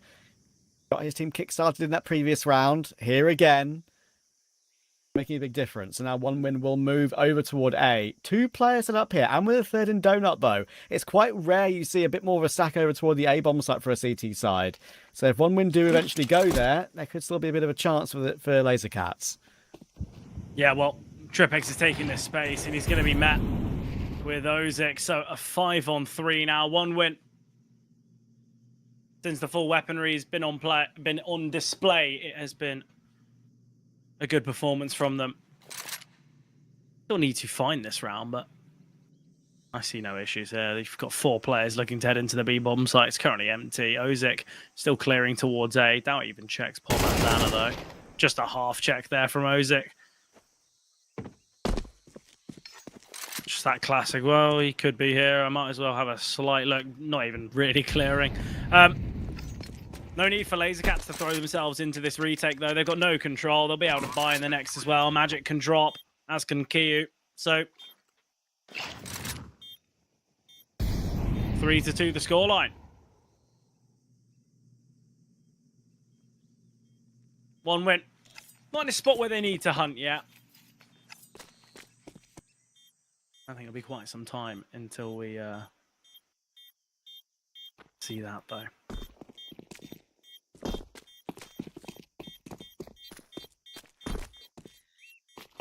Yeah, but immediately they've just gotten these last 2 rounds in a row, and it's all thanks to a lovely opening pick from Latic. Terrorists win.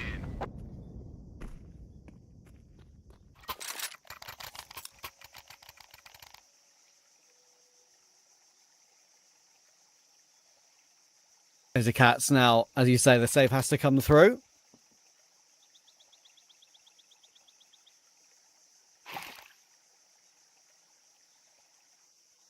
Well, look, I think the bookies are in the same boat as we are. It's close, yeah. I do think that's about accurate, though. 1win ever is changing. You can see live changing at the top of the screen. I think it's very even, but I just would favour 1win ever so slightly. Lazer Cats have fought pretty well in this entire game so far. They're going to try and push through middle here, 1win. Maybe through that smoke with a bit of flash help from Latic. It's already pretty much out properly, though, so they can take Latic out with them, or maybe just leave entirely. It's up to them. I think that's what they're going to do. Maybe a bit surprisingly, they're going to take mid early, just leave Latic there on the line, and move elsewhere.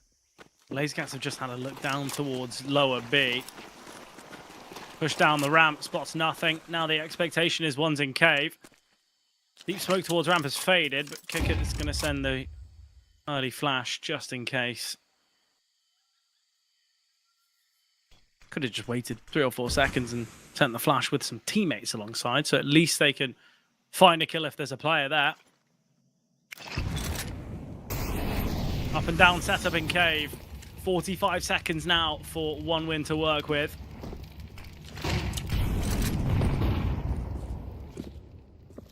Reactive utility here. Oh, the deeper molly could cause some problems. Nicotine force forward. Flashbang coming through. Paul Bandana flashed off the angle. 3 in cave. 30 seconds. Are they going to pivot? It feels like they're going to pivot now towards the A bomb site. With only 25 seconds. Yeah, it's all on Tripex, isn't it? If they do go A, if he drops a bomb in Donut here, that smoke's about to fade. It does fade right now. So Cronus might just go down for free, but that's going to continue to sell the fake. Oh, but it's a crazy clear. And he finds Magic too. Goes in for the third. Look at Kiyu. Tripex and Kiyu are still here, and there's a bomb plant denial. Just stay alive, Kiyu. You should be okay. They're trying to plant it in the open while Kiyu's not even removed from backside. That's how much of a panic it is. And Kiyu will find both to win the round. And the irony is, if they just stayed with Cronus, Those openers I were know. excellent. The B bomb site would have been taken. That's the one worry of leaving Cronus towards B. He's probably the player that is going to get the entries. Very unfortunate for one win, but the issue is when they were pivoting down towards middle, their kind of game plan was actually, let's stay silent. Let's try and catch them off. And look, they kind of did, but I don't know how Kiyu is able to not only get one, but maneuver towards Big Box. That's the problem. Pole Bandana, that's a nice pick. Ozic finds Kiyu. I think it will look to plant here. Magic needs to just hold the angle. Needs to just keep himself alive. He cannot be giving up this real estate. Another smoke in cave, but the 3 players in cave have repivoted now towards ramp. A lot of util still for Lazer Cats. They've still got 2 more smokes to use. They have just used them now. Obviously the first one towards B main, just in case anyone's there. And now they look to push in. Ozic gets 1 on the yaw. Hammer moves towards the back of the bomb site. Positioning for Cronus is good. He gets 1 for 1. And Ozic then swings off of it. Magic has been sat here for what feels like forever. And we'll just try and back away. And he will be able to save the yaw. But that's 1 win with a nice response. No streaking clear this time for Lazer Cats. Lavked and Kick Up both do go down to the bomb, though, which is something. So maybe more damage to 1 win than they would have really wanted to take there. The Lazer Cats, will that eke them on and egg them on to maybe a bit more of a buy than they would otherwise do? I think they are, you know. Yeah, exactly. I don't necessarily agree with this one. I understand why, because of 2 1-win players dying to the bomb. That is one of the main reasons, with the Magic Op still available, why they've picked up M4 FAMAS MP957 and fully invested. But there's still residual cash on a few of the 1-win players. Of course, they're not to know that. But still, yeah, maybe a little bit of an overinvestment here that could cost them toward the next couple of rounds if they don't pull it off.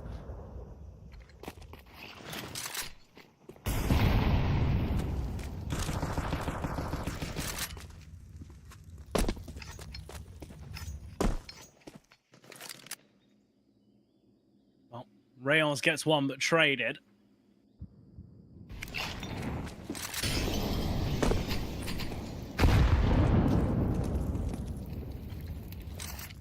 I think the nice thing that 1win have done in the last few rounds is they've somewhat conditioned Lazer Cats to recognize, actually, we can pivot, we're confident, we're leaving lurks, we're trying to contain space. It feels like they've had middle in nearly every single round.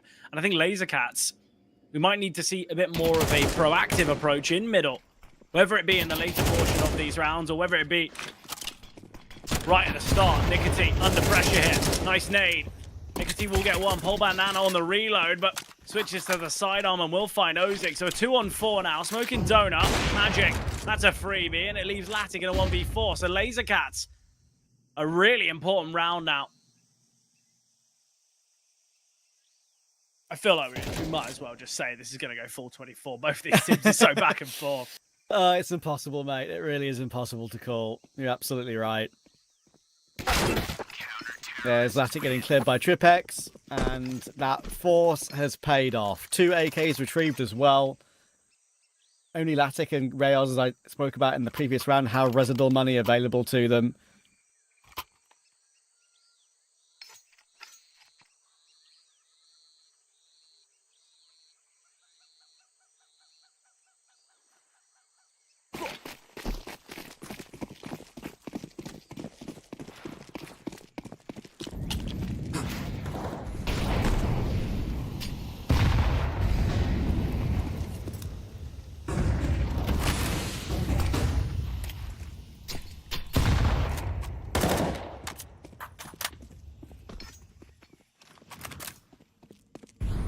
Will the back and forth continue? Now it's 1win's turn to buy down to 0 because of their money being a little bit all over the place. Force on force on force.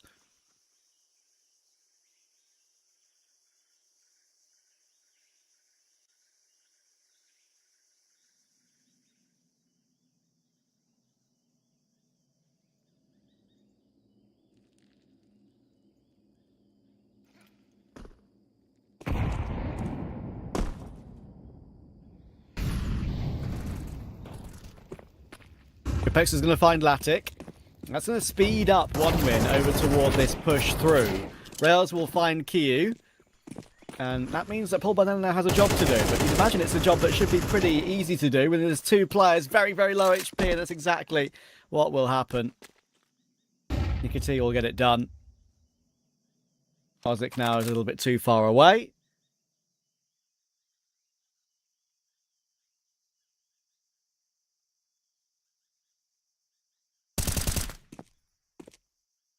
Ozik. Not really got much chance in this round. Doubtedly be able to save as Magic is on the angle. Well, he's able to cross paths with Magic, and Magic just backs away, and Donut doesn't want to lose this orb. Money's not in the best of spots for Lazer Cats. One win. Imagine they're just going to eco in the next. So Lazer Cats should be able to get 7. From what felt very back and forth, Lazer Cats, they can maybe get themselves a bit of stability here on their CT side.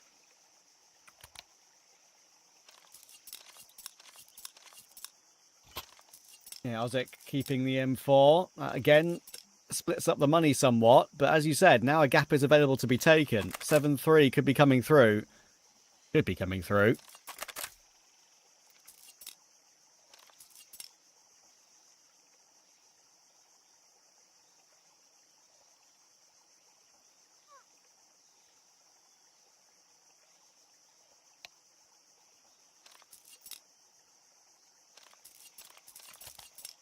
I think if Lazer Cats take this series from the performance on Dust 2, I don't think there would be much of, not a surprise, but I think pushing X1 win to the absolute limits on Dust 2 already just showcases the level that Lazer Cats can play at.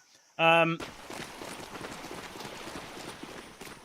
think if one win lose here on Ancient, I am just going to be saying, well, let's go back to the veto. You've allowed Lazer Cats to dictate this veto. Ancient is a map that they pick more often than not, and you could have banned it, and you've not opted to do so. So I think one win. They've not been on their A game individually, but they kind of messed things up from the veto.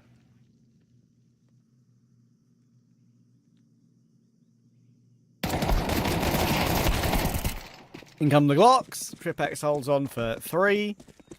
The last time we would have covered Tripex would have been on that big academy team. I remember, obviously, he would have played quite a lot with Jabin, if I remember correctly. Got some level to him as well, Mr. Jabin. Kyu is going to find Kicker. That will close out the anti-eco. And they've got a gap again to work with, Lazer Cats.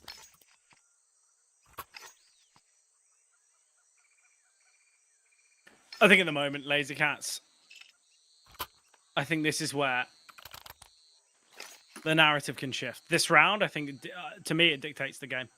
The entire series, the entire playoff, the grand final day, right? Lazer Cats, you win this round 8-4. I think that's enough of a gap, enough of a disparity. Aggression towards middle. Kyu goes 1 for 1. Kick at trading. Tripex now aggressing, taking this space down towards lower B. We've got Paul Bandana looking to push on in. Cronus holding, but Paul Bandana finds no one close enough to get that trade. So it will be a 4-on-3 with Ozik on a Tech 9, Kicker chipped away at, and no control for the T's. This is a full buy, by the way. You tell a little bit concerned about the possibility that one win player has taken a bit of a gamble and has pushed up toward red, but not the case. It's the pre-flash through. It doesn't really even flash much in that position, really, other than the close right. They're all going to start searching, and I really like this from Lazer Cats, right? They've already done a really good job to get the 4v3 in this round. They're still being incredibly proactive. They're going to clear out middle in its entirety, and they could meet one win coming the other way on towards Shelf, which is very unexpected for one win if that is the case. There is a kill from Kicker, but look at the difference it's about to make with 2 players still in middle. The thing is, one win can now just avoid them. Will they know or glean any information that there's more in that position? I think Ozik has, but now Magic is on that line and they're not using a smoke for it because they don't have one. So he jumps across the angle and Magic will miss the shot. This fighting cave is everything, Kicker. If he can get this kill. Half checked. Tripex had a slight look, but wasn't fully ready for it. This round is doable. It's winnable. 4-1 win now. And Latic and Ozik combine. That was a 4 versus 3. Very poor from Lazer Cats.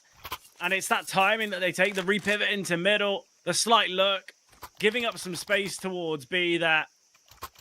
Lazer Cats, they have no right losing that round.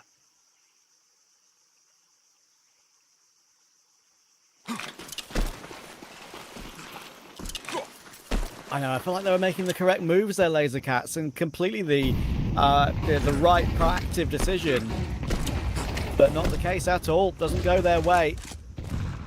Disappointing. As soon as Kicker got that first tap with the Tech 9, and fair play to him, he's been quiet again, but he's getting some impactful kills when necessary. Lazer Cats should be up 8-3, as it is at 7-4. Again, rounds that you'll look back on and say, oh god, how has that one gone alright?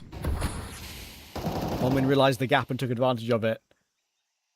And for the final round of the half, they are spread out in a default.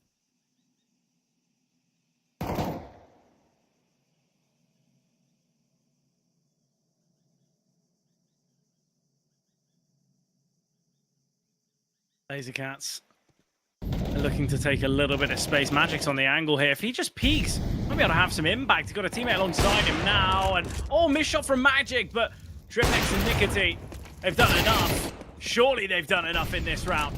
Or maybe not. Magic, what has happened?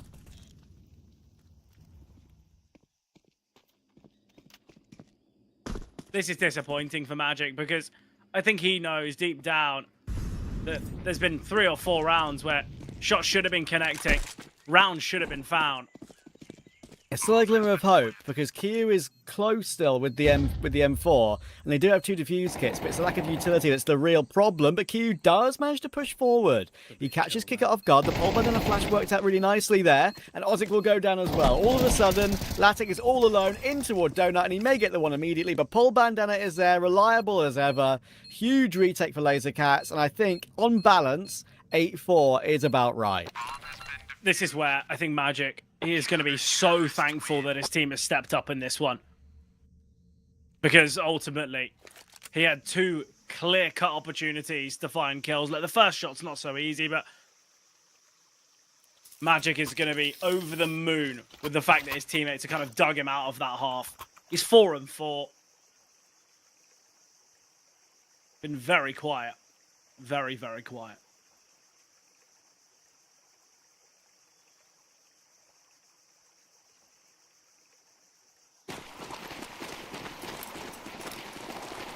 Well, 8-4 the scoreline. Magic, we want to see more from you. Let's see if it can be on a T-side pistol. P250's been dropped to him. Timing for this play in middle. Flashbang. Half blinding the T's. Cronus in a good position here towards Donut. He'll have a repeat out of Kicker. I like the setup in middle as well with Ozik. Just backing away now, but Tripex has a great find, and Kicker could get caught soon. He backs away through the smoke. Bomb site thoroughly overwhelmed by the T's. Paul Bandana, he'll get one, but traded. Caillou gets the quick pick. Latic dealt with by Caillou as well, and it's Rails in a 1 versus 3. Lazer Cats, surely a 9th to be found, and it puts OneWin in a really tough scenario of whether you should force or not. These type of decisions, they're make or break, and this is exactly what your in-game leaders for. These big decisions, these big calls. Rails has now been spotted. Tap of the bomb. It might force a fight, but that is all it will be. Rails, he had the opportunity to scoop up a second, but no physical time for him to win the round. That extra kill will all be found. And Lazer Cats. This is the moment where the series is surely theirs for the taking. I'd be interested to see what our live odds are saying, because Lazer Cats have to be advantaged massively in the odds. They've got a 5-round lead. It's a force from OneWin. It's a tough decision to make, but I don't hate it from OneWin. You get Latic on a scout. You can get a rifle in play on Rails. But it is Latic's scout that has to be the difference maker here.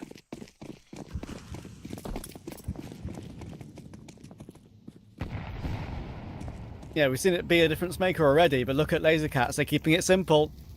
They're keeping it as they like it. And guess what? Once again, there's not really any resistance on the B-bomb site itself. Not even a player in the cubby. Cave-in goes peeking. Kronos will easily get taken down. Only Kick at Kicker's is trapped. here. He's There's trapped no with way mollies. he's out. He's done. Look at all the mollies. He was screwed whichever way he went. And that means one would have to save their MP9 Famessen Scout. So, again, long drawn-out save. Kind of just means nothing. They'll have something to work with in the following round, but Lazer Cats are up to 10. Here? Do you buy it? Wouldn't Latic surprise can me, drop but I over it. wouldn't. He can drop over an M4. Ozik can drop an MP9 and get some utility. If I'm one win here, I don't think this half buy is enough to win it, or like an eco around these weapons. I don't think it's enough. However, weird a decision. I think an investment here could be key. TripX can find him, though. That's the problem. Ozik will find him.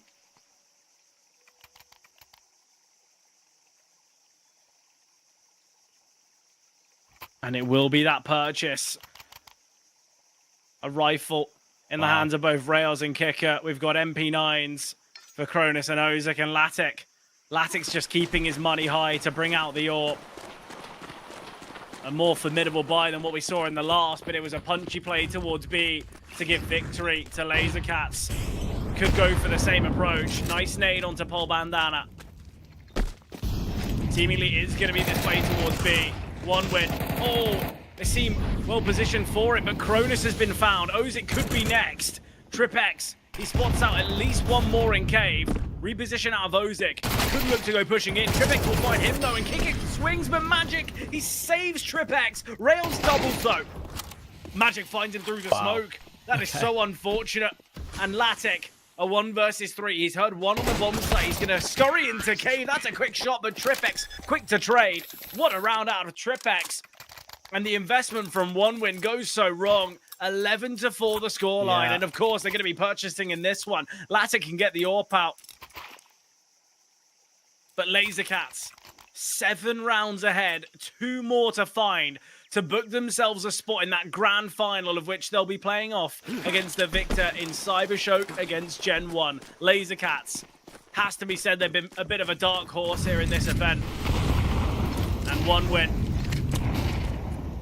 Another opponent to feel the force of this Lazer Cats side. And what a call. Look, It's they're a just fast running A. A. And I love the it. crazy thing about it as well is that they've all 4 of their players have got 12 kills in this game. That is how consistent they've been across the board. Every single player has stepped up when necessary. And again, they've chosen a site which is just not directly defended. The flash is really good to set up Latic and the push we've done at the same time though. We know how retakeable A is. The ball might have been great, but the finish might not be. Polbanner and Magic will answer back, but Kiyu, that's the difference maker. Rails has gone down. There's no kit picked up for Ozik or Latic here, and Kiyu's making noise, running all the way through Temple. He wants to try and get that flank round CT. Tap on the bomb again, no kit, but they don't know that. They might be panicking in some peaks, but they won't be. Transfer from Magic is brilliant, and Latic is as stuck thing. He'll try and fight his way out, but he won't be able to. Paul Bandana takes him down. Lazer Cats have many grand final points. And look, Magic has been ineffective. He's been really quiet in this game, but he's gotten a great double kill.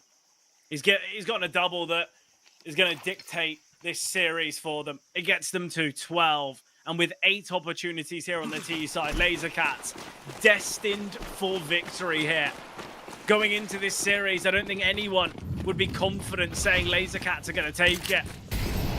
But they've showcased brilliance. Going again. This is ancient for you, Zola. This is what it can be like sometimes. They're sticking with what they know works. Here comes the lineup for Latic. No, they don't do it properly. TripX only just gets it in the end. But it's a 2-on-2. Latic gets a double. Kronos chimes in as well, but it's still just a 2v2. Great find from Magic, and now it's all on Ozik. He's behind this smoke as well, so Magic, he can hold here. Ozik, it's all going to be about timing. Still playing behind this smoke. He's got the defuse kit, so he can actually be a bit patient. But the fact that the T's are split, and the fact that the bomb's halfway ticked, Ozik, surely he's got to go now. The recognition is ramp or cave. Ozik has snuck on through, but there's just no time. And Magic will swing. Back-to-back double kills from Magic. He kind of saves his KD, but What a game out of Lazer Cats. They've made themselves that spot into the grand finals. Look, what a performance. We said it was going to be close. Lazer Cats said no. Man, incredible stuff from Lazer Cats. And I was wondering when ex-RUSTEC's luck was gonna run out, because they were pushing it for a very long time. Got away with it on Dust, fell apart on Inferno, and then, I mean, Lazer Cats, fair play to them. They were a much better team in this series. Any closing thoughts on this one, fellas? Because this is honestly just such an amazing run from this Lazer Cats lineup, who look absolutely amazing since picking up Paul Bandana and Tripex.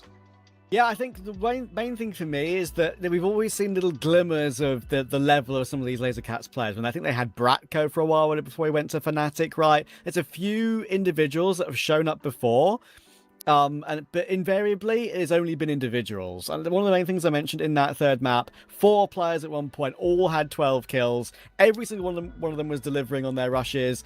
B rushes were working, A rushes were working, after plants were working. It's a map that lends itself to that sort of style. I didn't think they'd pull it out in such an important game for them, though, and fair play to them. They thoroughly deserve it. One win, they're going to have to lick their wounds, and now, of course, without an organisation, you wonder if their core is going to play together for a long time, if the whole 5 is going to hope to get picked up again. We'll have to see what tweets appear in the next few days to see what direction they're going to be taking. But there were good pieces here, but yeah, their time is done, unfortunately. Look, I think Lazer Cats, the way that they've played in this event has been just miraculous. They've dropped 2 maps this entire event, one being a 16-14, obviously to X1 win today, the other being a 13-10 loss on Ancient. They have looked so good. I don't really know what has changed to this Lazer Cats team, but I guess it is just as easy as making the right roster moves at the right time, as you mentioned, Jack. Just congrats to Lazer Cats. What an event it's been, and I hope for them they can make it happen in the grand final. We'll have to wait and see later on today. Of course, that's us finished. So good job, boys. It's been a pleasure as always. We are very behind schedule, though, ladies and gentlemen. So we are going to be closing this one out very shortly. Make sure not to go anywhere, though, because coming up, it's the second semi-final. It is going to be GenOne taking on CYBERSHOKE. It should be an absolute banger. And I think both of those teams will be looking forward to playing against an in-form Lazer Cats. It's just a question of who is going to make it through. We'll be sending this into a break. We'll be back in about 10 minutes' time.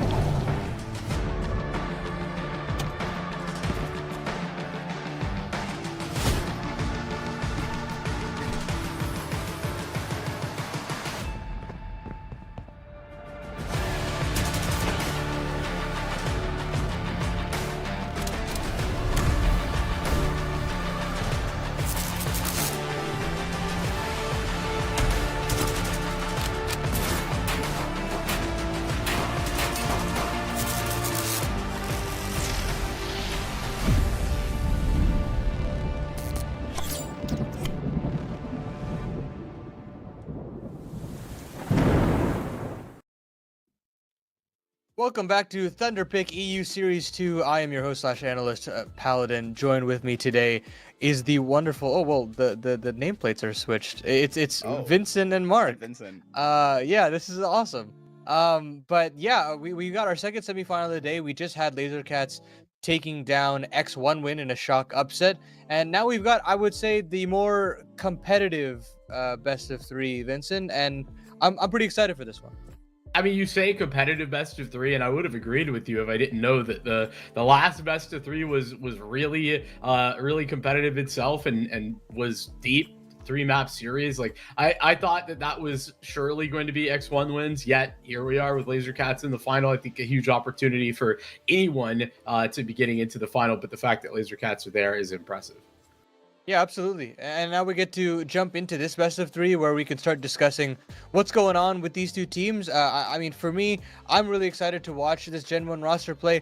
Just when I look at the map stats that these guys have, I mean, I'm seeing 50 maps of Dust 2 played in the last 3 months, 29 on Ancient, 26 on Nuke.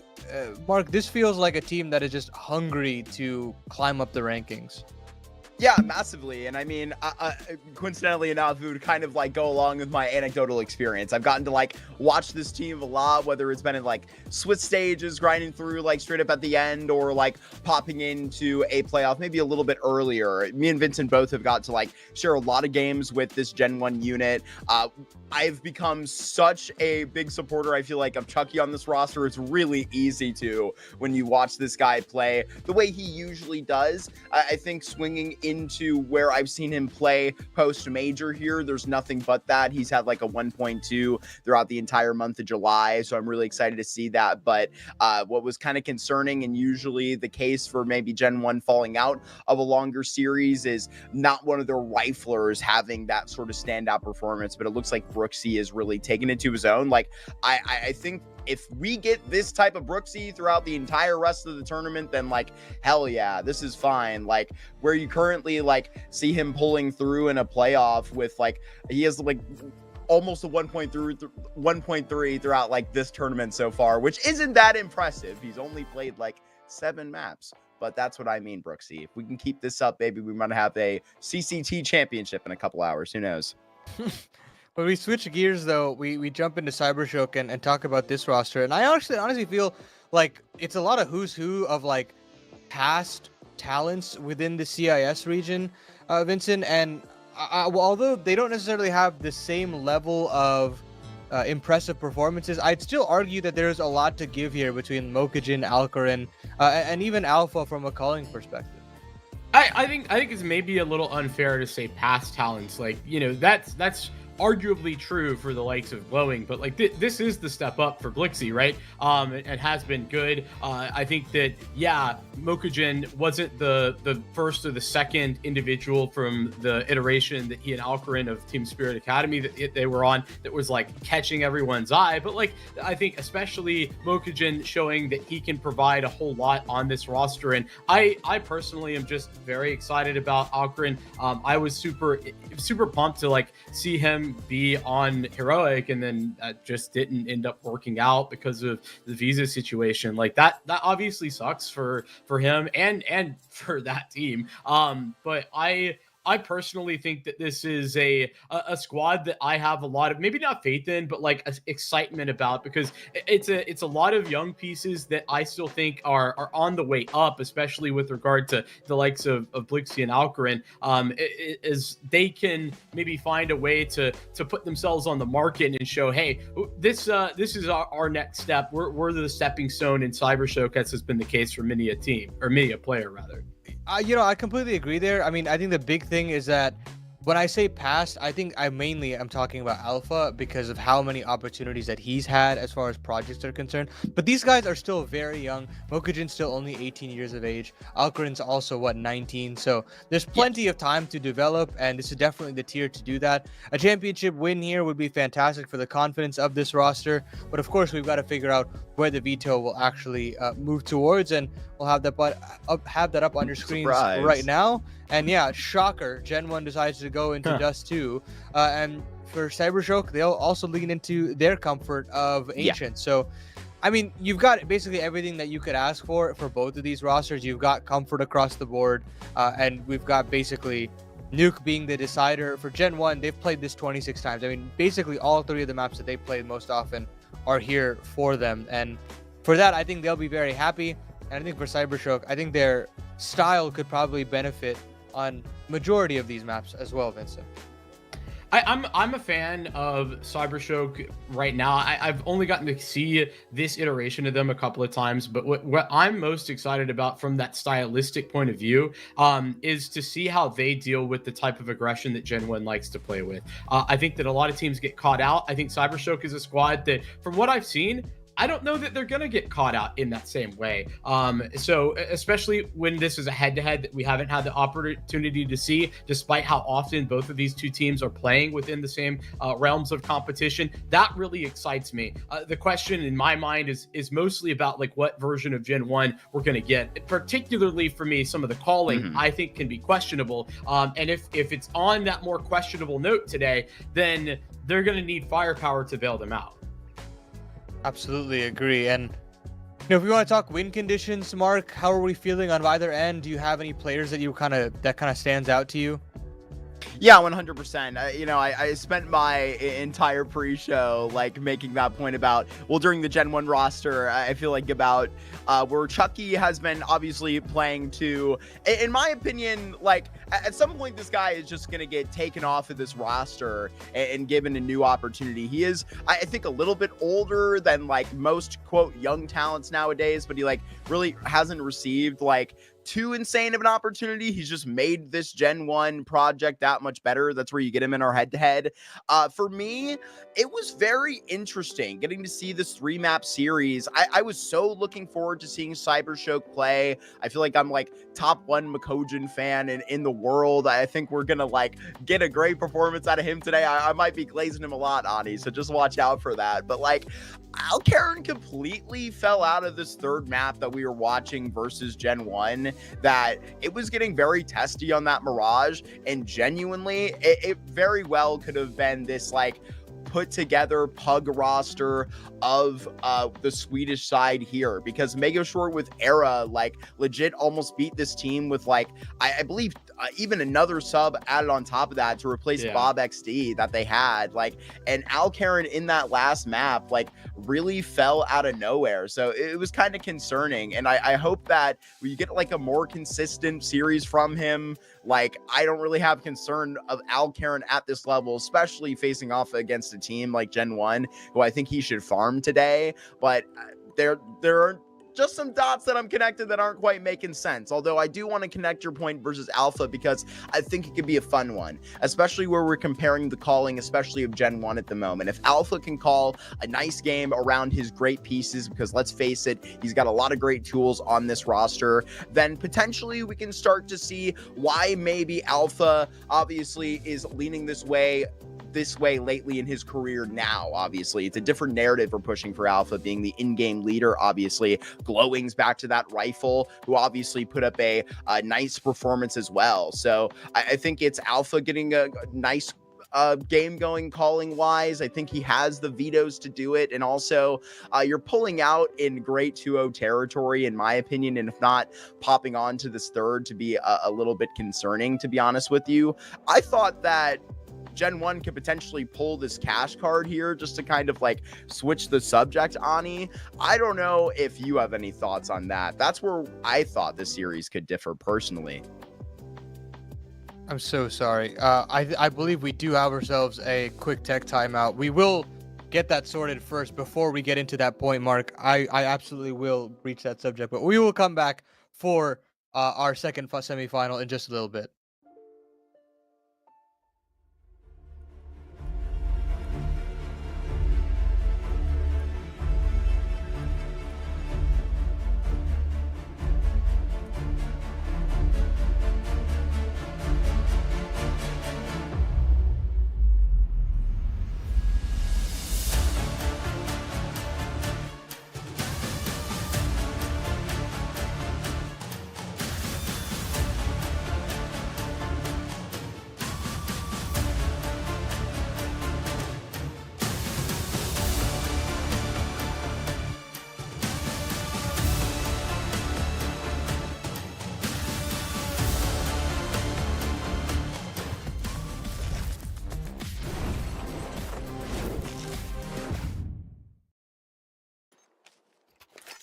Play my final number 2, baby. Got to set somebody else up against the checking notes.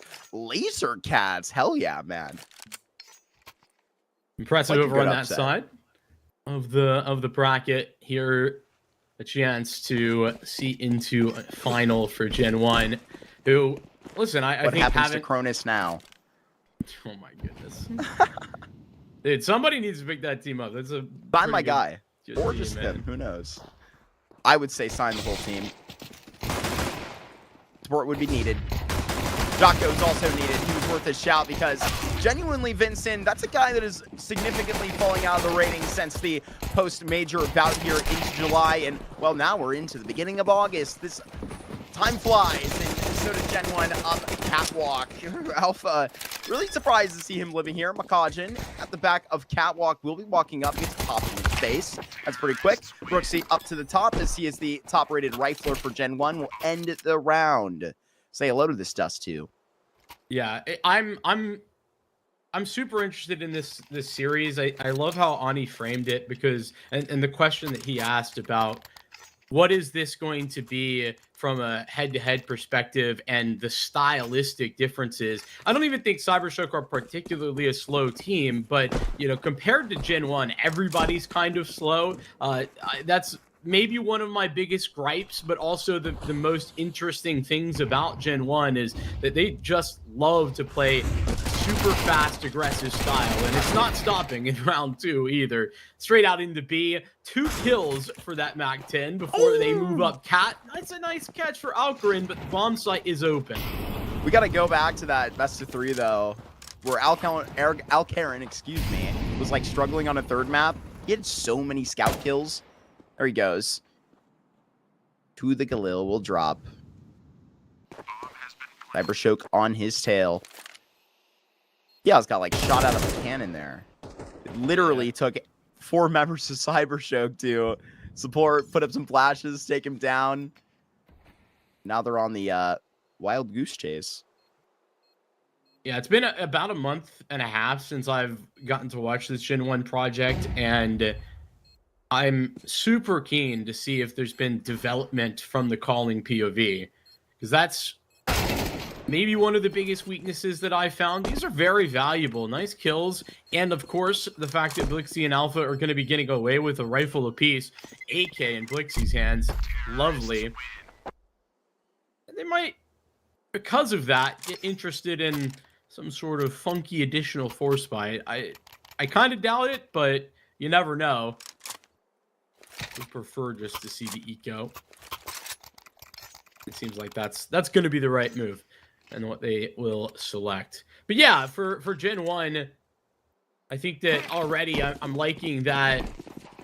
To call it a fake's like probably incorrect, but the Kia sprint out B with a MAC-10 whilst everybody else waits. I like that. As do I. Aggressive long once more. Taking advantage of this Galil. 4 names over towards these doors. And they'll just leave Jocko alone, and he will die alone. Pretty morbid if you ask me. Not I'm a too little kind of worried. an end. Molly back down. They've got headshots too that are just as happening. Blaze will actually cross. Doesn't have the defensive smoke, and he's gonna have some godly timing putting that down. Look on his side. Chucky, Kiaz, Blaze is all finding frags. 1, 2, 3 at a time. Now it's Blixie in a very clutchable 1 versus 3. I mean, Kiaz and Blaze are so low, but a fresh smoke on Cat. And that just, it's a lot of players to save. Yeah, probably Blixie, gonna. though. I was gonna say probably gonna be the case for Blixie. I guess because they're buying next round, he could argue that it might be valuable to keep the economy damage that they've already done. Remember, 1 player survives for GenOne last round, so if he were to have taken 2 more as an example, would have been impressive. And even just the 1 kill is relatively valuable. And of course, they're good to have this buy. Like he has lots of cash, so no AK, but that is, I guess, for him, a small price to pay. The reaction for GenOne was really quite quick there. That's something that I think a lot of teams get wrong right now, especially in Europe. I've been having a a lot of pain in some of these games that you and I have been calling, where teams just aren't decisive in reacting to it. As an example, losing a couple of guys out long, but GenOne are not one of those teams. And look at this. Speaking of, very fast as they get into mid to B, through mid doors. Nobody watching now, but eyes averted here. Glowing is going to be responsible. Kojin on an island, and he's going to slide into upper tunnels, individual fight versus Blazes, and that might be the round over for CYBERSHOKE, particularly. Pretty great position to already save, considering you had 3 on the A site. That's how Dasu will go sometimes. Chucky plants that bomb. Great rhythm so far by this GenOne roster. I noticed your, praise of the timing on that call, especially. Elaborate on that. Yeah, I think that it's a pretty consistent, good bet that you're going to see on the first gun round, a CT side, do something aggressive either in mid or long. And if it's not a mid setup, then that's just a perfect way to catch the long setup off guard, where there's nobody actually paying attention to CT mid, and that's what happens. Glowing, by the time he gets into position to start fighting it, he's actually in the middle of the open, and even if he'd gotten a kill, which he didn't, it would have been a 1-for-1 at best. I really do think that's a good call, and just building on the storyline for this Dust too. I mean, we're talking about, this is 6 wins in a row for GenOne on this map. And one of those, 13-0. As mentioned, I think it was Ani who said they played 50 Dust 2s in the last 3 months. They have, and they still have like a 75% win rate. It's crazy. Yes, they do. Inside of this, like, sort of, like, I keep calling it the post-major, type area. I almost just coughed, I feel like. Question the hesitation in that. Don't worry, I'm troopering through, but they're 11-3 through the 14 they've played. Point made, Vincent. Don't worry, I survived. GenOne, again, trying to test this area of middle and into CT mid, but they're not going to press on. They're going to toss him into B smoke, then scale up Cat. CYBERSHOKE overly passive right now. I know this is only the second gun round technically, but I'm not in love with how they're handling this, and the rotations have been relatively slow. Reactivity on the low for CYBERSHOKE. I'm loving this utility usage by Alpha, though. Nate is only really going to hit home to Kiaz, who is only one activating on Cat. To go and flip it to be late. There is Kiaz now making the contact. He might just drop into spawn with all this space he has. He might as well make the timing of this spot. Rakuchin should be set up for success. He's lost that fight for a second time versus Blazes. Glowing gets a double kill. Not going to be enough, but I mean, you have a 3v3. This one realistic, but a fresh smoke inside of CT. And how willing are CYBERSHOKE to challenge this? Alcaran is going to be the first one to take a step, and Chaos with the key. Unreal position from that. Ruins the retake before it even gets started. That's a brutal shutdown. Phenomenal transfer of the spray, and then the follow-up as he gets a little bit of a reset on it. Absolutely wonderful from Kiaz. But again, I think the storyline right now, great calling out of Kiaz. I'm enjoying this. As I mentioned, that was the biggest problem I was having with GenOne a month ago, or more like 2 months ago when I last watched them. But they've had a consistent uptick in making it into playoffs. The depth of those playoffs has not been so consistent, but still fighting for a grand final spot right now. And I'm still really questioning the way that CYBERSHOKE are reacting to some of this information. The fact that they are split 3-2 and there's nobody CT mid basically the whole round. Like, nobody at all. Glowing, the B player, is the only guy who's even checking in for information. Nobody's rotating from A at all.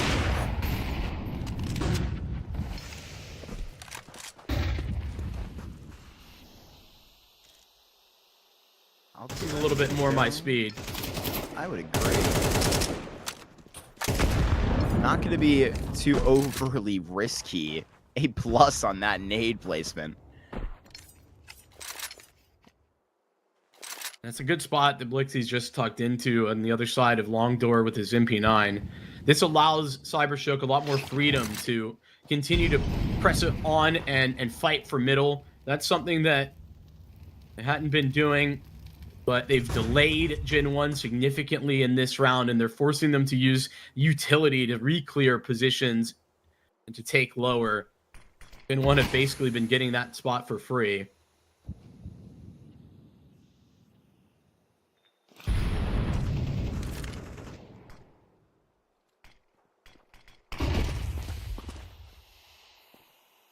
Flash smoke out middle. Glowing will have Alpha called over to investigate this. Here comes the cohort to that. CT covered. Blixie found out of his corner. Missed shot on top of Catwalk, and now Carrot gonna come up with nothing. The in-game leader only 1 kill deep in this. Glowing, Mokujin will have to save their rifle. CYBERSHOKE with such a dry start to Dust 2. That's just a really nice round Oh overall for GenOne. I think that when you're finally seeing a little bit of resistance posted up overall, they take a moment, they are diligent to re-clear, and then they keep on pressuring mid to B. And when they finally actually take the attack, notice how long has not been a factor in any of these like cat hits. We've just seen it come through cat. Well, this time Joko is somewhat late and able to clear Blixie. That puts the pressure on for the rest of the A players, and they get nowhere. Ooh, a little sneaky. Okay. Hopping him over the head. There you go. One more. Maybe he'll just be there to double up next to the door. Kind of feels like they minute wanted. since I've seen that. I feel like. Yeah, it feels like they wanted GenOne to like overreact and like just go out B, thinking they'd find no one home, and yet then 2 players are there. No, that's not what happens. This one's a half buy. CYBERSHOKE. It's been so fast, but I think it's important to note the score up top's correct. It's 6-0. What if it wasn't though? We started this map 13 minutes ago. Yeah, that's I keep appreciation of a stat like that, just because for CYBERSHOKE's perspective, problems just adding up and at a rate which is hard to keep up with.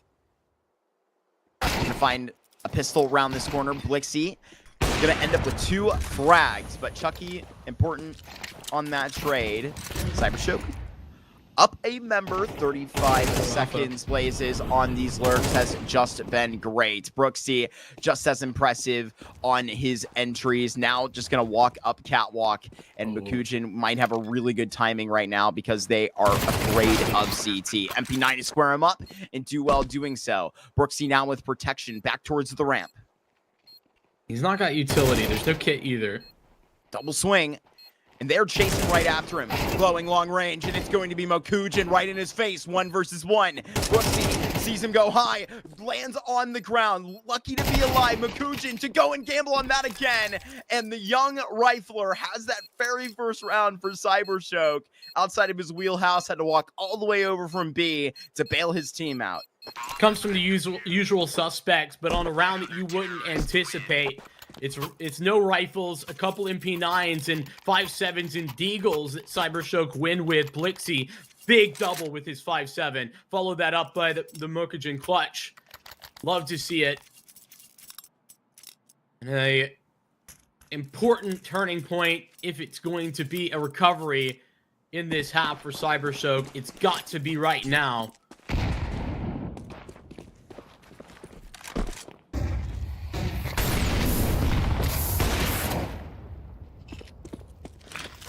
Taking some risks there, sitting in the molly for an extra few seconds in order to hopefully generate an opening duel, but he doesn't get the vision. It's Alcarin instead. Much more with it. the likes of what I wanted to see from CYBERSHOKE. I want to see them with opening moves like that. Felt like these first 5 rounds, they were mega passive.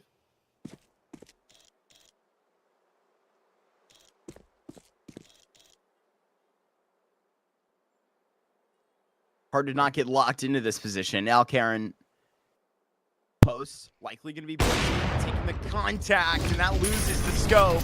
Alcaran under concern right now as another frag lands. Not going to be more than that. GenOne, though, maybe in a concerning state. They're down a player, but they're in the B site. If they can secure a post plant, refresh the door, CYBERSHOKE that dispersed 2 apiece. Split towards tunnels. Chucky has that covered off with his AWP. Joko has also found another set of scope. And is that contact taken? Has that quick trade? And that also has to land, but Alpha does end up connecting that in the end. CYBERSHOKE 2 rounds in a row. It's the flashes that make the difference there. Multiple times, actually. The flash, there's 1 flash in tunnels, and then 2 that Blixie is throwing, coming through the window. Both of those very effective. It catches the close player on tunnels, and that's what gives CYBERSHOKE the entryway through that area. And then it's Joko just perma-blind because of the flashes from Blixie. Just really nice stuff. The coordination was good. CYBERSHOKE knew they had the man advantage, and then they took that and ran with it. Lovely, even as they lose the B bomb site. GenOne still healthy. See Brooksy taking the opening duel attempt, and Long had the better spawn. But that too doesn't go as perfectly as they were imagining.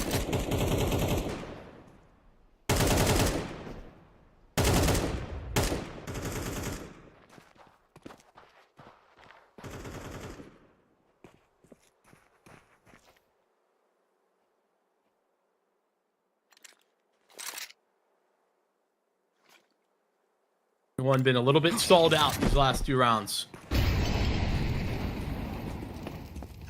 You have Alcaran and Blixie close holding these long doors. An operation that is about to seem little irrelevant. Does have advanced position towards the door, but that's not really going to benefit them unless they do see having to abandon this cat play.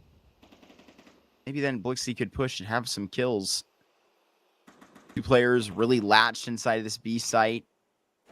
GenOne walk this slow but surely. Alpha might be able to connect this spray. Kiaz being very careful about just running through that smoke. Alcaran has survived long enough. Alpha back towards cover. It might have to be abandoning catwalk now. Blixie can get active if he would prefer to. 26 seconds. And there aren't a lot of places to actually go and just throw a Hail Mary into this. It'll have to be the save. Blixie does activate. Makojin goes down. They catch these kills, and maybe they're tempted after that, but there's 15 seconds, and that's just facing the facts. Some struggles now for GenOne's T side. 6 rounds to start. 3 straight losses. And this one, the problems come when they run into locked utility, and it's been able to be built up because CYBERSHOKE were so passive in the early round. And then they don't have any other map control. They don't have any tunnels presence. They also don't have a long lurker. There's no second phase to that attack. It's all coming through cat. And when that goes wrong, especially considering the time that was on the clock, they're in trouble. Alcaran opening frag on the Brooksy. But Alpha's going to follow through here into B. Maybe just as quickly. That smoke denies the entire approach for GenOne off the bat. 3 rounds in a row for CYBERSHOKE. They've got to loop this one through. I love that GenOne canceled that, though. I feel like old GenOne or like previous versions of this team definitely would have just forced their way or tried to force their way through that smoke. This time they spread back out, and yeah, they're walking wounded. This is not a great scenario. Not only a man down, but tons of HP taken. Not anyone fully healthy. Good set of utility. They've got the hinge smoke already. Still throwing some presence over at B. Important that Blastus doesn't go down. Okay, he has survived. Pressure long as well. 45 and ticking. CYBERSHOKE have heavy presence on Cat. They're a little bit lackluster in mid.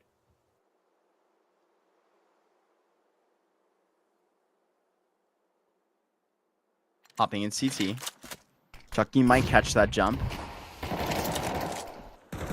Some looks exchanged.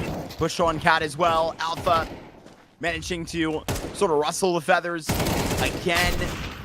Had that frag on top of Catwalk to push them back. And right now, it's Blazes reaching desperately out towards B. Chucky, in the same sort of sense, is sprinting out of this round. 6 seconds, and he covers off the top of tunnels. CYBERSHOKE have really done well to get back into this dust too, and Chucky might not be out of trouble yet. Into spawn. This is a dead man walking, and he loses his gun, walks with $150 into the next round. Not a great budget to be looking at. Devastating. Shutdown of GenOne. 4 in a row. And CYBERSHOKE look to make it more. They're far more dynamic now. Opening moves, plenty of those. Alcarin, whether it's taking the fight in middle, lower, B, he's done it all. And I like to see that they have changed their tune from the ultra passive CYBERSHOKE that we started Dust 2 with to one that is willing to take a couple of risks and play with some confidence. This tag pause for GenOne. Primarily the question, okay, do we full buy around this? How do we handle Chucky's economy? I'm kind of surprised to see, like, Yeah, okay, fair enough. They've saved enough. We get some Tech 9s and Kevlar, enabling Chucky even if he doesn't have any of that armor.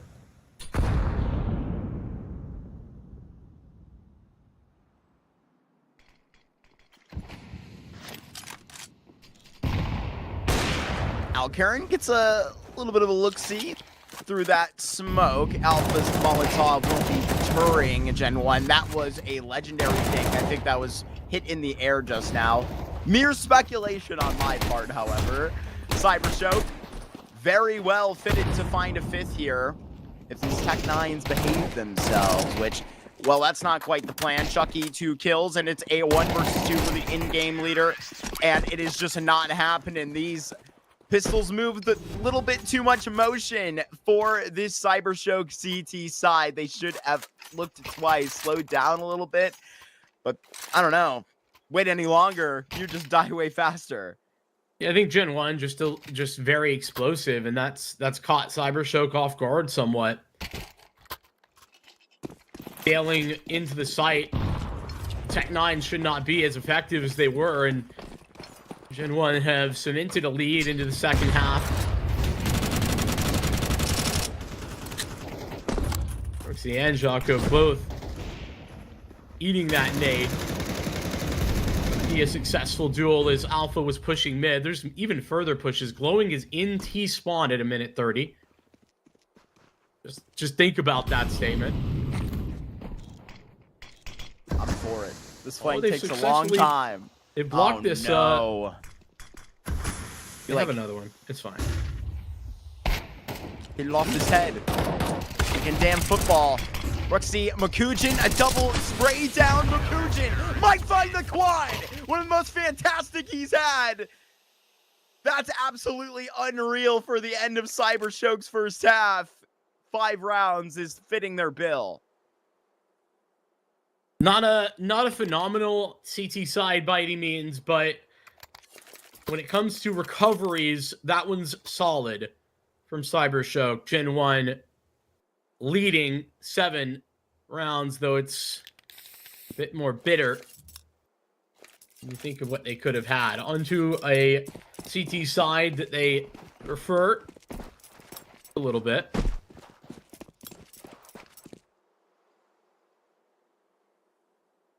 GenOne in my mind, clearly have control of this game. Forward setup. This is a classic GenOne. Y'all's ready to collapse from mid door should it be necessary. Just send Makojin in. You know what he can do, and he's the guy throwing the smoke in this round. He's a team player. What can I say? Late round player, too. BT from outside of tunnels. Kiaz inside of this corner. 2 quick kills. And it is Blixie that will just ignore him, try and walk the ladder like nothing even went wrong. Makojin, that will be against the world. Joko inside of lower tunnels, and GenOne are absolutely mauling them to start the second half. I've got a lot of questions. The first Okay. of which is, how is Kiaz blinded? He was looking into the wall. Second True. question is, if you're throwing that flash, what's the point if you're not clearing close mid? What is the point? You got 3 players running through and nobody checks close door. Come on. Rookie mistake there from CYBERSHOKE. Shout out Kiaz, who's having a great game, by the way, and executing that to perfection. I mean, even though he was in a great position, that's still hard to get a triple kill from. He's not a force buy, believe it or not, even though Glowing's purchased a Deagle and Alcarin has a scout.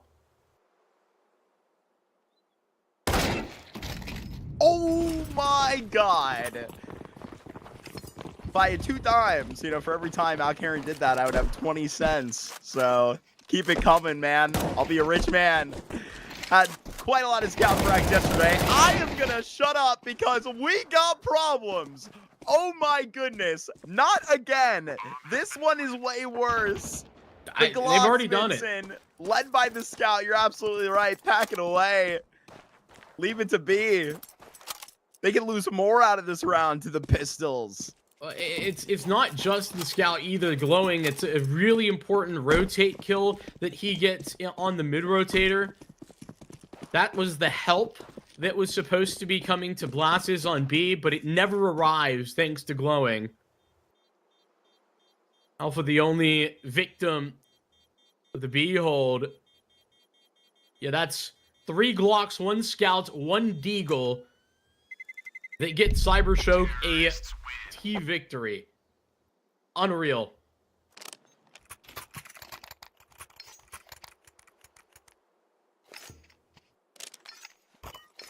Feels like it's going to be something like that. It could turn the tides in this map.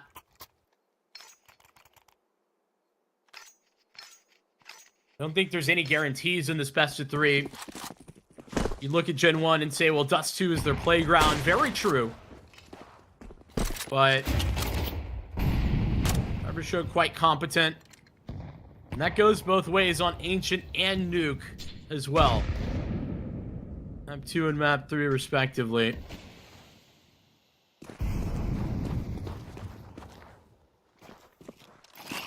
Well, you would think after 50 Dust 2s in the last 3 months, they would have seen it all. Been ready for anything. There can still be moments that make you a little unsure. Ugly CS that you kind of see rear its head. GenOne, we've had some criticisms of that at times on this very map, but Jocko... Just run B. Just run B. Instant kill. They're gonna hurdle right over Alpha. Easy trade. Kiaz loses life to Blixie. You're right about what they should do in a side of a situation like this. Just head towards the B site. Blixie walking through a smoke into a Deagle. Oh, no. That's exactly what's gonna happen. Brooksy trying to see over the top. Gonna lose his life to Alcarin. Very manageable clutch right now.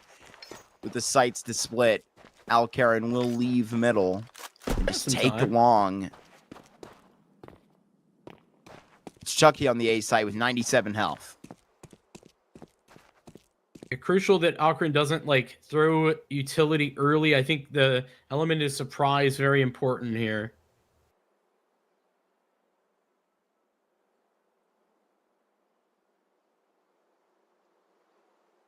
Gonna go right past Blazes, who wasn't looking, and catches Chucky slipping. Pretty even kill here. for Blazes. Chucky Whoa, gotta bruh. jump long enough. And he took the risk. Blazes knows exactly where he's fighting from now. Might miss Blazes' path up onto the site. Where's this bomb? On the other side of this box. There's the tap. Blaze is just going to hold his head down. Alcaran, where's the peak? Blaze is not going to believe that it's going to be this easy. Bro. Alcaran didn't take his chance. What are we doing? Playing with our food here. Tapping onto Blazes once. 13 HP. One flash over the top. Alcaran has done enough to win the round for CYBERSHOKE. Jesus, just shoot him. Terrorists win. That is very scary, but a very impressive 1v2, even if the steps to get to the victory I didn't always agree with. The outcome is exactly what CYBERSHOKE needed. That was close. They get a Glock round, essentially, and then they follow that up with GenOne buying back and nearly just demolishing them. Some poor decision making. Oh my god! My goodness. That was off the AK. Glasses just owned him. I've never seen that. That's absurd. Glowing 2 on the Mag 10. Blazes. Let's see if he can swoop the rest of the round and save us. Ya's gonna be tiptoeing here. Makojin and glowing. Excuse me, Alpha. Opper Alpha. Can't get his hands on it. I'm not a fan. I don't like this call at all. It's going to work, but I don't like it. Alpha separated and with an op at B. The re-aggression's coming mid. Ya is walking this way. There's a good check onto Makojin. We're going to flash further into lower tunnels, glowing. He wants to try and pick apart the pieces. Gonna chase them down. Almost puts them in their place. Now Alpha out to a 1 versus 1 against his opposing in-game leader. 45 seconds to set this clutch up exactly how he prefers. Alpha activates a post plant here towards the B site, and Kiaz may not realize it. Kiaz thinks it's A. This is bad for Kiaz at the moment. Now towards the middle, but it's Alpha that has already gotten too far. Does Kiaz let this happen? It's a missed shot from Alpha out of this op, and he had to hit the Furious Flick. Bold to go for it, but he had to bring it. It's 8-8 your scoreline, tie game. This is going to be making GenOne feel a little bit nervous about what's in front of them. I don't know if it is, because CYBERSHOKE have won the last 2 rounds despite their best efforts to the contrary. Glowing has to get 4 kills on a Mac 10. That is like, the way that they split in that 3v3, I think is like so poor. It's absolutely terrible. And then Alpha's committed to opping as well. They're very fortunate that he was able to re-peak and win. And that was GenOne's eco. Like, effective eco. This one's the gun round. This is the one that's meant to be difficult. 2 1v1s in a row.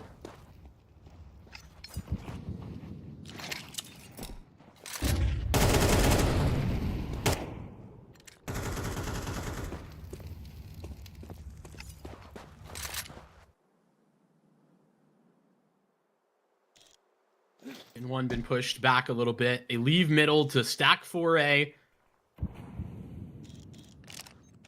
It's had quite a few GenOne 4-1 splits.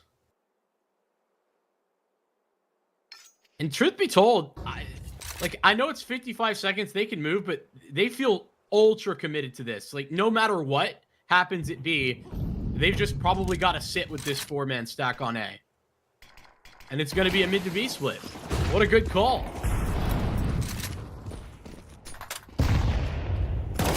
Blazes is not going to be ready for this, but as prepared as one could be. Blazes now should go down. Maybe taking a second there. It was a fantastic flash, so not really anybody could see much. 24 seconds, and now there will be a post plan activated. Long flank forming from Joko. It looks like GenOne kind of are interested, but they're not. This is just them containing, hoping to keep up appearances. And also, again, as I mentioned before, CYBERSHOKE have not built any economy at this point.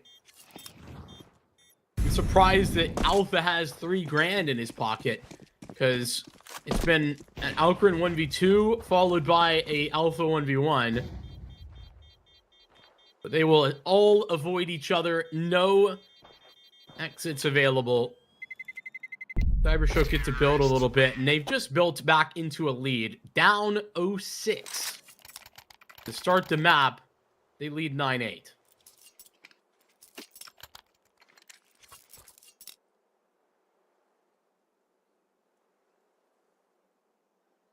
Not much new to this game, this current back and forth, but if you want to read the current Thunderpick news, obviously head over to one of our partners, Hotspawn, over on hotspawn.com. Fast. It's glowing. We'll take the liberties at the jump off this very, very tall ledge. It's Megoshort that will make sure that pays off. Follows it up onto Brooksy. Damage taken here. Back from middle especially, Kiaz was making it very hairy for Alcarin, and I think that was Blixie with him. He will pay the price. Gets a little bit maybe too ahead of his own line. It's now going to be Blazes and Chucky separated.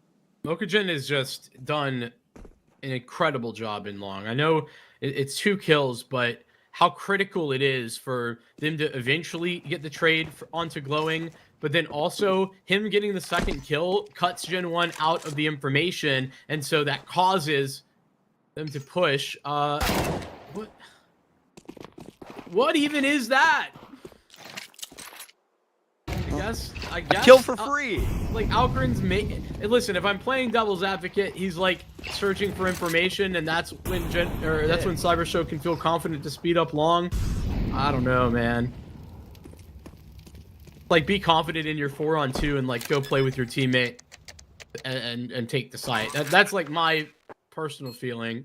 Regardless, just back to the Megoshort glazing for a second. Him getting that 2nd kill cuts all the info away from GenOne, and that's what causes an arguably overzealous but still important information gathering effort up middle for Kiaz, and that's where he goes down. It's a good push and pull that Alcarin is then ready for, caused all by Megoshort's double.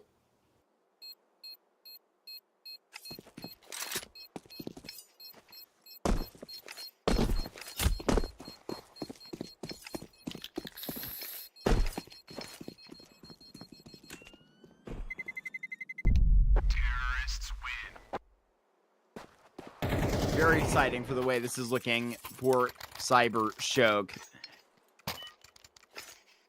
You know, of a guarantee to come into the veto and see something like this, it's as confident as a step as you can take in the late win streak that, you know, GenOne have posted. This is including a 13-0 win against New Vision. The last time they lost it was the day prior versus Sparta. Post-major, like I said, they're 11-3. That should tell you how much Counter-Strike GenOne have been playing. They played 6 Dust 2s in the last 5 days.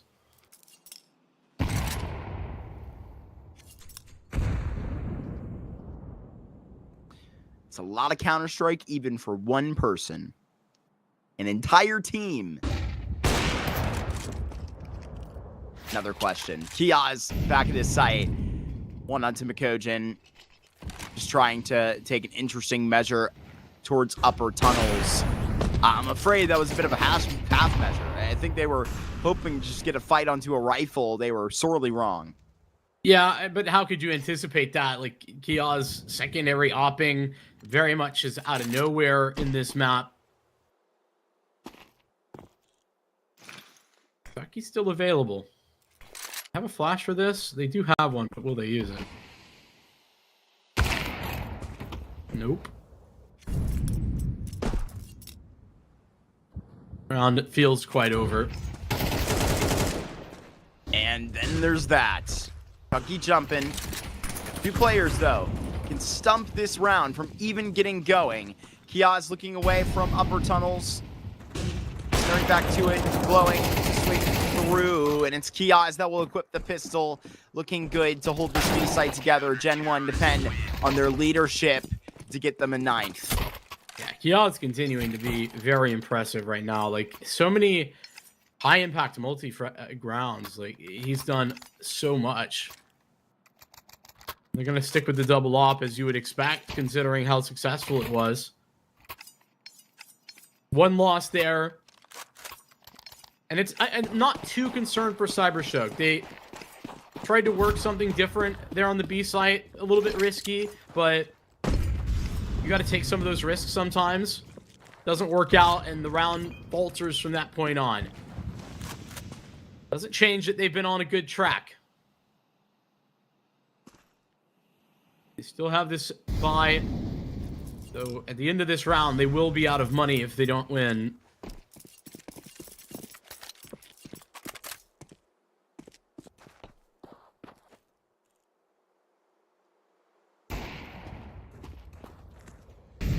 Slide past Kios's scope. Alcarin not the same thing. Loses that op. Kia is just the block of these doors. Unreal look out of him again. It was 5v3 last time. This thing was essentially said and done. A lot more wiggle room considering just kind of just where they're at. Setting out mid to B. They try their hands at this left side of middle again. I'm afraid they would hop into the heaviest crossfire that this round has to offer. We'll see Alpha walk this way. I don't Kuchin love and this Blixie again. back long. I think Alpha, I know he's keeping them here, and he wants to get a kill, but this is just so risky, and they're going to get punished for it. Now making contact with Chucky.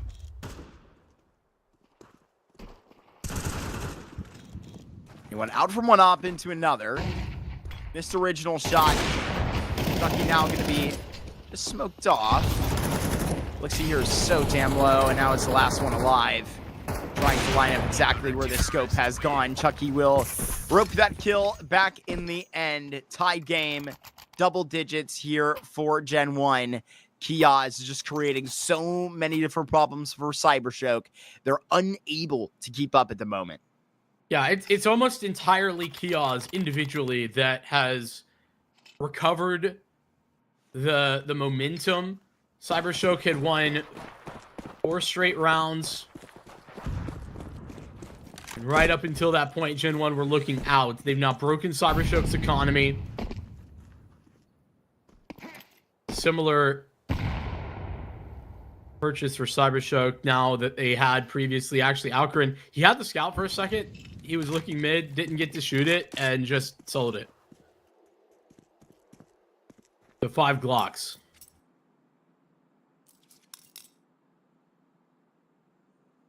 And I actually really like that Kios has not grabbed the op again. Like he's just got an AK. Knows that they're up against an eco.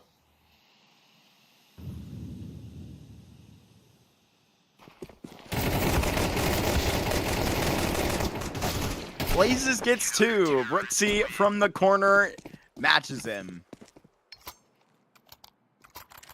Solid as it will come. Pretty standard. Didn't take very long. Now we can get to the real plot. A plot that's currently getting lost from the CYBERSHOKE's POV. I think that they need to find a little bit more of a reliable call. I was mentioning that there's been a bunch of opening attempted moves being made, and maybe not a bunch, a couple of rounds where they've had an opening attempt that's been set up and it's unfortunately failed. They need to go back to basics, work this default, and getting picked apart by the AWPs.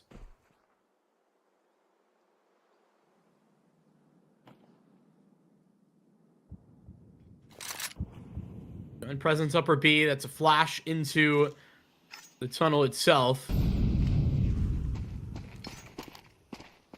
Meantime, they take themselves space in middle.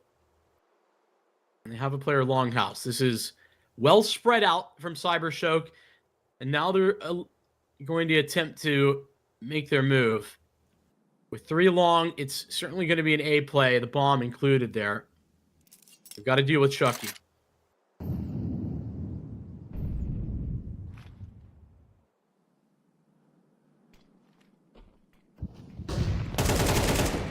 Drastically different tone, but the same result.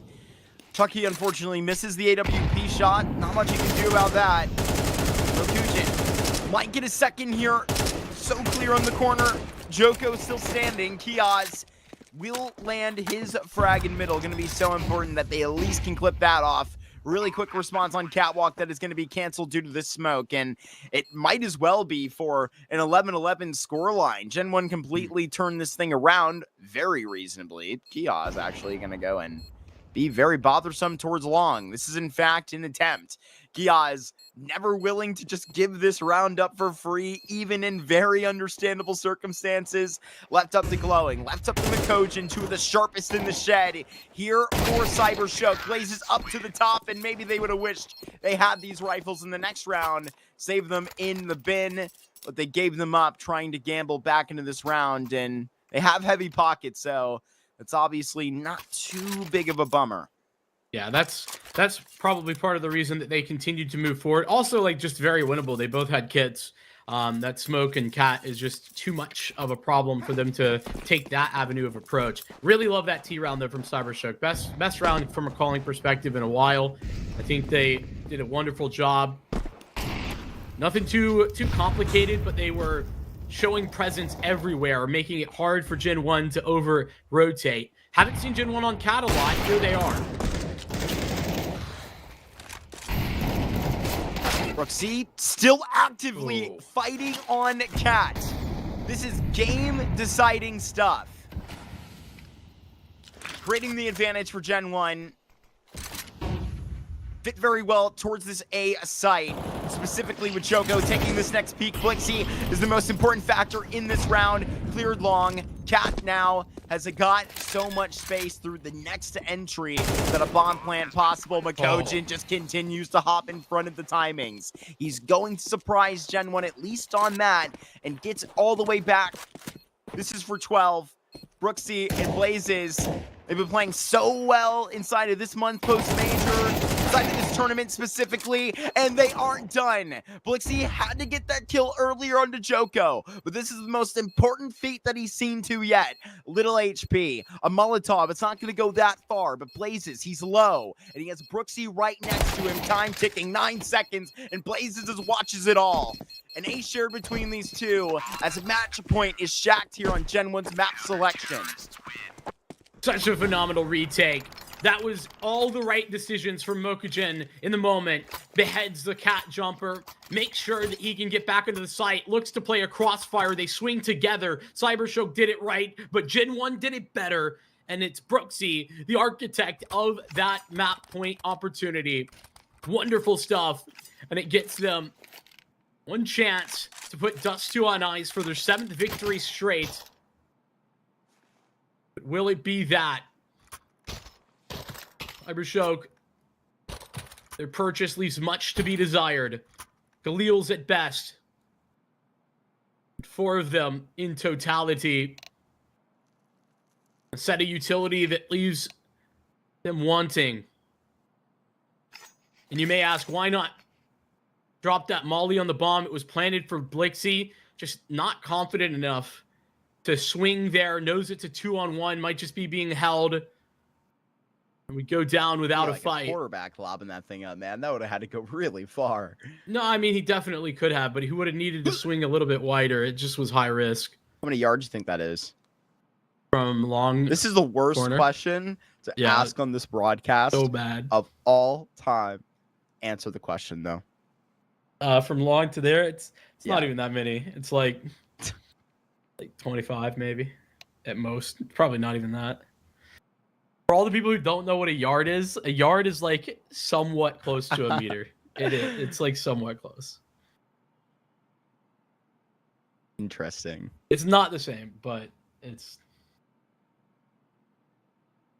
You appreciate the discrepancy, Vincent. And full of knowledge up there, man. So smart, this guy. So smart, in fact, that he could probably figure out the issue inside of this tech pause. He used to work in IT, you know? True, I did. Wave your wand, bro. Ask your start game? People thought that. People thought that's how it worked. Dude, I was really close. When in fact you were just going onto YouTube on their computer and looking up how to solve the issue. No, it was on my computer, but yeah. Okay. I'm sure it's changed in the like 3 years I've been a full-time commentator now, but like Subtle flex. okay. I don't know that it really is. But like yeah, it was honestly how good are you at Googling? We're back in business. Pretty good Googling. Tech pause finished, but the pressure is still high. GenOne taking a look in middle. They've got 3 players here. They're ready to fight, and it's going to be a duel in lower.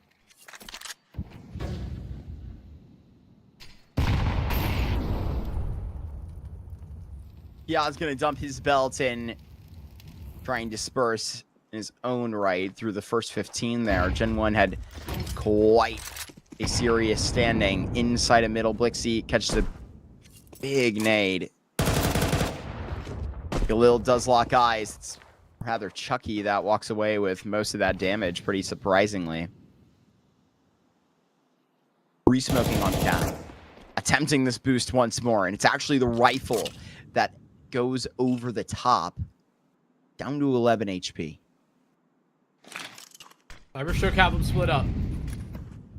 Left and right, mid to B smokes being thrown. Follows his questions, pulls the B players, and now the flashes are there at B. Kia's only one. Blazes also pulled outside of the site, and he will just go inside the middle. He's given up B proper. 38 seconds. Makojin, he's racing to try and make the difference right now, but by the time he gets there, there's going to be scope locked in on his position. GenOne for the final push right now. They would lead 12. The 2 former Team Spirit Academy members who are on that line together are going to try and put this final push to OT on their own check. Now just to Alcaran onto the Galil, waiting for Chucky on the next swing. It can take all day, but Joko, he can just walk this right around. 13-11 if he can find the bomb. At this point, GenOne are now going to be 12-3 through 15 of these Dust 2s they played in 1 month. 7 straight victories. They bet on themselves and put the Dust 2 as their selection, despite CYBERSHOKE playing it. That does not matter to them. A very tight game. Very impressed with the back and forth there. And I think that CYBERSHOKE have a lot to be proud of, but GenOne overcoming those problems. Lots to talk about, and I know that Paladin wants to get there. So we'll jump over to him as he breaks down all the action. Congratulations to GenOne to start off on the right foot, but I can't lie, I definitely think that they had to work for it. Those first 6 rounds of play felt like, okay, I understand why this team has played 50 maps of this in the last 3 months. I mean, it's the decision making, the pace to these defaults, the fact that they're skipping so many steps, but it feels as though there's a method to the madness.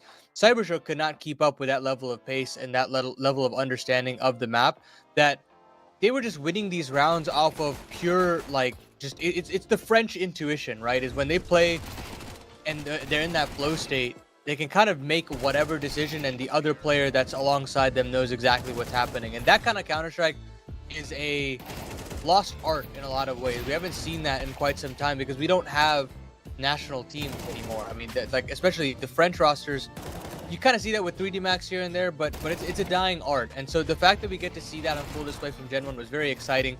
But it's that one-on-one that Mokujin wins that starts to set the tempo of the pull back from the CT side of CYBERSHOKE.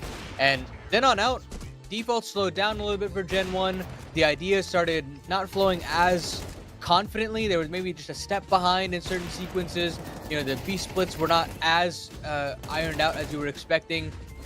Player spacing on trade potential wasn't there, and the post plans just started kind of falling apart, where you didn't necessarily see that same level out of GenOne as you were hoping for. And after that, the tables kind of flipped. When we start off that T side, CYBERSHOKE, the more clutch team. I mean, you're having so many of these man disadvantage scenarios. You obviously have that second round that they win where they've got like, what, 1 scout and like four not even upgraded pistols. It's just like Glocks, maybe a couple P250s here and there.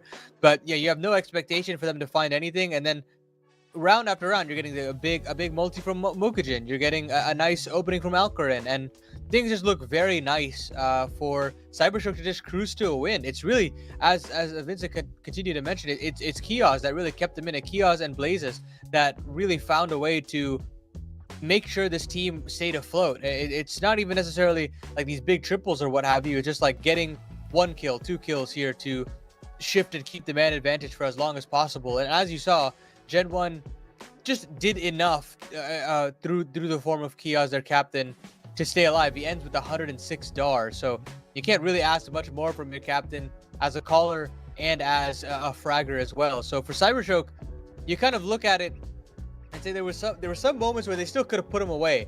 I think in those 3 rounds there was a couple of B splits where they're able to knock on the door, a couple of whiff sprays here and there, a couple of bits and bobs of utility being missed, and that's basically what the difference maker is that they're not able to get to 12 first. They're not allowed to put that pressure on, and GenOne kind of claw it back. You don't even really get the stellar performances that you're kind of looking for from Chucky and Joko. It's basically the rest of the squad that showcases a lot more tenacity and grit that shows that this GenOne team has a couple more win conditions under their sleeves. It's not necessarily having to be just an aggressive rifle duo that takes them over the top. So that suggests to me that there's something exciting there. However, we go into Ancient now, and I just do feel like this is a 3-map affair. I do think that you've still got plenty of exciting things from CYBERSHOKE. A couple of inexperienced maneuvers to not be able to close it out. There were definitely some splits that looked like, okay, you didn't necessarily need to go for a split here. You didn't necessarily need to overcomplicate the strategy here. And perhaps that's still just how Alpha is developing right now as a caller. And those things just kind of need to get buttoned up when we move over to Ancient. I don't think you're allowed that same level of grace on a map like that. So I believe that this just comes down to what can Alpha do in terms of the calling, and how much more comfortable does this CYBERSHOKE roster look when they do grace that stage. So we're going to take a little bit of a break, and when we come back, the second map of this second semifinal.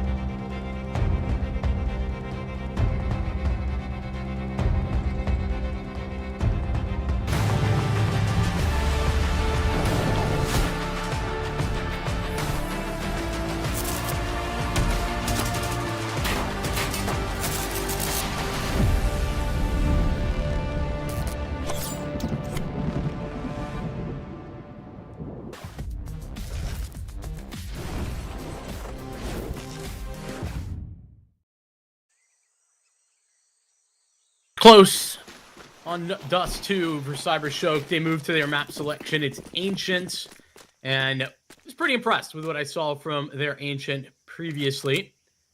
They're going to need to play for their tournament lives now. Okay. Kujin clearly playing for his. Bit of a demon on Dust 2. Maybe not as effective enough. Chucky! Oh. 3 chops, 3 kills, just right in a row. As precise as it can come until the 4th walks his way. Alpha, maybe a little bit eccentric on the elbow, but Chucky completes the quad kill. GenOne, that's how you want to be shooting, trying to go 2-0 to a grand final. Yeah, Chucky was a guy that, I mean, we always talk about. He is the premier piece of this GenOne team, but it was quite anonymous on map number 1. At Dust 2 wasn't particularly impressive. It was Kioz and Glasses doing the heaviest lifting. Kioz the highest rated. Only mentioned 100 ADR, 1.67 HLTV. That is a little too terrible to call. A team kill. It gets a little ugly in there. How quickly does the force buy compute? Didn't even practically clock that it was. Just knew that because the one Galil popping off. Recovered by Brooksy. That was fast, Vincent. Very fast. I want to maybe change the tune, though, real fast, because I think CYBERSHOKE, right, we were talking about some individuals, and Mokagen looked really good, but I was very disappointed with Blixie's output. I think for me, he's the guy I need to step up the most. From Dust 2 to Ancient in order to see this go to a 3-map affair. Strong start at Chucky, cementing his 5th in the last couple of rounds.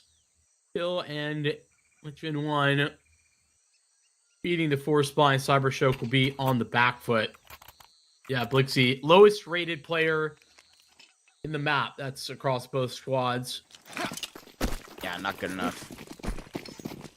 Not even close. Where you had, I mean, honestly, I mean, it's kind of just right there with Joko, to be fully real. It's a tough map again out of Alcaran, which, I mean, he's only like 0.10 rating, like above where you had Blixie. Right? Like, I think that is a, like, bit of key concern that you had to, like, a couple of missed shots compared to, like, especially the very clean start to the series that we saw him have against megoshort. Yeah, but I'll be honest, man. Like, he had the 1v2. Like, there's just way more impact from Alcaran compared to what you're seeing from Blixie. But even though the stats don't really tell that story, I think the eye test is pretty different.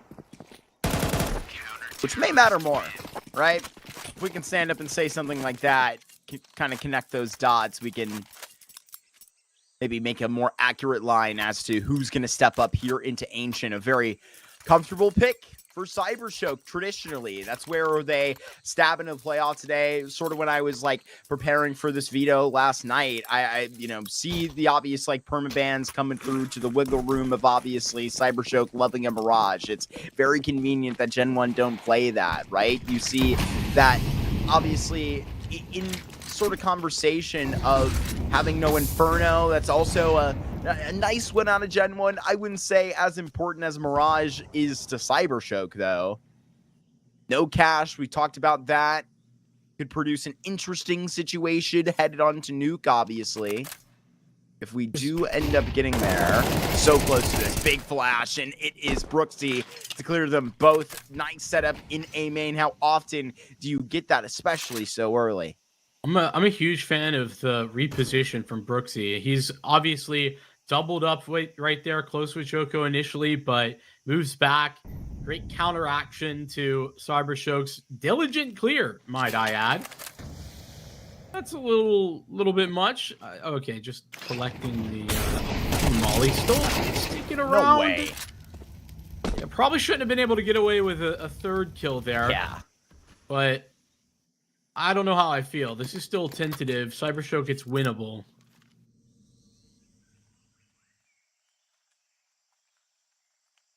It is very winnable. Glowing, unfortunately, has his knife out. Bomb is now dropped. Let's see. 30 seconds left in this round to attempt a 1 versus 3 clutch, but Blixie will be keeping that AK close to everything in consideration for CYBERSHOKE's 5th round. 4-0 start here for GenOne. Got a really flawless start up onto Dust as well. Following in its tracks. That's a great point. GenOne now showing twice over that they've got the capability to procure an early lead.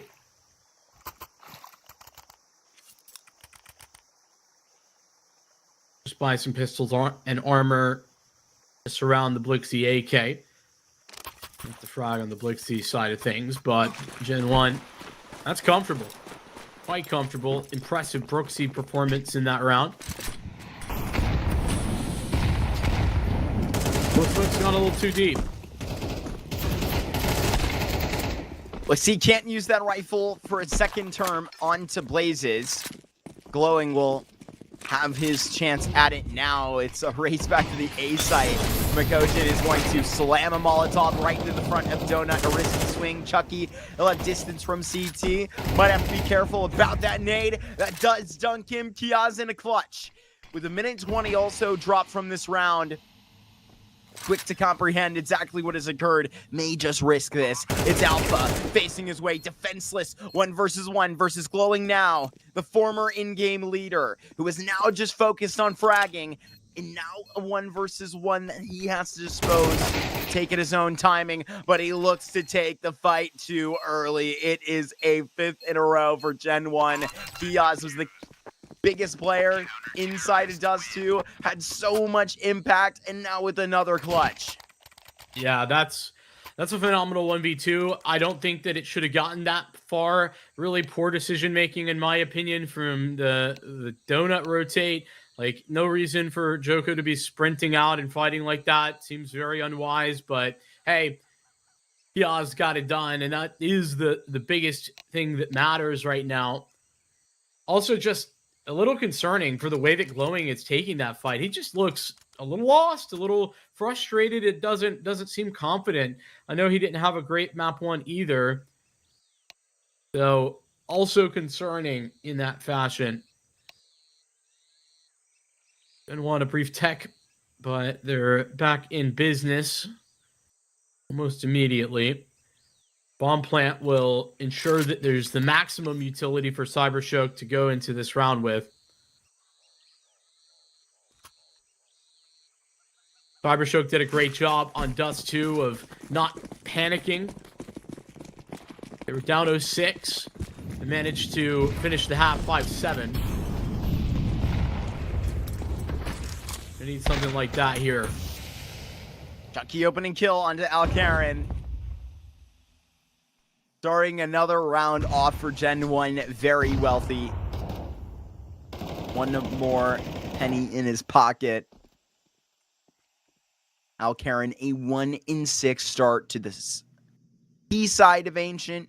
That can be excused for an AWP player, but then it's just abandon the op. Honestly, there are many a times where you kind of just prefer to not have it. You can fight in a house, up the ramp maybe.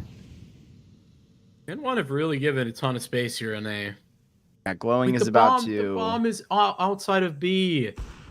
Oh, this is devastating. And they can't recover it. Not even going to be close. It's Joko that will make this contact today, and I mean, there will be no knowledge of this. The bomb. Yeah. This confusion might work out for CYBERSHOKE. Just to go and get these kills the way they want, but then again, there is strength in numbers. It's the flash and the clear. megoshort now to have a chance, a fair chance at a clutch, and is going to stash the sniper along the way. Fair chance gets so much worse when you see all three players backpedal towards this B site. There's Chucky to finish it over the top, and there's that op that he may want to recollect. It is a 6th here for GenOne. It's about time for this first timeout. Those are the bugbears, the issues that I think that Paladin was having with Alpha's calling as well. Like, that's just really split up, and there's not a second thought about the bomb, even though they're approaching and almost onto the A site. Don't love what we're seeing out of CYBERSHOKE. This is not the uptick in the calling that he had called for from Alpha. And it wasn't all bad on Dust 2, just to be clear. I thought there was some good rounds in there as well.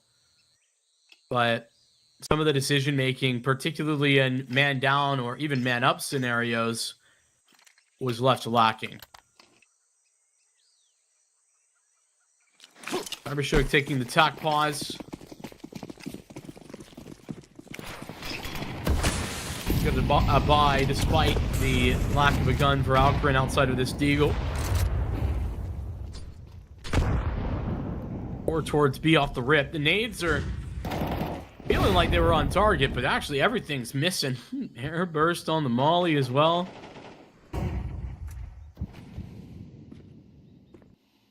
Tentative control of middle. CYBERSHOKE had just taken a peek.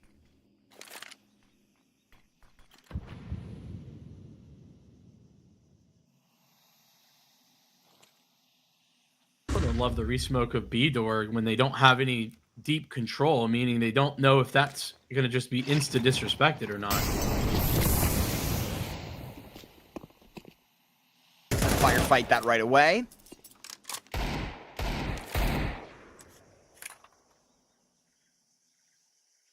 GenOne have 4 players leaning towards the B site at 49 seconds. Try your best, CYBERSHOKE. This is going to be one of the most difficult to even argue with conceptually. Utility is going to be dispersed. Yoko is still going to be well within this range, so now the attempt will go forward. Kiaz with such an impressive shot. Okujin with a very proper position. Now Blazes hops in front. CYBERSHOKE are keeping pace, meaning frag for frag, trying to go and get a spam. Alcarin going to rethink that, get this plant secured, and now try and fight after the smoke's clear because Blixie on the low health. He's going to need a trade right away. He swings. He actually knocks out Brooksy. That's so significant. Joko will be the one surviving. Nade detonates close enough to take away Blixie. And now Chucky and Joko have enough left in the tank.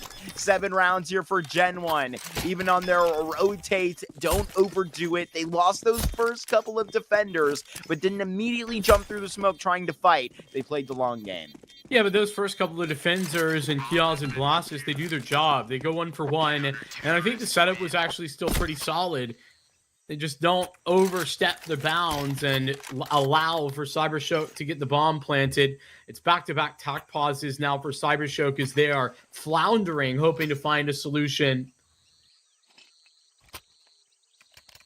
Pixel on the mic, and yeah, that not a fast B by any means, but the limited utility set that they had remaining meant that once they got the site, the trades were good. So they got there as planned, but afterwards it was just down to duels and trades.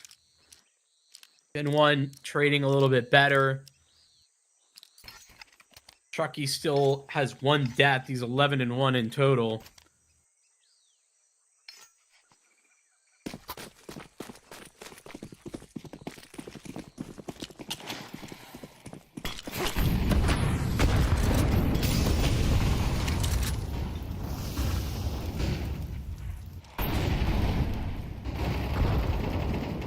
Hopping into elbow, maybe a little bit late. Brooksy immediately gets refragged by Makojin, Kiaz, and Chucky right after it. I mean, literally 25 seconds into this round, and it's already a 4 versus 2. Blixie and Alpha are so separated, following their own storylines to this round. I'm afraid it's going to be the end of Blixie's. Alpha Yeah. 1v4. It's another prime example where I know it's a 2v4, and I know that that's not likely going to end well regardless, but it seems like every man down scenario, or like even an even like a 3-on-3, CYBERSHOKE have this tendency to play split, to go out on their own and try and work an area of the map. And when it works, like when you both of the players or both extremities of those fights are successful at the same time, then suddenly the round is winnable from where it looked impossible. But if at any point one of those extremity fights goes wrong, you've essentially lost the round, even though I know you already expected that. I just keep on seeing it.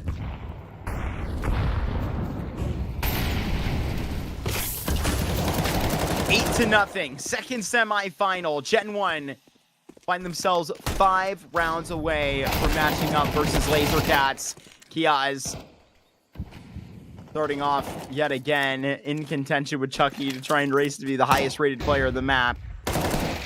JiJieHao fully blind. What a good flash, but Chucky just disappears. There's a leave it witness in sight. And oh my gosh, we'll just continue to go at bat. Give him another pitch on that. 14-1. Frantically. I would be taking timeouts. I would be trying to dissect what's happening with my T side. CYBERSHOKE, they've only taken 1 pause. No, they've Vincent, taken 2. They have taken 2? Okay. Yeah, they've just got the 1 left. Honestly, I think you take it anyway. Might as well. Like, I know you want to have 1 probably available for the CT side, but if it's 10 plus rounds that GenOne get on their CT side, then it just doesn't matter. Another mid fight. This time CYBERSHOKE don't meet any resistance. It's just utility and counter utility that are thrown, and then GenOne leave.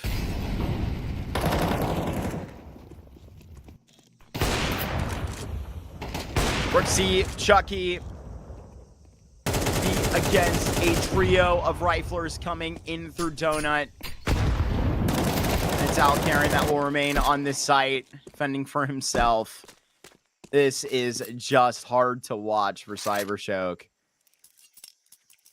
I didn't think that we'd see anything along these lines. What a read as well for GenOne. Like they've got 3 players on A. Like Chucky's the house rotator, so he's rotated in on a nice timing. It's a 2-man extension as they take space. Like it's just so quick after losing middle that GenOne are taking space in A. And you know that's a common enough reaction, but it's one that usually takes a little bit of time to set up. I just feel like it's so instantaneous that Alpha's unprepared. So they're quite surprised that when Brooksy's been killed, Glasses is still available over there.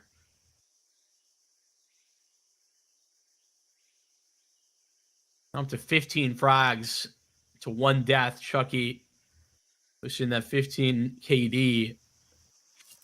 It's just insult to injury. He's been wonderful, obviously.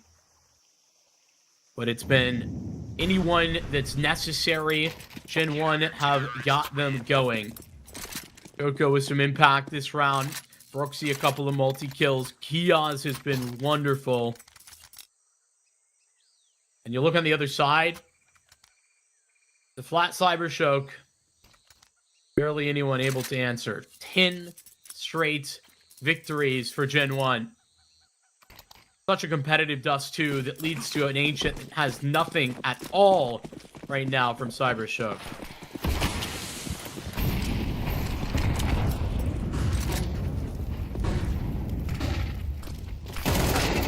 Brooksy coming to clear. It's JiJieHao again. Stabs 2 from elbow.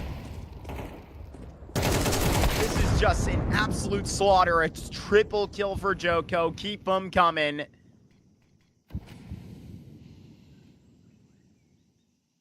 Somebody go and throw water on them. I don't know what to do. Take a timeout. Just have a moment to breathe. It feels like they've given up. CYBERSHOKE, I think, on this T I side, really agree. very much appear as if they have just given us an accepted. Well, Let's Go. revisit a little bit of a narrative from the pre-show. I don't mean to cut you off. Remember when I kind of took maybe the criticism for Alpha's individual performance and calling at the same time with an opportunity to, change that today, go through this tournament in an event that yesterday I was commenting, compared to other teams in the playoffs, CYBERSHOKE are gotta be the most exciting roster here at some levels. I'm biased. I love to talk about these academy players coming and teaming up again, whatever it is. Absolutely not living up to the occasion. Not even to the first lick. It's going to be 11-0 leading to the end of the first half. And again, highly separated, lots of individual forays. It's a default of sorts, but out of util. One smoke, 2 mollies left for CYBERSHOKE to complete this round. It's all not entirely on Alcarin, but I think he's the most important individual. Like this call, what is happening? It's 2 players towards A, gotta get the bomb. It's like Blixie just realized, hey guys, the bomb is here and has to go get it. The second thought. Now they'll move. Alcarin down, and now they've got to go. They're not ready to go A. Big swing by Joko, and he brings it to A main by himself. They've had heavy setups. CYBERSHOKE have had hell to pay. A flawless half for GenOne to fit a grand final focus here on Sunday. Blixie in a 1 versus 4. Lifeless are this CYBERSHOKE roster. 12 rounds in a row. Kiaz's team in the playoffs are perfect. Jeez. This wouldn't even Last be... time we casted a 12-0, Vincent. I can't even remember. I casted one not that long ago, and I think it might have been GenOne. Might have been for the 2 of us last time in like the North American Collegiate season or something. No. Definitely this year I've casted one. GenOne have had one this week. The 13-0 Sparta on this map. Chance to do that here. Onto the team You're not side. supposed to say that. You're not supposed to say that. Well, why not? Just say it. Let them know. That's what's on the line. CYBERSHOKE, please give me one.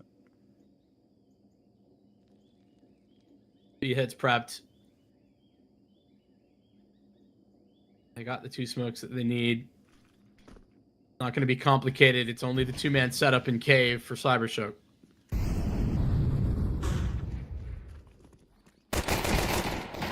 Alpha and Blixie to be the first responders, and it's coming.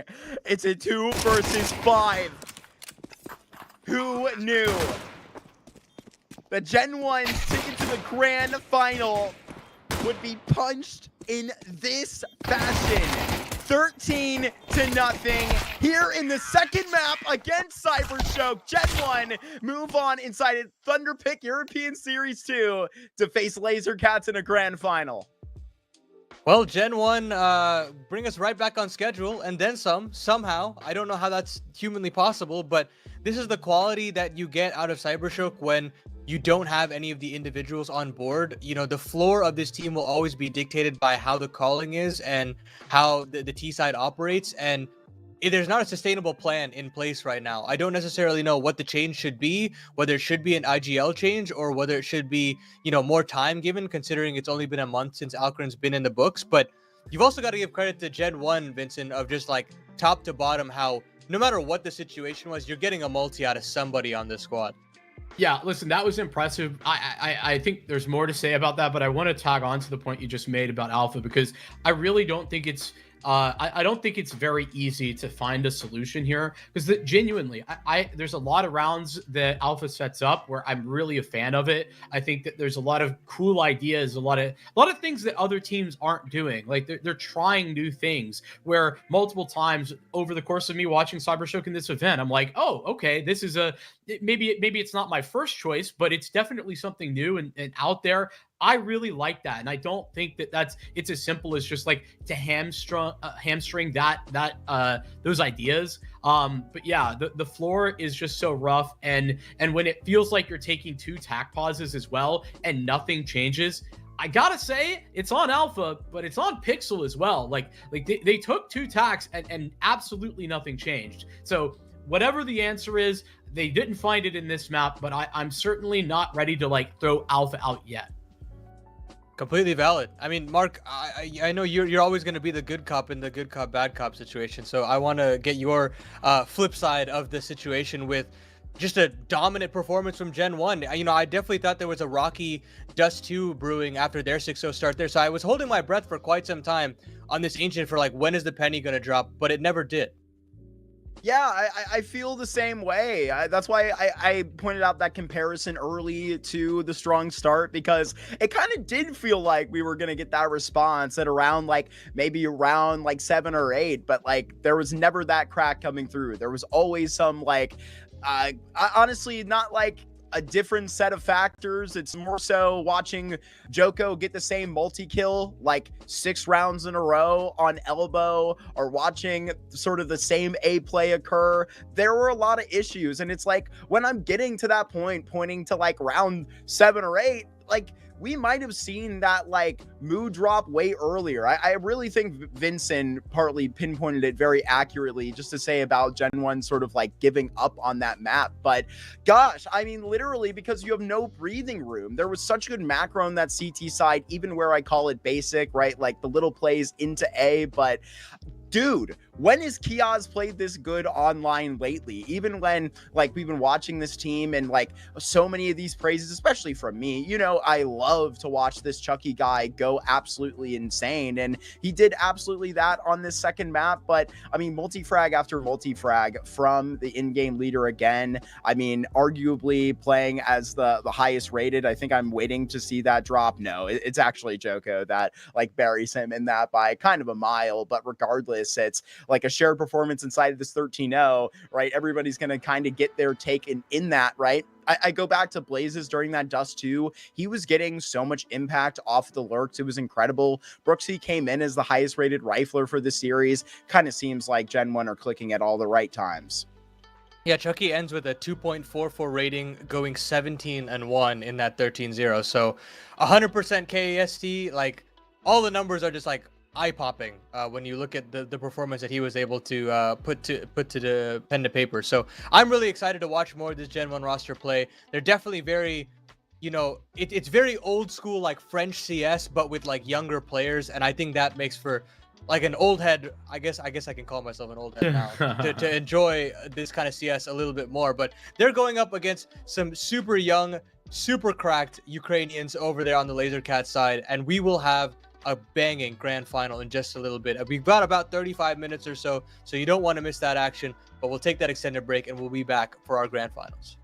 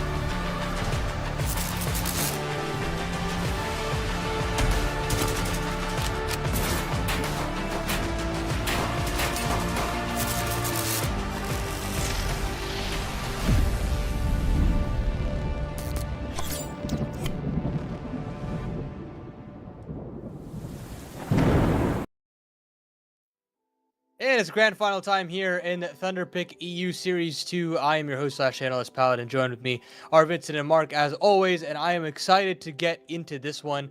We just saw a 13-0 mark for GenOne winning to get their chance into this grand final. How do you fancy their chances in this grand final against Lazer Cats? It was dominant. It was fantastic. I figure I fancy their chances to be very good here in a grand final where, I mean, genuinely coming off of like, I think Vincent wrote it in the chat during our discussion that just reminded me when I was rereading it just now, like Chucky ended that last map at Ancient 17-1. I mean, this is a team which I think the last point I left you with like, I don't think I've seen this team shooting on like all cylinders like I have right now. And of course, when you're ending on a 13-0, walking into a grand final, I don't think you literally could be carrying better baggage than that. Absolutely. And on the Lazer Cat side, Vincent, I'll be picking your brain. We can honestly just jump into the roster and start discussing this team all throughout. They've got so many different nomads within the Ukrainian scene that I've just kind of floated in and out. But Magic is namely the player that jumps out to me, and most recently, Pol Bandana from that last best of 3 as well. Yeah, this is kind of interesting. I spent our little break, excuse me, getting a chance to maybe check in on some of these guys. Pol Bandana in particular made me laugh when I saw that he like most recently played with Alter Ego that has Bintet, Boros, Pokemon, and Gratisfaction. What a collection of individuals that you know the name of, but don't know anything about what they're doing right now. Just had to mention that. Anyway, overall, yeah, this is kind of interesting. I feel like it's a collection of maybe outcasts initially from the likes of like the Navi Junior program. Basically the whole of Nikiti, Magic, and Q, they all like spent a little bit of time there back a few years ago, but they've been building out this core since. But it's been a bit of a weird situation for them since Braco got picked up by Fnatic. They really haven't played a lot of events, like a couple of events here and there, but they've been with stand-ins or temporary scenarios. And now you come into this where TripX, it's his first like official event with one exception. I think they played with him in the ENC qualifier.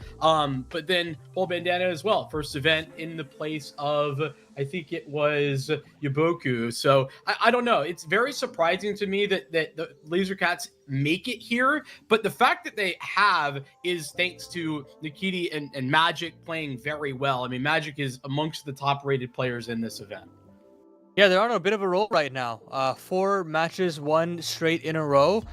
One against Basement Boys, some of their former countrymen as well along the way. And I didn't necessarily think they had it in them to win against that X1 win roster. When I look at the players that are on that team, I mean, sure, they're just definitely a far cry from what they used to be. But Kickard and Laddick as a combo suggests to me that they should be doing something in this tournament specifically. But that turns my head to suggest that this team has something to give. And when we switch the tables over to the GenOne conversation, it doesn't necessarily blow you away on paper, but if you've never watched GenOne play, but it feels like we're getting the best out of Kiaz right now. We're getting some flashes from Joko, and it's this younger core, Mark, that has really made me excited for what we can see out of them in this tournament here.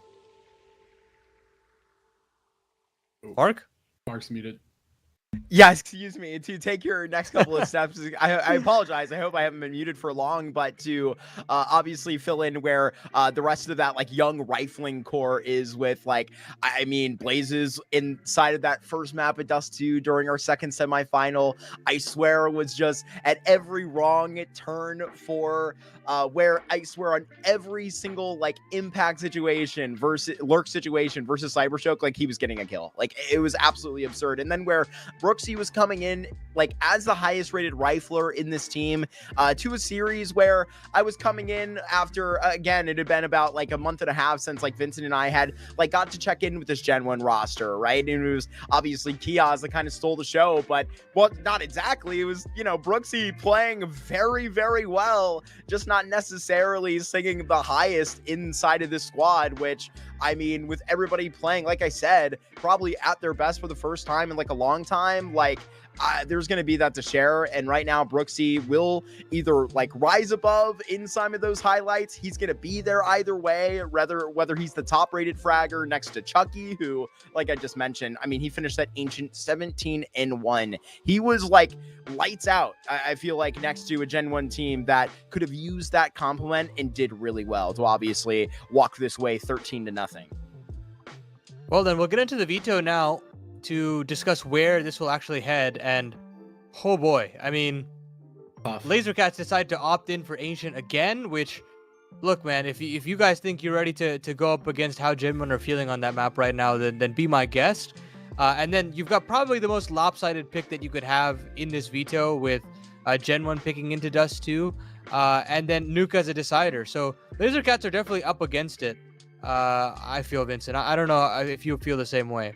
Yeah, I'm really not feeling that confident about Lazer Cats' chances in this series just based on this veto. Lots of question marks, even on Ancient, their selection, which is a good pick. Like, this is a good selection in my opinion for this team. But it still makes me concerned when we just watched GenOne like dominate like they did, right? I know it's been about an hour, but it's still like the momentum from that semifinal could very, very really move into the grand final. That's the concern I have for Ancient in theory. It's also just a map that like GenOne are always going to be able to fight on. And that's Lazer Cats' pick. Then you get into the real problems, which is Dust 2, as we've been talking about. It's been terrible for Lazer Cats. They have only played it once with this 5. They lost it in the one-win series. Then you follow that into a Nuke, which, listen, I don't think it's weird to float Nuke for Lazer Cats. Clearly, they're interested in playing it. They had the chance to play a little bit of Nuke here. They beat Walczaki on it, and they beat TNC. That was actually the previous iteration of this roster that was with a different substitute. But yeah, I don't think that really gives me a lot of confidence when it's one of the best and most played maps in the pool for GenOne. You get the top 3 GenOne maps in this series. That's crazy. And with that, we've got not a lot of time to go before games start. It feels as though GenOne have everything in the palm of their hand to win out in this game. I'll flip this question to either one of you guys. What is the win con for Lazer Cats when they've got a veto like this? It's this guy on screen. I think there was no question for me. Magic, obviously. I don't know if we've acknowledged this, and I hope I share the same opinion of you all, or at least me being correct. He's not only opping as one of the highest rated players in this tournament, but also in-game leading, right? So, I mean, for a journeyman player that, like, you guys were both just commenting on, it feels like you've already posted, like, a pretty consistent 1.3 throughout this entire tournament. He's going to have to call well onto this Ancient specifically, right? It's not like we're walking on to a Dust 2 where he's going to be able to really clock in well with that scope, right? This is going to have to be him leading the Lazer Cats in well to what is naturally going to be, they had to have been watching that game and understanding what they're getting themselves into, a challenging map number 1. So for me, it's going to have to be a well-called game from this guy. I do want to mention that I don't know that he's calling for a couple of reasons. First of all, that they like tweeted out that they're looking for an in-game leader. The Lazer Cats account did, and TRIPX was the in-game leader for Big Academy. So that makes it seem like to me that this is them moving towards TRIPX as a leader. It also would make sense with Magic's uptick in performance in this event. I don't know that for sure, but I'm just putting it out there that I think likely TRIPX has taken over that leadership role. And that's part of the reason that Magic is still the guy. The point you make is still correct, that he's got to be phenomenal, and he has been phenomenal, especially against Chucky.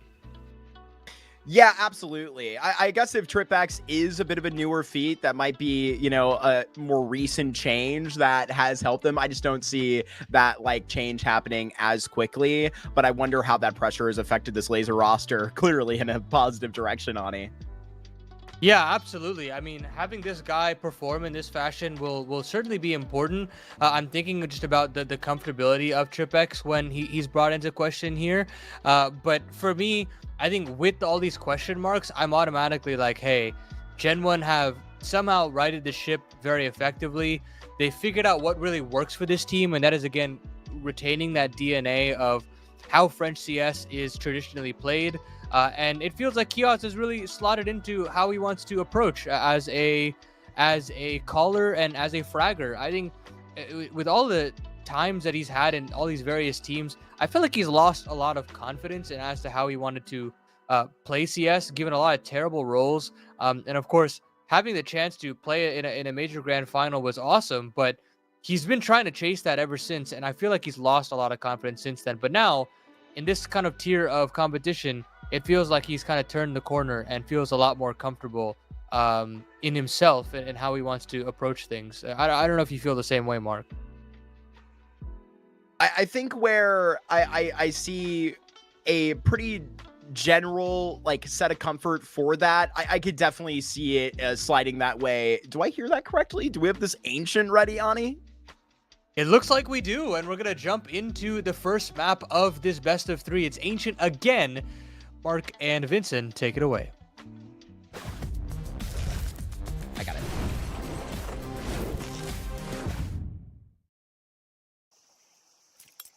This time, Ancient up first. Yeah, Vincent, I hope you were a fan of our second semi-final, buddy, because it's the same menu, right? We're just getting the reverse of the courses here. And of course, even that nuke that, you know, maybe we could get up third here. It was a complicated kind of like toss-up in that veto, but pretty concise pistol round. We're not going to say much up to the imagination. An A-rush for Lazer Cats. Yeah, and they had nothing. GenOne, I'm talking about in Donut as well. They had a 4-man setup on B, so they're quick to react, but the bomb's already down, and Donut's fully in control of the T side by the time that GenOne even start to inch their way forward. This is really quite rough timing-wise, but they do have a kit.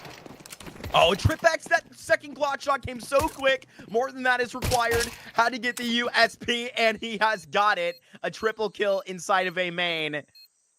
First round that GenOne have a loss in an entire map of Ancient. Lazer Cats. Well, they've humbled their opponents, Tick and T with the last kill. Let them know. Let them know that this is not going to be the same type of pushover that we saw in that semifinal. Not even close. Definitely a much more confident Lazer Cats than the situation that CYBERSHOKE was in. Ancient is their go-to. They've been good here. And we are going to see GenOne go in for a force buy. It's so funny because GenOne playing quite gambly from the start of this. Now it's a 5-man setup. They played the 4-1. A lot of time on the pistol, if it's a 4-1 for the CTs, it's going to be mid-centric, but it was all towards B. The push continues, and though TripX gets his 1, that is overwhelming the numbers. So Lazer Cats will execute their A attack. They'll walk out GenOne once again. I really like this hustle back from GenOne towards T-Spawn, though. They're going to get up with Theo around this corner, who will actually connect both kills, flash out of CT, and they're actually coming at this very fast. Chucky, you're spamming in the back, plays dealt with here, and Magic. We're news to me. This guy has just got to focus on shooting, focus on fragging. That seems to be a pretty, you know, understandable explanation for maybe why this guy's like rating is taking a trip through the roof, Vincent. If that's true, and they've locked up their IGL, maybe they just like haven't announced it yet, and this is their first event result with TripX. Yeah, you might want to, you know, break out the pen, sign the papers. I mean, they put out on their Twitter account that they were searching for an in-game leader and an anchor, which is, you know, kind of what I assume is that these two changes are. Well, I thought that initially, but then realizing that Yaboku is not here, realized that it might be the old two for two change up. But he's been farming. Yeah, been very good. Ecos, that is. I do want to mention as well, whilst we have a second, something I didn't get to say on that pre-show, because there's a lot of data and info to talk about. Totally. I think this is a really impressive opportunity for GenOne. This would be, if they were to win this grand final, their first victory in an event in 2026. Last time they were able to win, it was December last year in an exhort event. So huge chances on the table for them, for a team that I think has very much had an uptick in their consistency and their constantly making playoffs. You know, it's rare to see them outside of the playoffs. And in this event, as an example, I mean, they got the playoff invite, and that's starting to become a more regular thing for them as well. So props to GenOne, but they haven't taken that next step. They're always close, but not quite there. This could be that chance to put away a victory and an event. But that's a great start. Lazer Cats putting up 3 to start Ancient. Their selection looking good. Massively. I feel like I really appreciate the way you put that, right? We cast so many teams, Vincent, that, you know, genuinely, especially where, like, for example, in the South American space, it's been really cool in terms of, like, who's been winning the online tier 2 events. It feels like it's been like a different team every time. You know, Imperial like doubled up in one of those, but like different teams keep winning these European events. Sometimes we forget that some teams never even make it that far. It's been a couple second places that GenOne have had. They don't plan to let this be one of those. It's a B-side hit that comes through here and will be making GenOne very weak. Q at the start of this is looking so threatening. He's been one of the lesser rated players, right? It's not been him throughout the time on this run in Thunderpick. It's been the Magic Nikiti show with Polo Bandana is like a maybe third threat in that process. And so for him to be so stunning at the start of this map, it's a punch in the gut to GenOne. Really impressive entry pathing and really quick headshots for Q. It does well. 7-1. Terrorists win.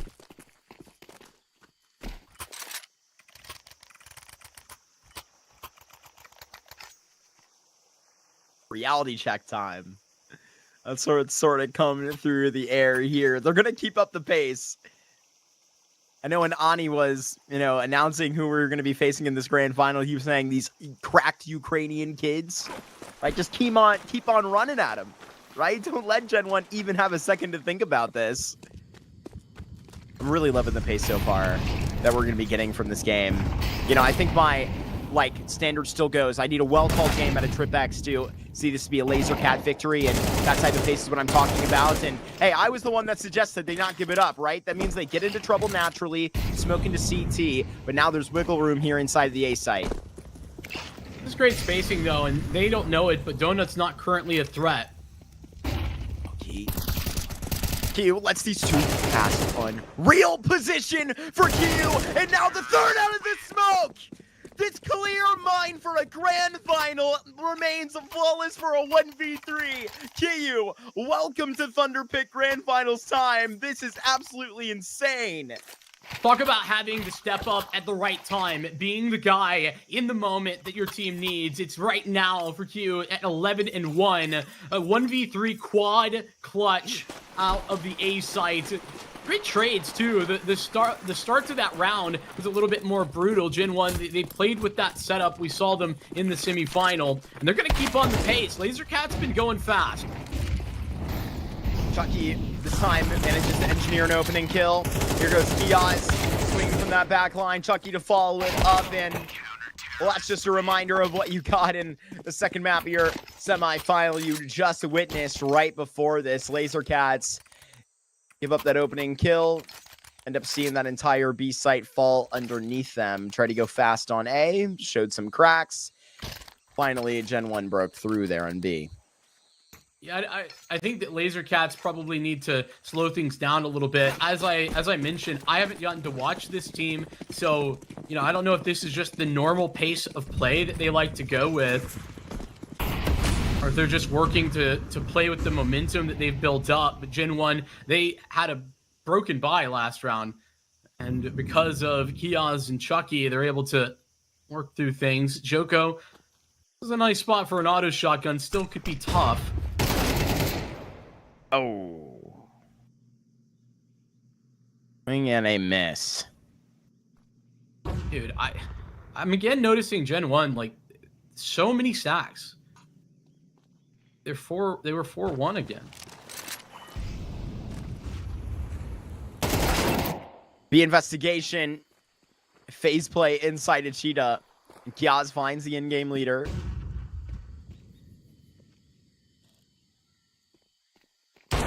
walking down this ramp. Oh, he's just been seen. Got away with a quick one there. Managed to slip the op shot himself. Surprised that they didn't just snap go A. They had some mid control. And even though the bomb wasn't in a great spot, they probably could have just walked through. Now they're going to go back into B, and it's every player here. Chucky. That's his kill of the round. Diaz and Brooksy, they're both going to come this way, but it's separate servings. Watch the backside of this ramp. Blaze, he might be a manageable player to fall because they're currently considering the flank. I thought Q was looking at it. It's Diaz now. That's responsible for the double kill. Multi out of this entire B site, held together by Chucky, taping these two together at the end. Separates the second from the Lazer Cats. Well done from GenOne to finally, I feel like, lay a foundation here on a CT side. I think Lazer Cats end up looking kind of stupid there, but I really don't think it's silly. I don't think it's crazy what they did. What I think is crazy is how committed GenOne were to the B stack. Like, they took B space and then just left mid open forever. They never worried about A, not one time. And even mid, they never went to go re-clear mid, even after taking B space. Like, they pushed B ramp, they re-cleared Jag, and they never moved off of that stack. It ends up being a really good call, but a confusing one at that.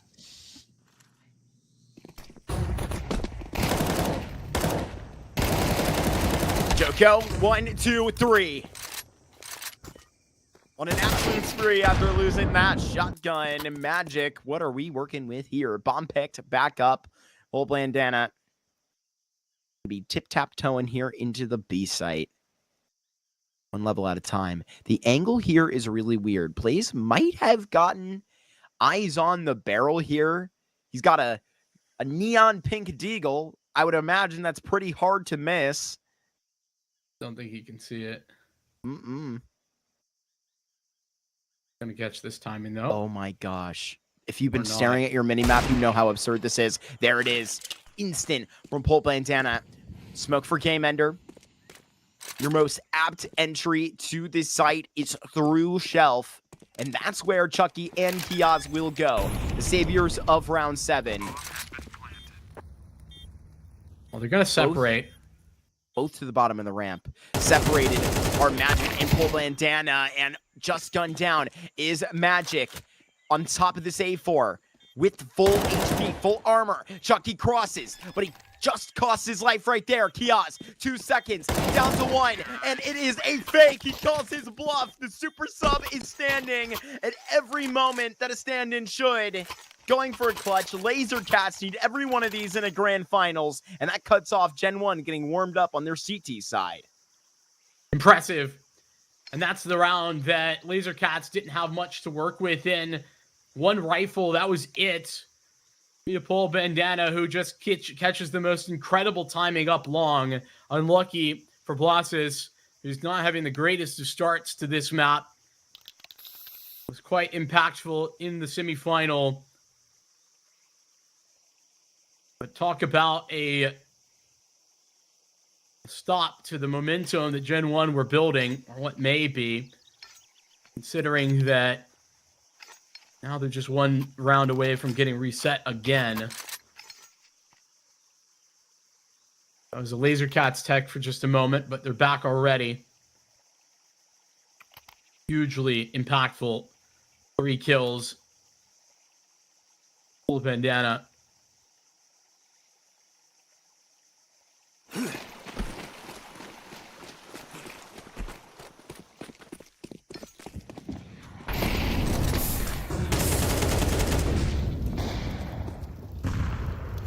You get so close to Chucky there, but Magic actually just standing ready for it on the corner.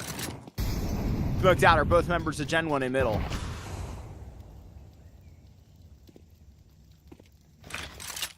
And they got to give up that space after losing Chucky.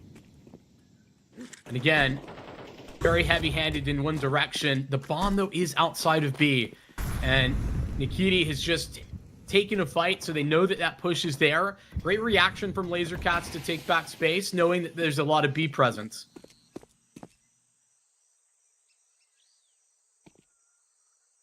Doko in some trouble. Now they realize he's coming from inside of that smoke, he won't be the first. Blaze can be right behind him. Would have rather seen Blaze hop out of this smoke first, considering he's at 1 HP. There's Paul Bandana able to get this frag in terms of Donut.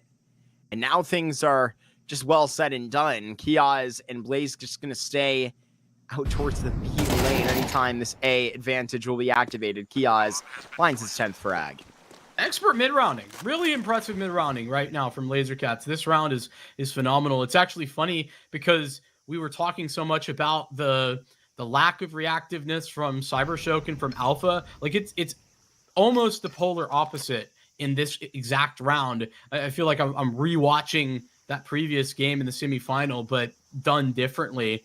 Because as soon as they realize how much pressure is on B, they are taking mid space, getting into house, splitting the defense, still respecting the fact that there's a donut smoke, so they know that there's an A player. And that mistake for Joko to make the step in CT to confirm where he's located is even more information for the Lazer Cats to then take advantage of. They are really careful about it, but they do exactly what I would expect from them. Very impressive, that round from them from start to finish.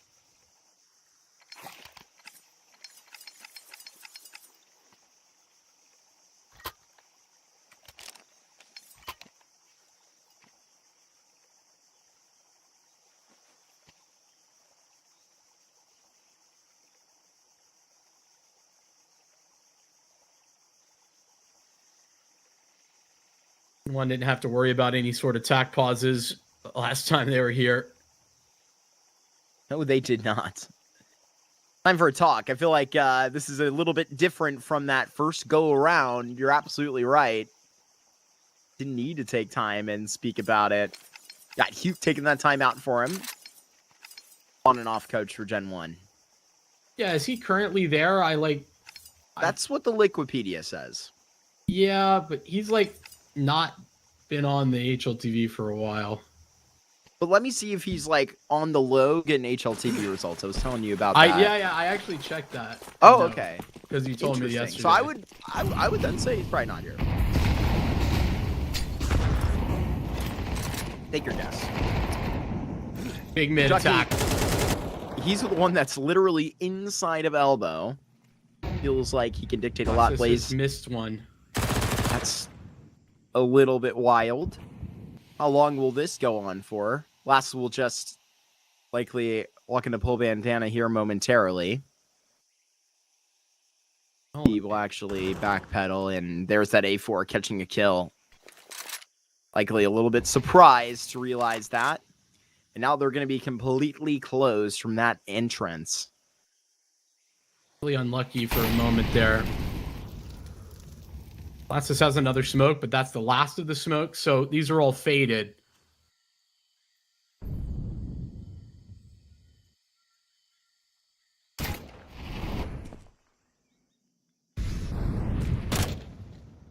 Tripex contact, where's the kiosk swing? Did see the barrel Q. That kill in the middle. Double frag from down the ramp. Joko walking this way. Catches a good kill.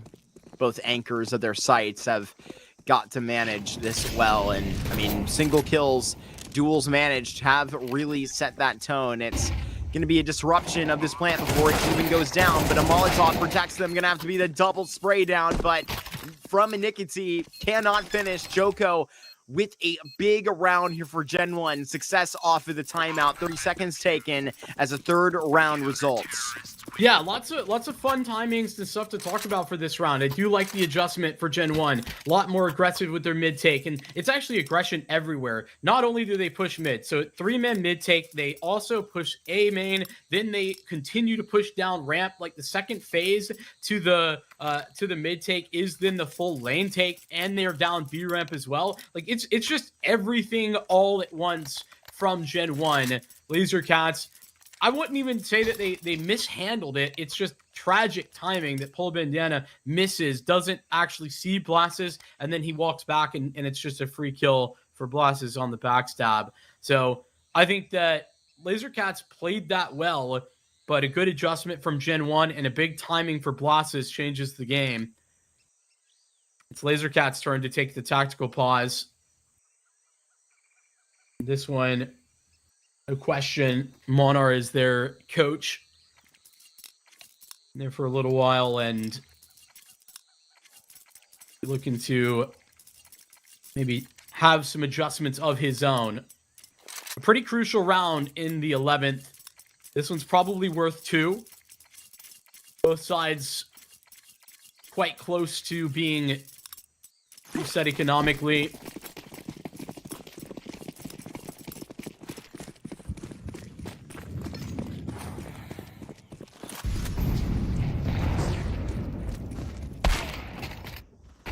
Caught by the op. Magic was back there ready and set to actually have a little bit of a problem with the push, but I mean, there's a cost there. There's always going to be a cost. A nice adjustment for Lazer Cats. They know how often they've been seeing a B push happen, and so just set the op up in order to play and defend against it. Love this. He actually misses on seeing that op pass by. 3 players in middle, always working on some scheme. He stacks these expletive circumstances that would allow them to go for this bomb dropped. Here's Elbow to go and take their swing. They know it's coming here, and potentially in this time, they need a reason to see Chucky line up a kill as well, but he may not have to work too hard for it. He stayed on that angle.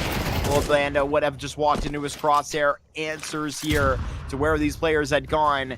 2 players with little HP on this side waiting for Joko with still the bomb in his collection. It is Chucky that hits a pretty difficult shot, and now it's all into Magic. Likely will stay here at the ramp unless Joko swings.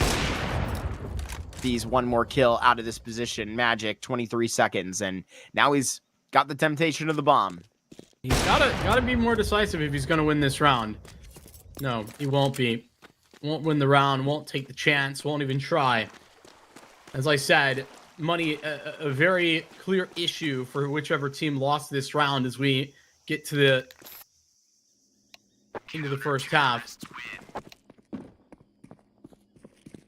For Magic, he's happy to keep hold of the AWP.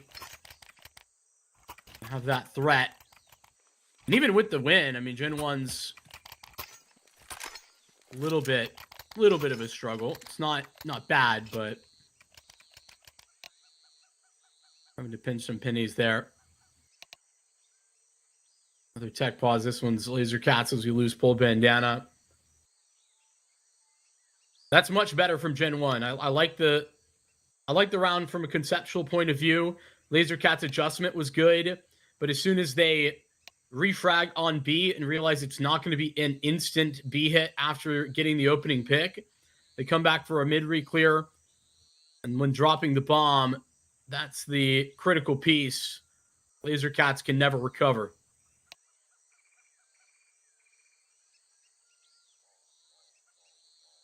Quick restart for Pole Bandana.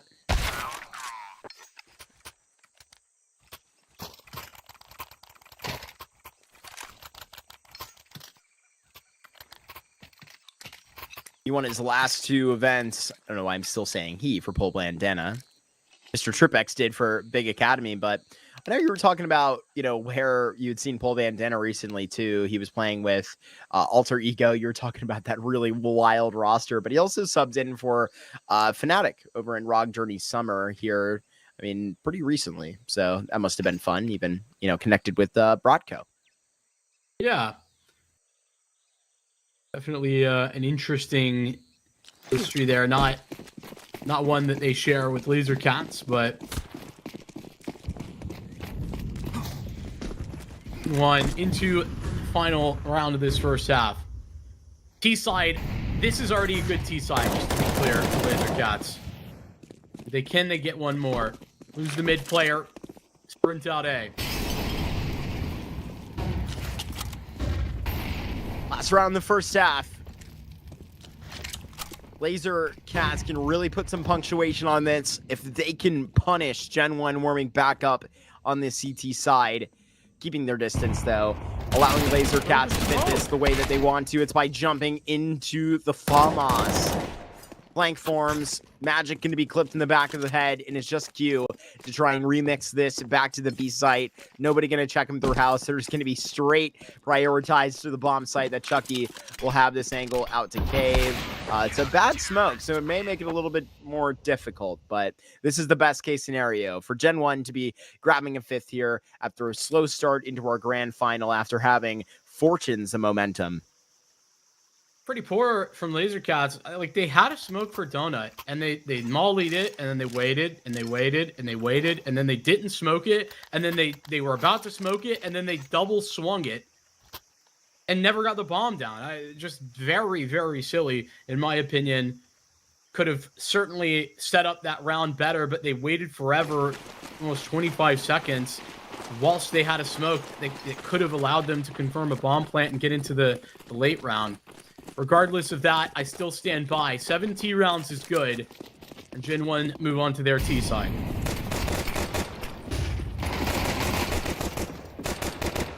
Brooksy, a big double entry. And now Chucky around the corner. It's big moments like that I was hoping that that's exactly what Brooksy was going to come to barter today after seeing what, type of tournament he was already having. It's Mr. TripX in a 1 versus 5. Been a pretty great game called from him so far. I think that's what we can write out of here. So T side, well and done for Lazer Cats, and I feel like TripX can receive his flowers for him and his squad passing that test well. Yeah, job done on that side of the map for sure. I do think this is where GenOne, I there's been times where I feel like their T side is the most volatile, but I think it's also got scary momentum to it, and we're seeing that reality even in the pistol. He's got a kit, that's why he's sticking around, but neither time or the ability to get onto that defuse is going to matter. Why go down? He had a kit, like I said. Unnecessary, a little humorous. That's how we get through uncomfortable moments, is by having a good laugh. Lazer Cats still leading in this ancient, but, Thunderpick doesn't forget. Obviously, credit to them for these odds favoring GenOne here. A bit of a 30-second pause that is called on their end between them and the Lazer Cats after the victory to open the second half. Yeah, it's a weird tack, if I'm being honest. They just won a pistol, and it was a very dominant pistol, even though there was only 2 survivors.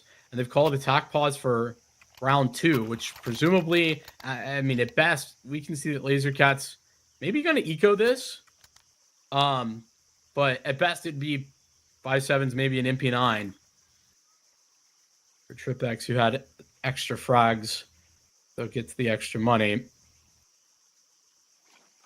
Very few teams right now are ecoing round 2 on the CT side. Especially on a map like Ancient, where 5-7s are just super good.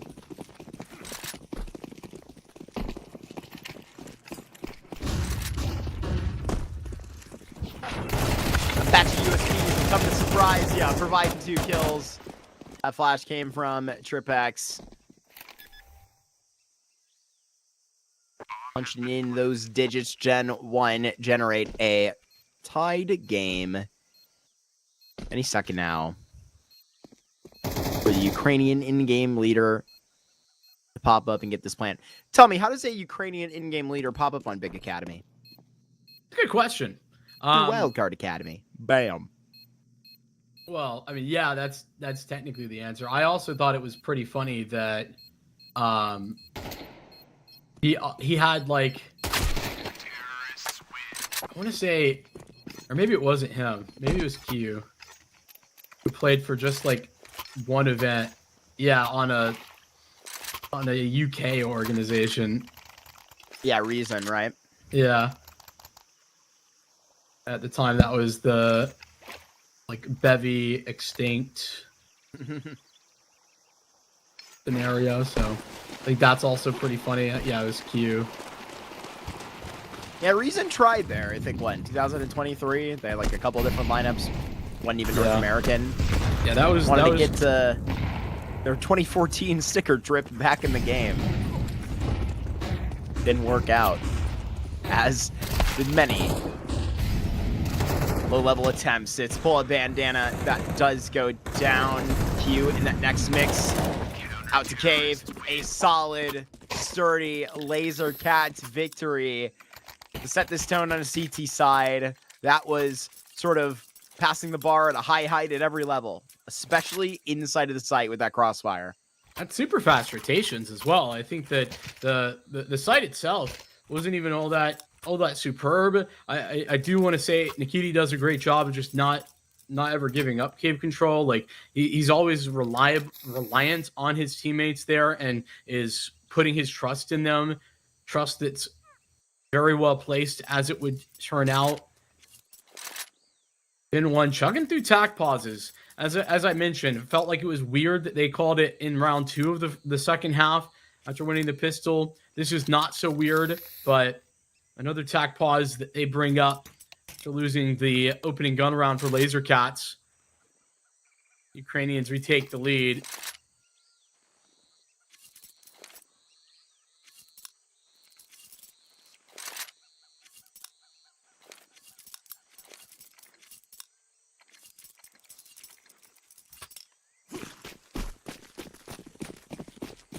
It would really be something to see, like, how confident and how, I mean, concrete of a choice this was to challenge an Ancient just after seeing a 13-0, right? There's crazy, and then there's this type of crazy, Vincent, to do something like that.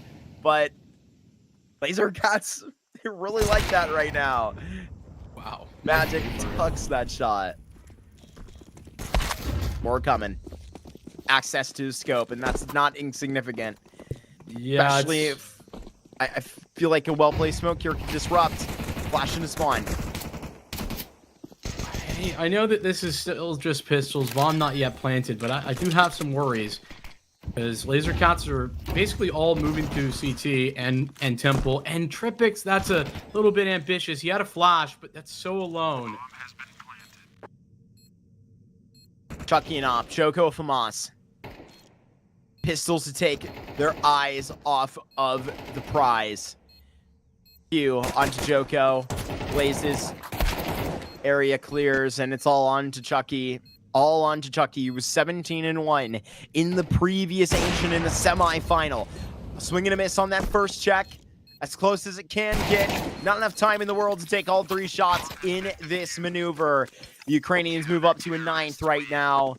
This Ancient becoming non-negotiable, more so by the moment. More and more money falling out of those GenOne pockets, but at least they got a good stone to go back and lay on here. This will be the best buy they've had in a minute. Really impressive retake. I know that that's an eco, but as I said, I think the positioning was really good. They never gave Chucky a look. The pathing there from Pole Bandana into CT or through CT was really strong.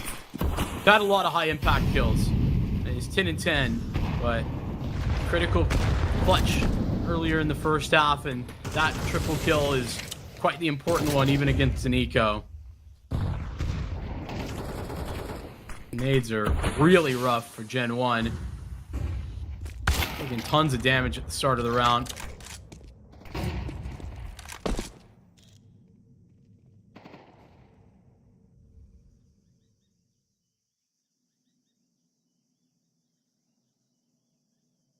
Collapse by Lazer Cats here towards the bottom of B. Hugh finds that back of the head, and Chucky is behind these doors with the bomb on his back. I mean, the problem is that he's so separated from the rest of the team, who is giving this big plus to the A site. Bomb going to go down there. I don't know why Chucky is doing that. Well, it's because he heard Full Bandana step, and he assumed that that was him running away. Is what my theory is. That makes sense. And I honestly don't think it was on purpose. I think it just was like a little instinct, a little bit of an oopsie from Paul Bandana that he made a step, and it's logical, that thinking from Chucky. Nice hold as well. I just want to highlight Magic starting to have the impact that we'd expect from him. As we had mentioned, he's an X factor. There's a multi-kill this round from him on Donut. In 7, GenOne, Econ broken. They're going to get on to pistols.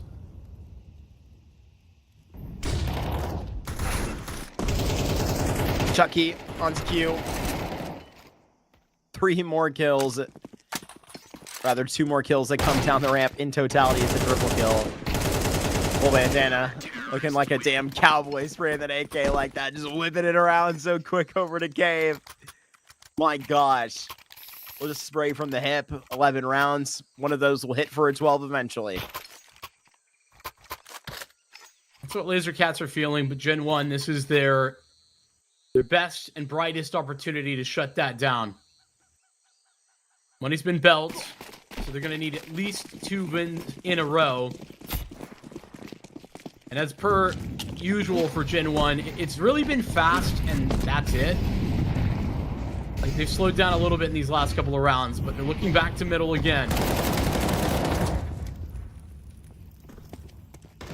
Rippbacks onto Brooksy.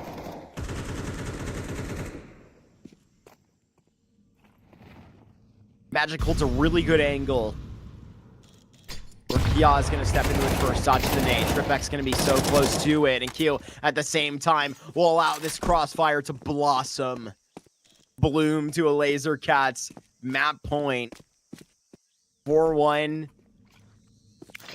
Frantic in how they assumed this one would go. They imagined map 1 being much better than this, and when they got a map they just pitched out CYBERSHOKE scoreless on, I don't think in their wildest dreams they could have saw themselves losing this map. GenOne, they can still connect this to overtime, but they need 5 rounds to get there. Dude, that mid setup, man. Bait on bait on bait. That's really good. Rifle was available. And then they bait him into the op. Follow that up with a collapse. There's just a lot of depth to the way that Lazer Cats are playing that. 5-man towards B, but it's kind of crazy. That's a spam, and then also Blastus is blind and just randomly gets a kill. Oh, Magic, he's showing up to the occasion, though. He's just gotten way past the script.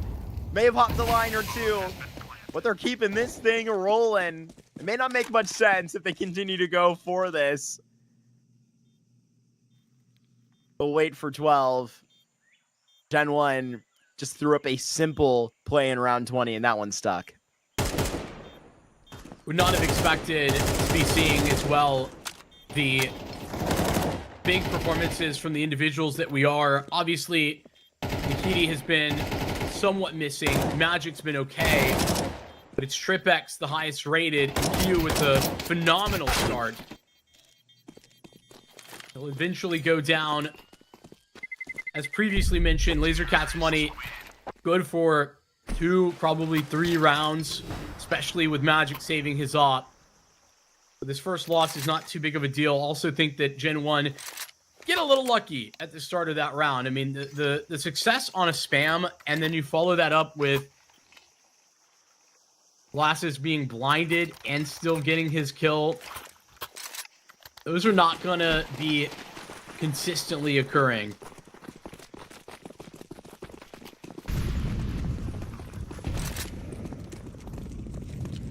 Magic standing, probably very patiently waiting for a play like this. He wants the pressure. He wants the challenge. Tripbacks going past this. Q fearless through the smoke. Only fit 1 frag. That was sort of the risk that was going to measure how realistic the rest of this round was going to be. If Magic can turn this into a 3v3 right quick by catching Kiaz, then we might have a chance. Nixie and pull a bandana, gonna go back and join him.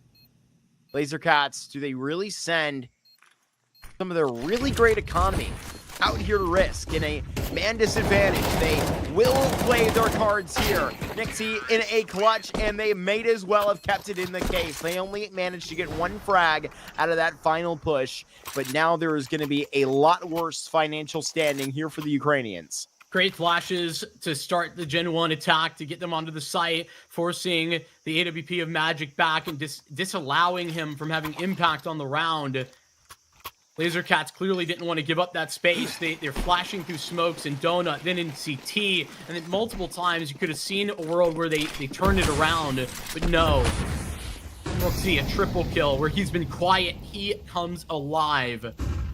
4-man setup on A. for Lazer Cats on what's effectively a save.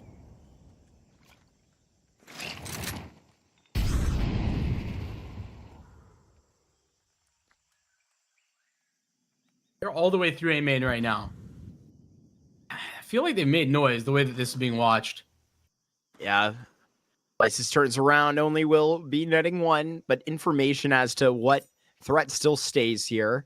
They do check for another kill here. And in fact, if they can confirm it, they might roll back over towards this side of the map. Pull Bandana could send Lazer Cats up 1-0 in a grand final with a multi-kill here practically. One more frag.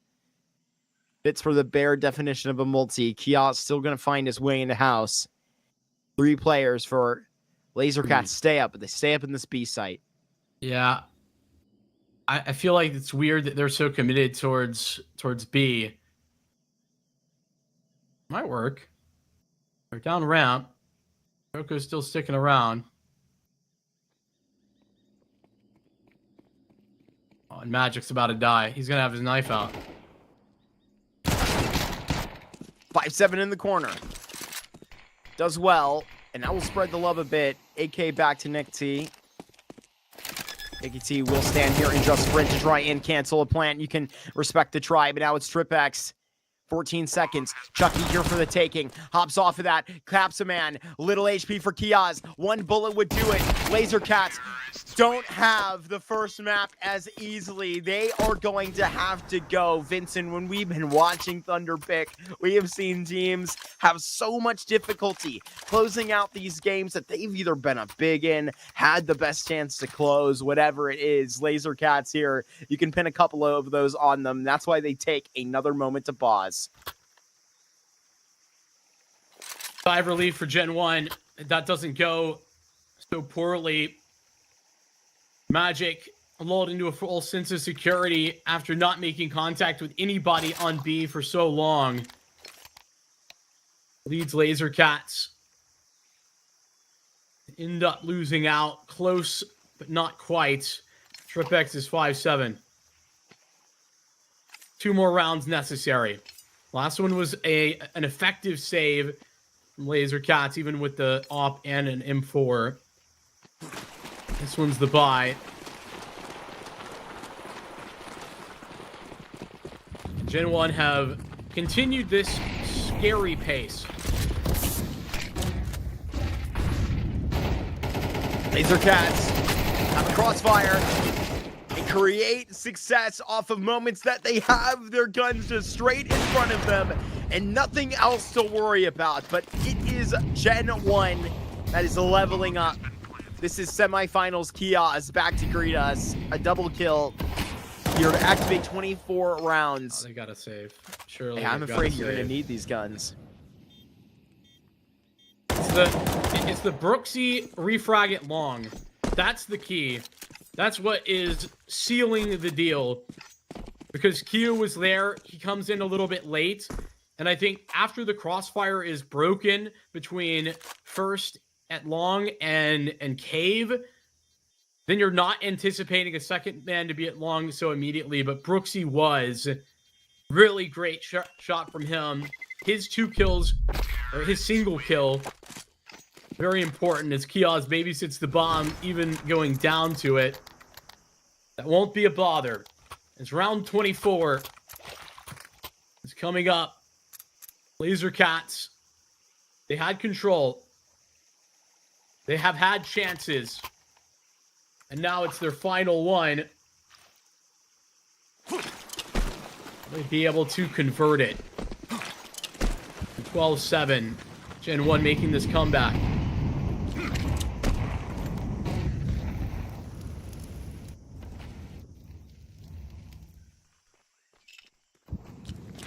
Took 5 rounds to get here. We'll see if the 5th is just as fancy.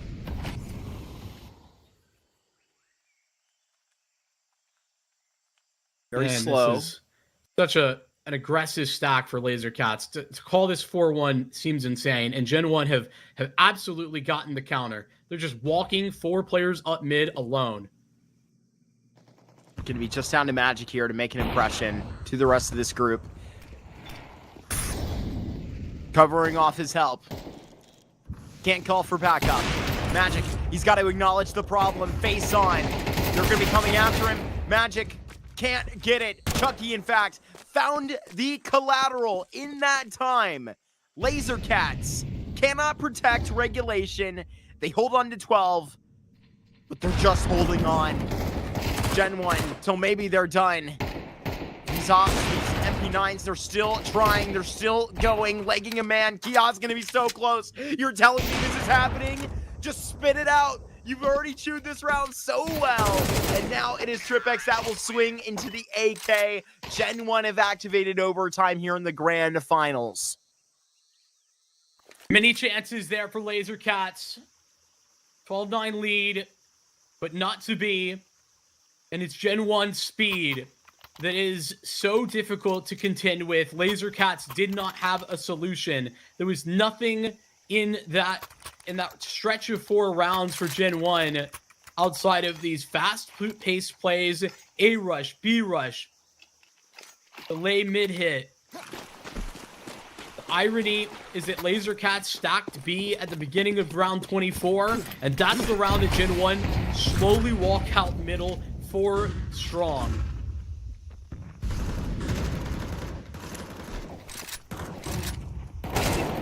Arm for the Lazer Cat side as they go an aggressive mid fight.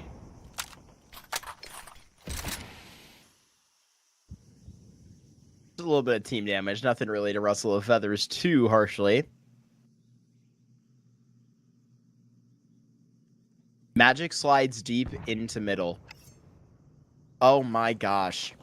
I mean, what we have witnessed to, just like in the last round, GenOne with the perfect counter to this current position by Lazer Cats. I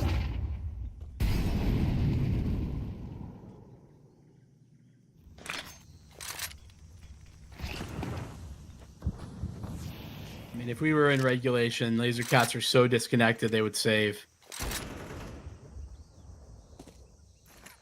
Everyone's taking their time about this thing, and maybe giving chance for Lazer Cats to recover. Oh, Magic, that would have been so perfect. Equal kills in middle. Yoko after Magic. They've just dispersed with the AWP player, but Chucky, he's in some trouble right now. TRIPX has to swing and go and swat him out. Nikki T here against 2. 20 seconds in the corner of CT, ready to be activated. Just say the words, and he'll wake up from his slumber. Nikki T had to have seen an elbow. He has just gotten this down to a clutch. Chucky shotgun up right in his face, but he can't even pull it out. Lazer Cats into overtime, no doubt of 13. They've finally broken their own curse. They can open up shop again here in extra innings. Dude, it's just GenOne doing GenOne things. The way in which they've managed in the last 5 rounds to somehow counter everything that Lazer Cats are doing is sort of insane. Then you follow that up with they had an open A bomb site.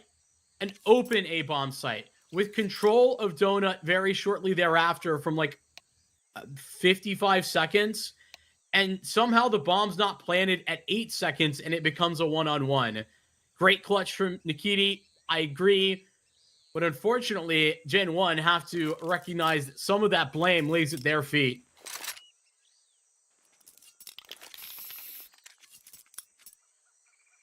And another Lazer Cats tech. It's been them the ones consistently having some of these tech issues. But none of them too elongated.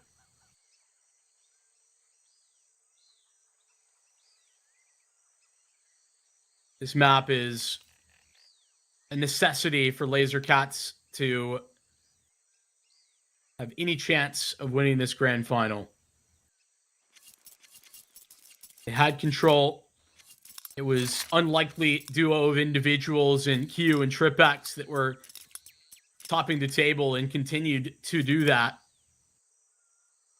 But a GenOne team effort, a set of calls from Kios that could seemingly never be wrong. Towards the back end of regulation, gets GenOne into OT.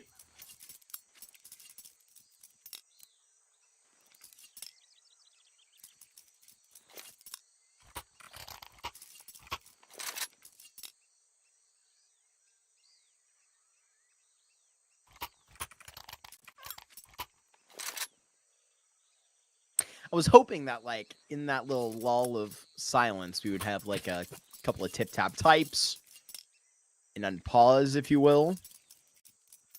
Nothing of the bunch, Vincent. So a moment to breathe, a moment of solace for just about everybody. Maybe even you, most importantly, at home. Got a damn G2 fan over here. Unless those aren't his sprays, one would assume. I mean, I think it's clear. And we're back. I'm holding on to my non-Dendelay spray for as long as I can. So fair. The key with Dark some Soul of Eva. his biggest impact right there in that clutch, that 1v2. Lazer Cats who approach 13 first, but it's not for a victory. It's for an extension into overtime.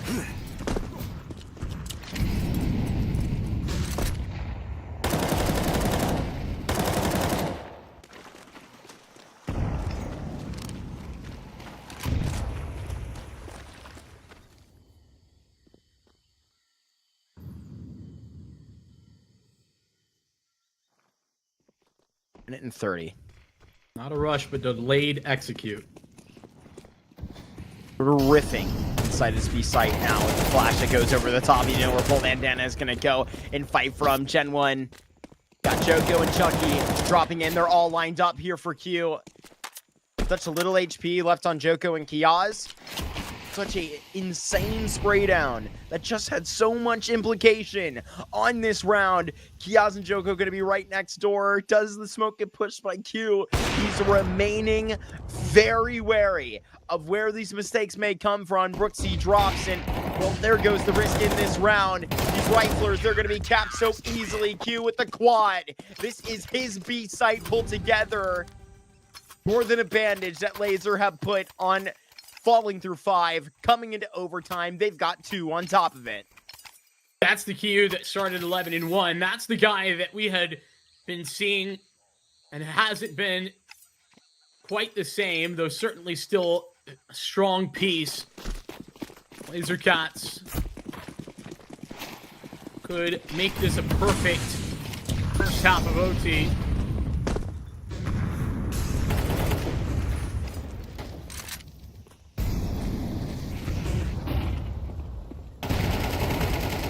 This is a flawless half. Brooksy, hey, he's already going to make that challenging for you.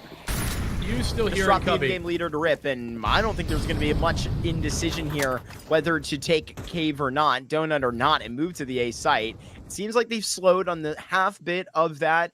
No big push to A.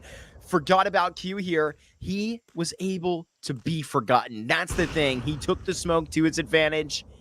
And now they've got to make a difference. Information on the kiosk. He's going to be cleared. It's going to be the full reactivation of these Lazer Cats into middle. Q with an absolutely disgusting sequence. 4 frags in the last round. A triple kill here. And a perfect pallet that Lazer Cats have pulled into overtime with. Q, 30 kills close. 29 in actuality. Our MVP of the first nap. This is quite a lights out performance into overtime. That's what lifted his spirits even higher.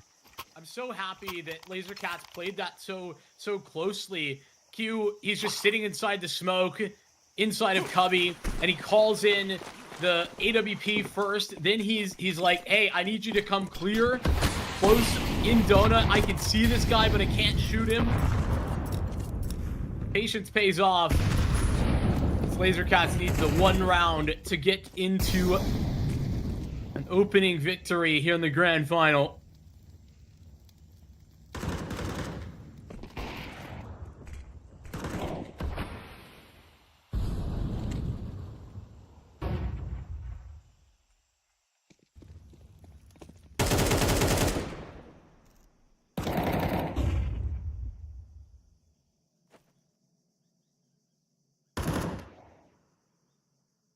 Thought Trip was about to go and spam the door. Magic onto Blasts. That's just right over the top.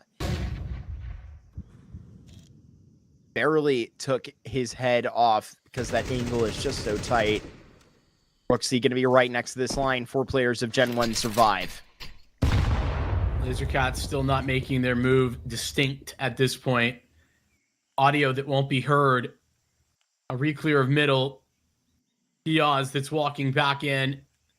Searching house. Nobody seen yet. Oh, but Q, he's too good.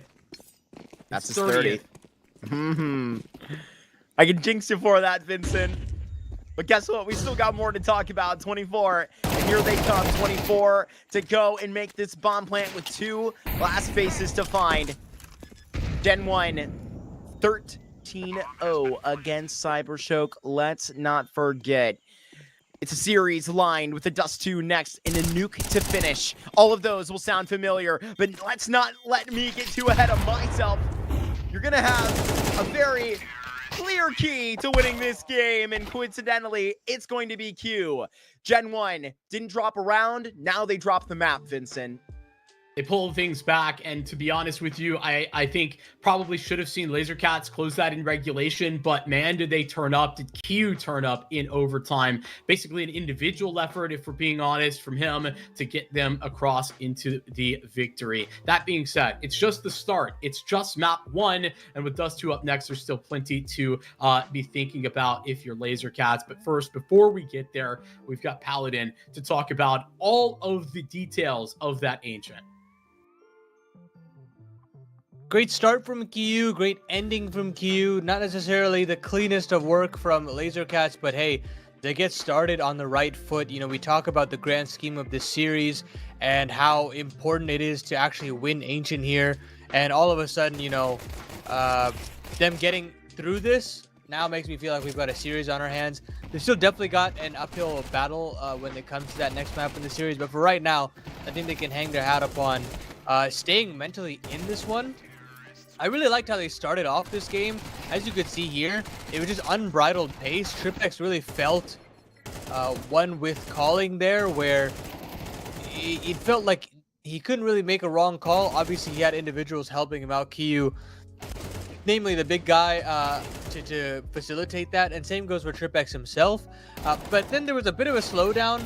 I would say some botched post plants, some situations where GenOne probably shouldn't have come out on top, and yet still, you know, they come out with 5 rounds at the end of it all that you're thinking, hey, GenOne, maybe they've got a little something to say. But a big issue that we've had and what we didn't get to see in the previous map was the fact that GenOne's T-side hadn't been shown just yet, and we got to see, like, when they were forced to actually come up with the goods, they weren't able to. At least that was what was discussed as the first half of the second half kind of ensued. But eventually we get to a point where we get to a point where there is 5 rounds in a row needed by GenOne, and they somehow just kind of were to life. Joko, Chucky, Kiosk, they all had their moments to kind of claw them back into place. And I say, once you pull it back in OT, you've got everything in the palm of your hand. This is where you should kind of rip the map over, and you should kind of have this open and shut case to close out the series. But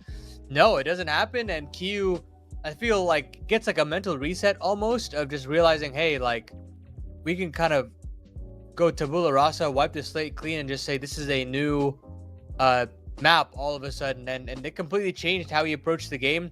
I think that's what, like, back-to-back maps or rounds of multi-kill after multi-kill. He ends with that big 30 bomb, 31 in total, 99 DAR in his regard, and TWC not far behind, or actually ahead in DAR with 100. So I mean, in my mind, you've got all the pieces as far as win conditions are concerned for Lazer Cats. Q had his moments, TWC as well. You probably want a little bit more out of Magic. I had a couple of opportunities and had a couple of sequences in this map, but probably will need a little bit more, especially on a map like Dust 2. But yeah, I'm not going to say that I can paint a pretty picture when it comes to that second map. They've really struggled. They played it 8 times, and they've won it basically only once. So big issues in that regard. But for GenOne, I think they can kind of mentally reset, regardless of how backbreaking of a loss this was and how they kind of fell flat in overtime. We've seen how comfortable they are on a map like Dust 2, and I think they're still expected to push this to a 3-map affair. Of course, we'll still have to take a break and see if that's the case. But when we come back, the second map in our grand final.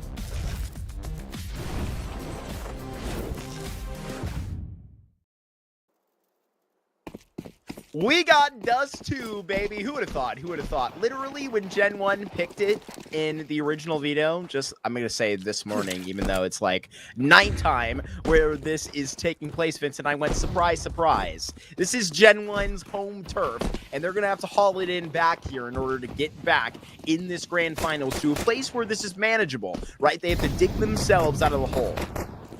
They do, but they have currently put themselves in a good spot. Onto the A site, despite the fact that they've lost a player in middle. The bomb will go down.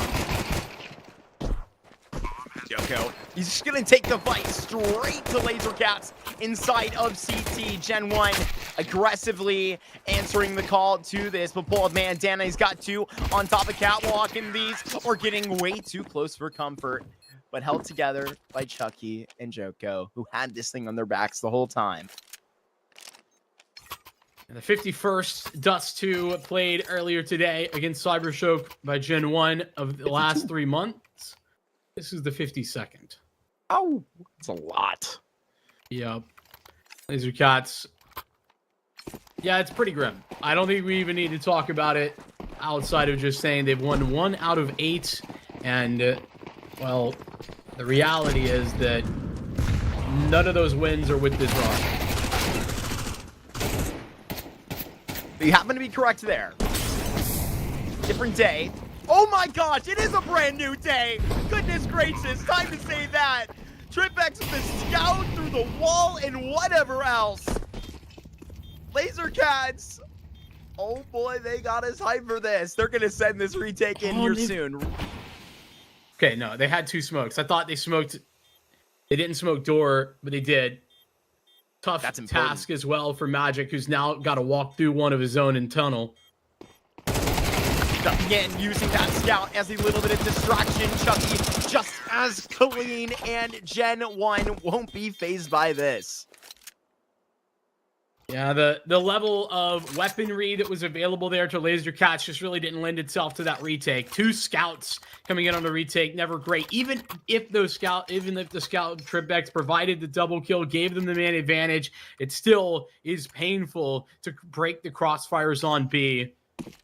And so GenOne themselves up on the driver's seat of this Dust 2.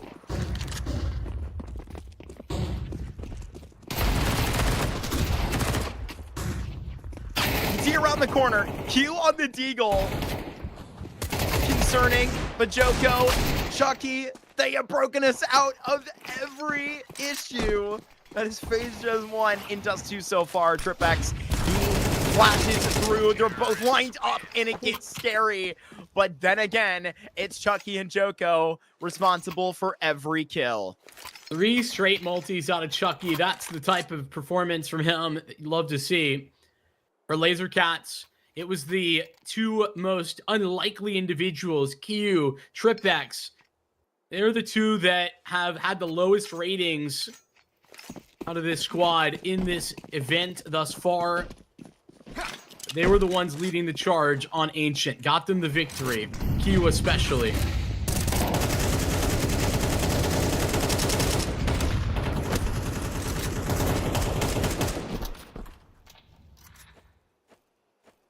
No issues with the long take. GenOne get out. They don't really take much damage for it either. I'm going to start refreshing the long smoke. In fact, Lazer Cats, I like this. This is pretty nice. They're looking to re-clear mid a little bit. There's still Chucky with an op, so if you see the cat swing, yeah, there'll be trouble, and there it is. Taken away now. Oh my gosh, actually able to respond to that, but missed shot. Able to make up for that mistake. Bull Bandana will be, I think, aware that this is going to be getting a little uncomfortable over towards A. Kiosk can just cut off these rotates, but TripX seems aware of Kiosk being in position. These Lazer Cats players have got to take this fight to this guy. I mean, they're aware. You just got to clear him out. Maybe there's not much reason now as the site is fallen, and so has your help inside of lower tunnels. Well, they didn't know that GenOne had fully evacuated middle. They didn't know it was just Kiosk. Last scene, there was 2 or 3 players at Palm Tree, and then still Chucky top middle. So once Paul Bandana takes contact and loses his life at A, that's when they know, and that's when they take the fight. But too little, too late. GenOne, it's a perfect 5 alive. If that stays the case, with Kyu trying to save and spawn. Had to take a lot not to kick the ball. You know, give away his position. It's very tempting, but the sound is so loud. Is so it loud? Is it loud? It is. I don't find it. I don't know if that you're loud. like hearing it echoing, but it's like a good smack. I don't know if you heard that. I'll do it again. It was like a pop filter. Did That you was hear it? pretty good. That was pretty Thank you. good. Thank pretty you. accurate. I don't know what the like word is for somebody that like mimics sounds in a video games, but I could do that. It is a Foley artist is the answer, and it's in Interesting. movies What do you want me to as do? well. I'm just still very impressed. Could you Thank do like you. a Thank like you. this one's tough. Could you do like a slide whistle though? No. Yeah, No, okay. I can't even regular whistle, bro. That's fair. That's an unfair ask of me. Sorry, I forgot. It was a good point. I want what I don't have because I also can. Natural. It's natural. It is. GenOne, it's their natural place on top of the table right now for Dust 2. It was their 7th straight victory on Dust 2 against CYBERSHOKE earlier. This could be number 8. Lazer Cats currently undefeated on a 6-match win streak. That being all the matches they've played here at this event. 2 group stage games. I mean, it's obvious considering GenOne was a playoff invite, but Lazer Cats, the deepest run of any of the group stage teams, was essentially already the case with the semifinals, if I'm not mistaken. Yeah, 1 win were invited team as well.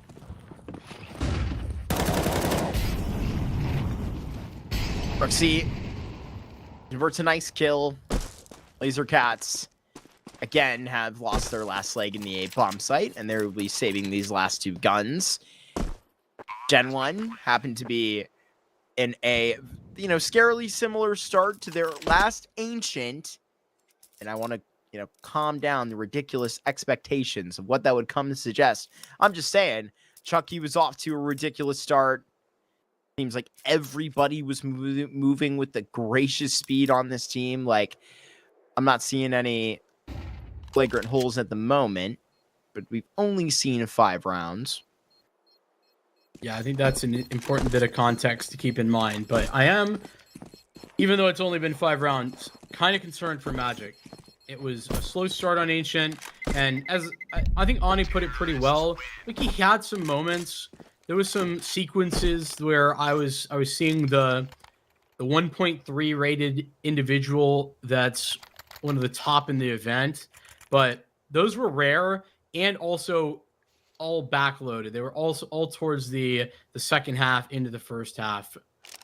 So with Magic 0-5, this is the round that I want to see him get involved and have some success.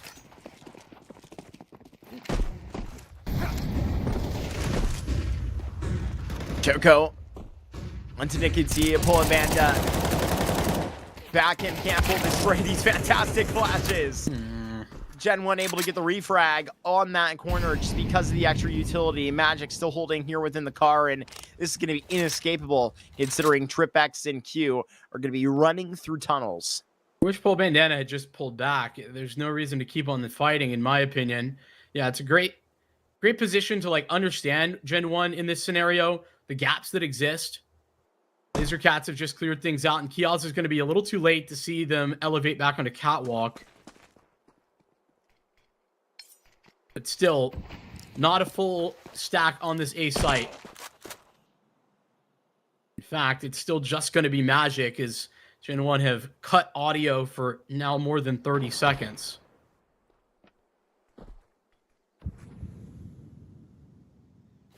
Just that contact in middle is going to keep them busy and looking towards B. All up to Magic. Chucky gives up the op for now. Over to the low HP Brooksy. GenOne have closed 2 rounds just like this where they've killed the A player, made the rest of the team save. Molly goes next to the AWP player. Now, Yeah. wouldn't blame them if they just phase out and instead of having a 2-player save, have a 3-player save. The only thing that might stop them from doing that is how much utility they have. Like, there's a lot of tools and kits for them to get back in, but you can see with the way that they're setting up that they're just backing away. That there's no interest here for Lazer Cats. The only way that they could have recovered this round, truthfully, is like to just gamble stack, or once they realized after 40 seconds of no information, they needed to just get together and push something. I think Lazer Cats playing way too passive in the mid round right now. But shout out GenOne, who I just want to keep giving them praise because it's almost overstated at this point. But these are really great, impressive rounds for them. They did everything right. Even where in the past, they have just accelerated or like waited at long. When I saw them a couple months ago, they would just sit and wait after getting those kills at long. They would just wait and no map control, nobody really watching the flank, and they would be really exposed. That's not what happened this time. They looked good. Quite strong.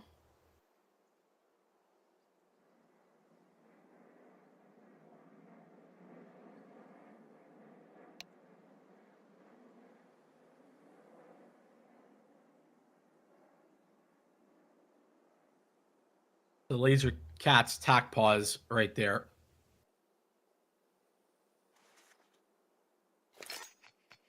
The Cats. Sorry, it's taken me a lot not to say that, and through, 1.5 maps, or 1.25 rather, I feel like that's fine. I feel like that's fine, Vincent. You have to let it slide once. Chucky's got his op back. 6-0. He's 8-0. Great game from him so far. Big developments inside of lower countries, but Lazer Cats, unfortunately, are just at the wrong place at the wrong time. That's not that big a deal, though. I mean, they've lost long, but they also have control elsewhere. Full take of upper tunnels.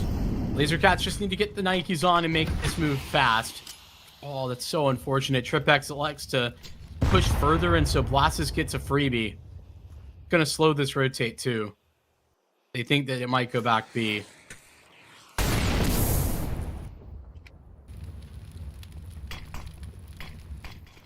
Chucky adds his 9th.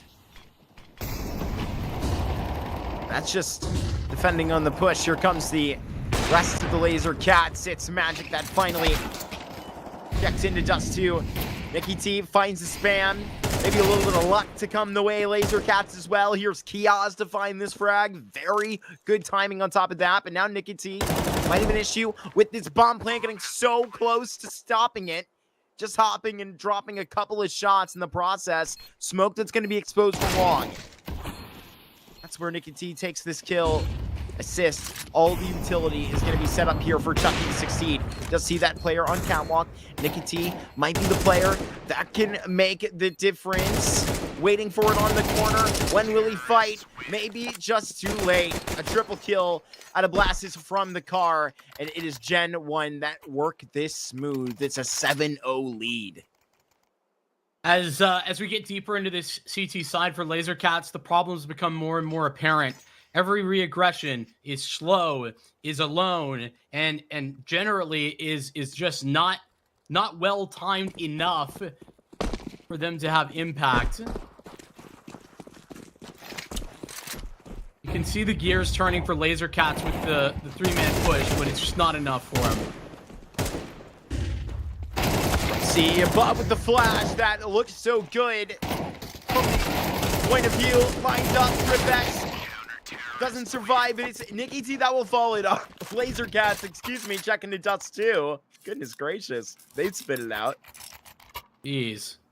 Another, like, unicorn-esque round where literally everyone who died on Cat in middle or at Palm Tree. Like, that's crazy.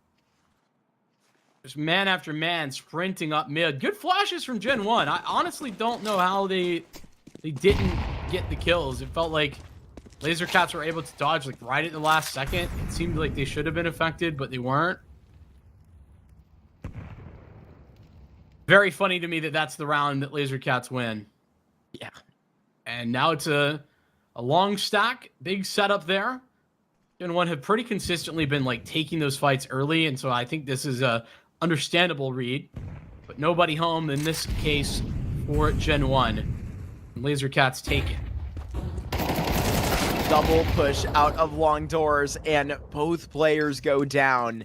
GenOne set up such a successful default that even the most measured advances like that will get caught and clipped. Just a singular player, it's Magic and AWP within the B site. I wonder if that's what they intend to reach for. Yeah, both left and right smokes to at least create some space. This is a third man pushing long. TWC is all the way through, but he's not going to get to catch the backstab, and he thinks that it's all middle, so he's speeding up, and still Blastus is available in lower. TWC cuts him off. 3 versus 3 now. A site has fallen into the hands of GenOne. That's just because Lazer Cats have left it alone. Measured approaches for this. Fresh smoke that's about to bloom on Catwalk, rather. They do deploy the Molotov instead. You could see that other utility follow through, but more than likely, Chucky is not going to give up this angle because he will confirm the kill.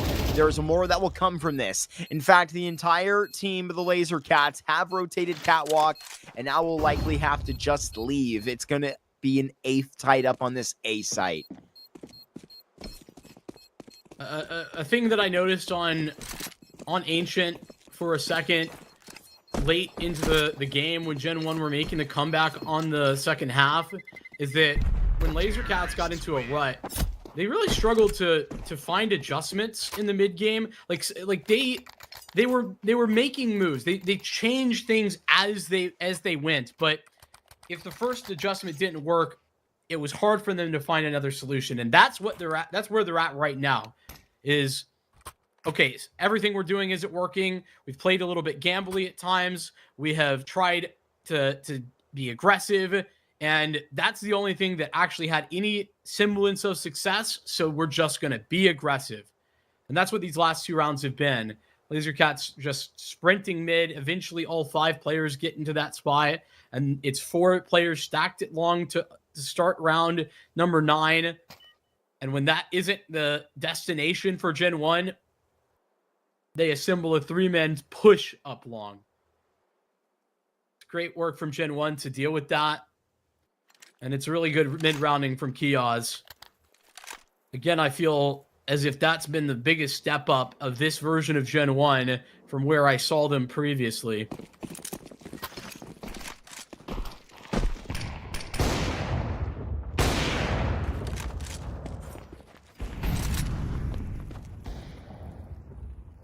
Identifies the cross.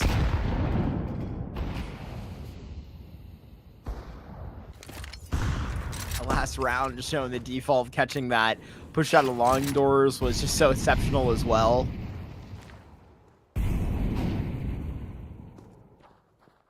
They come to be quite a proficient T-side Dust 2 team.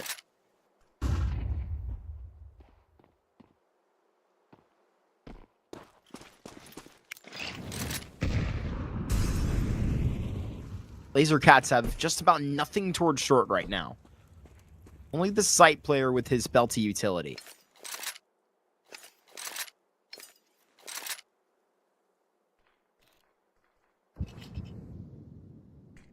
Have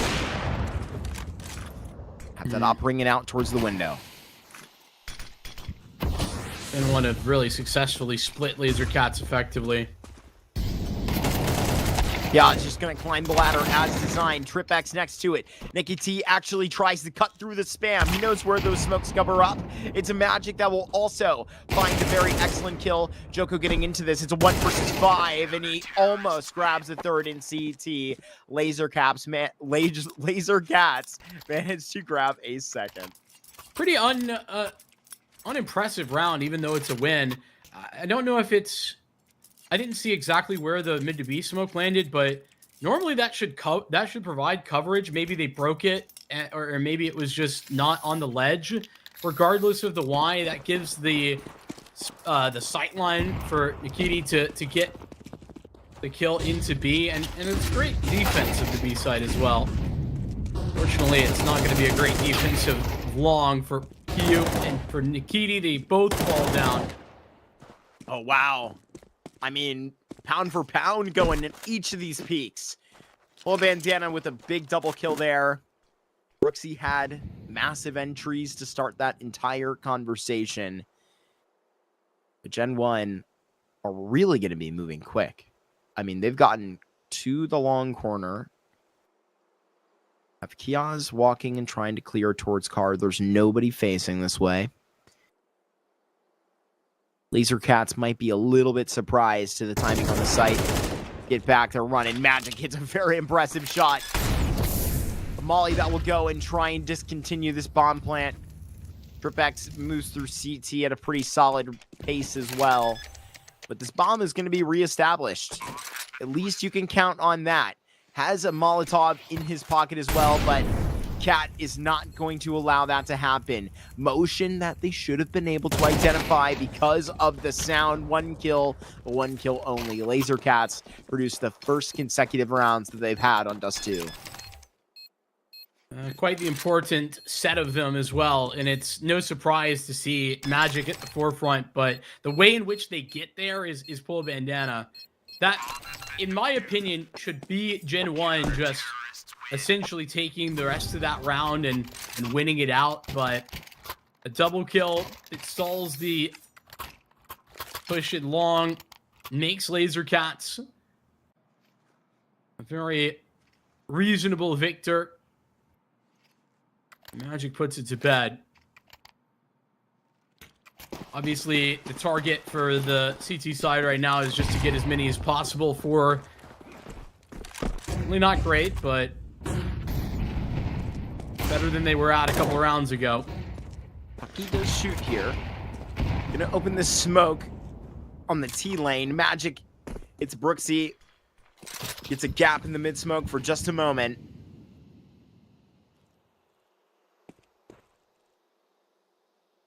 8-1 to end up to the 8-4 is like nothing to scoff at. It's as good as a recovery as they can go ahead and afford. Hitting with the jump spot. This is going to hail Lazer Cats at least to leave that position.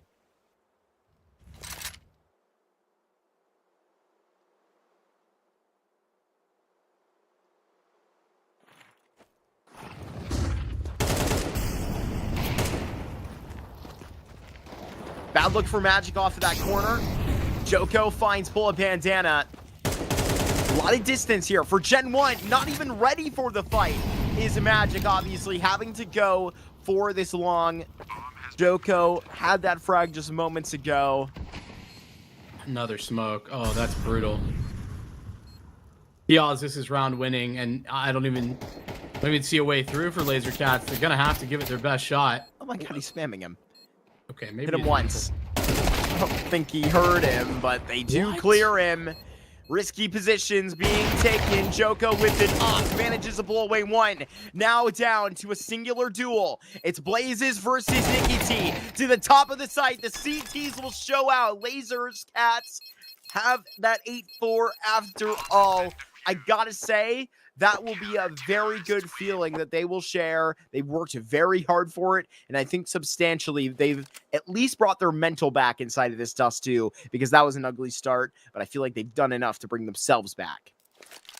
Well, I'm more questionable on the done enough part of that, but definitely they've recovered the mental, and it's via the individuals that I think it's most important for Nikiti to have some good impact. It's a huge step up over those 4 rounds. For Magic, multiple times where he's able to actually be effective on the AWP,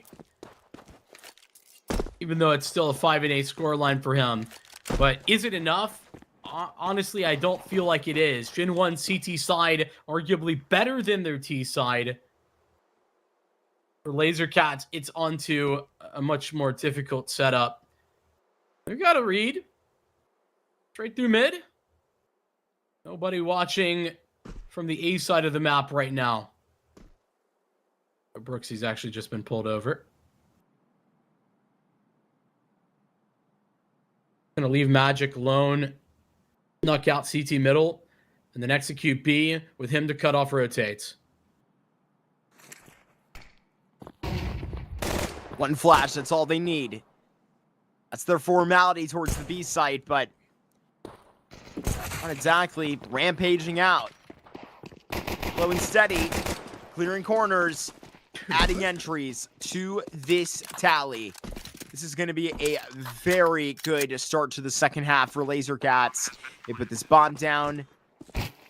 Rooksy and Blazes will give it their best. But you even have a bug. You have Magic to deal with. He's going to drop behind you momentarily. Blazes will be very close, as a matter of fact.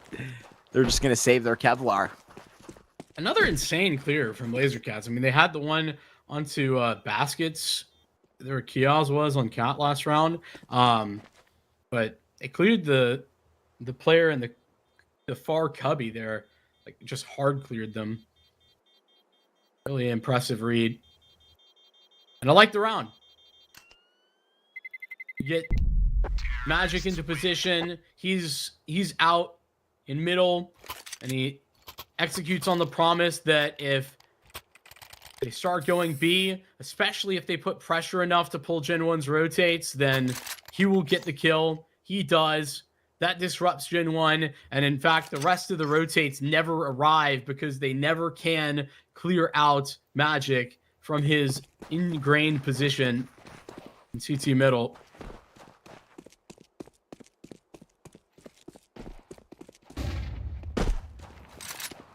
Good start. The right direction, no doubt. Chucky is swinging up mid with that scout. Then actually hit home on it, pops a shot off. Lazer Cats shift out long. I'm not even sure they flashed to take this. Then again, Chucky has some utility. 3 players here. Might just go dry on the swing.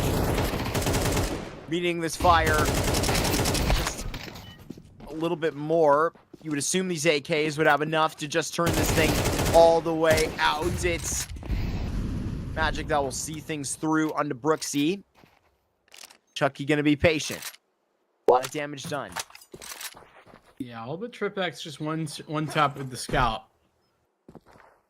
Glasses not in position to help out yet, but he's moving up catwalk fast. By the time they go, he should be there. Oh my gosh, Chucky, he's plucked one out of the pack, and Q probably couldn't have been a better casualty for Lazer Cats. They still have all their health, but both players are scoutable. Not going to be an issue any longer.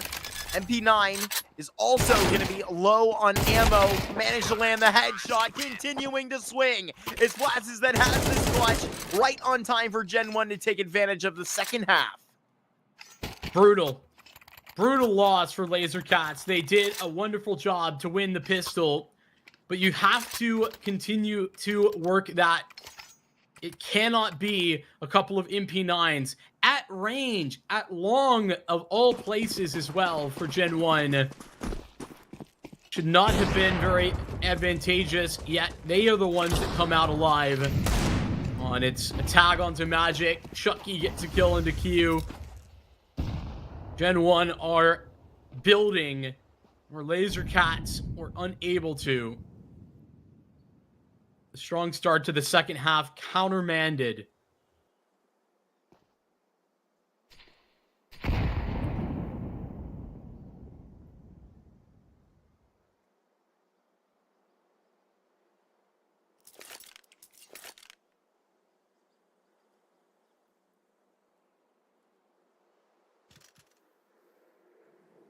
It could be down for a 3-map grand final.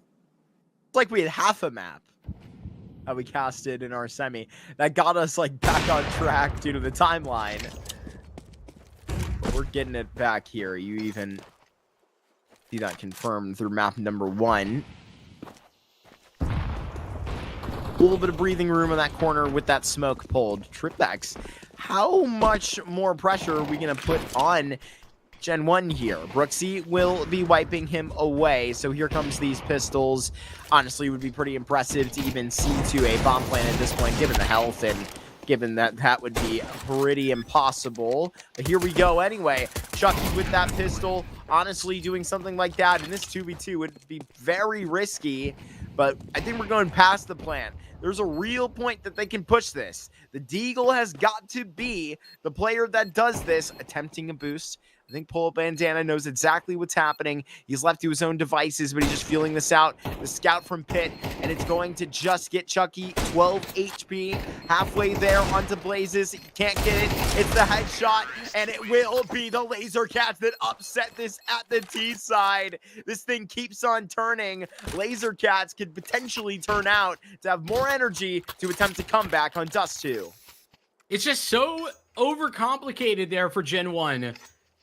I know that they don't realize that the scout's in Pit, but once they find that out, they're like, they've waited so long that they're overcommitted to just having to go ramp instead of going back and just moving together onto the new box. Really don't love that scenario, but it's a nice shot from Magic. Obviously, we're going to continue the back and forth as one go for the force spy, but they're getting wiped aside. 3 kills within the first 15 seconds, none of them working to GenOne's favor. Wrestling this back and forth into their direction are Lazer Cats.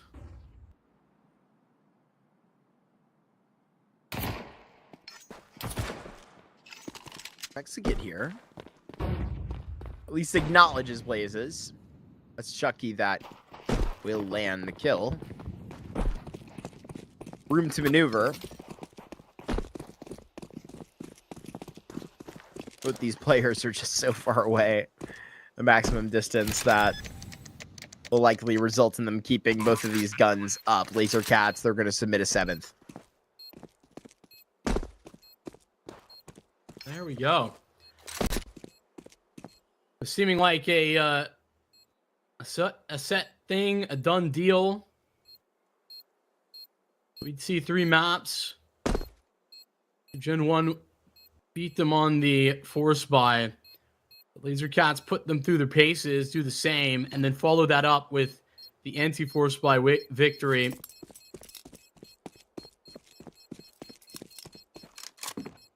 Lazer Cats inching closer rather than GenOne taking double digits. Terrorists win. Chucky not going to keep the scout, actually pulls into the MAC 10. And so it'll be 2 SMGs. Brought to round 17.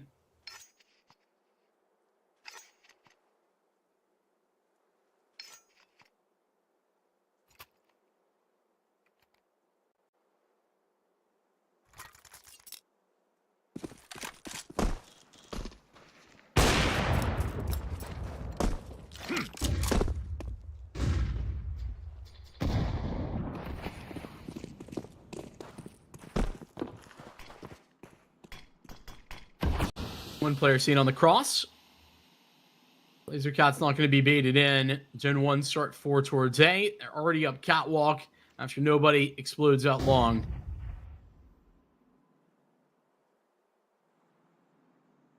No flash for this cat setup, but there is a cool collapse potentially.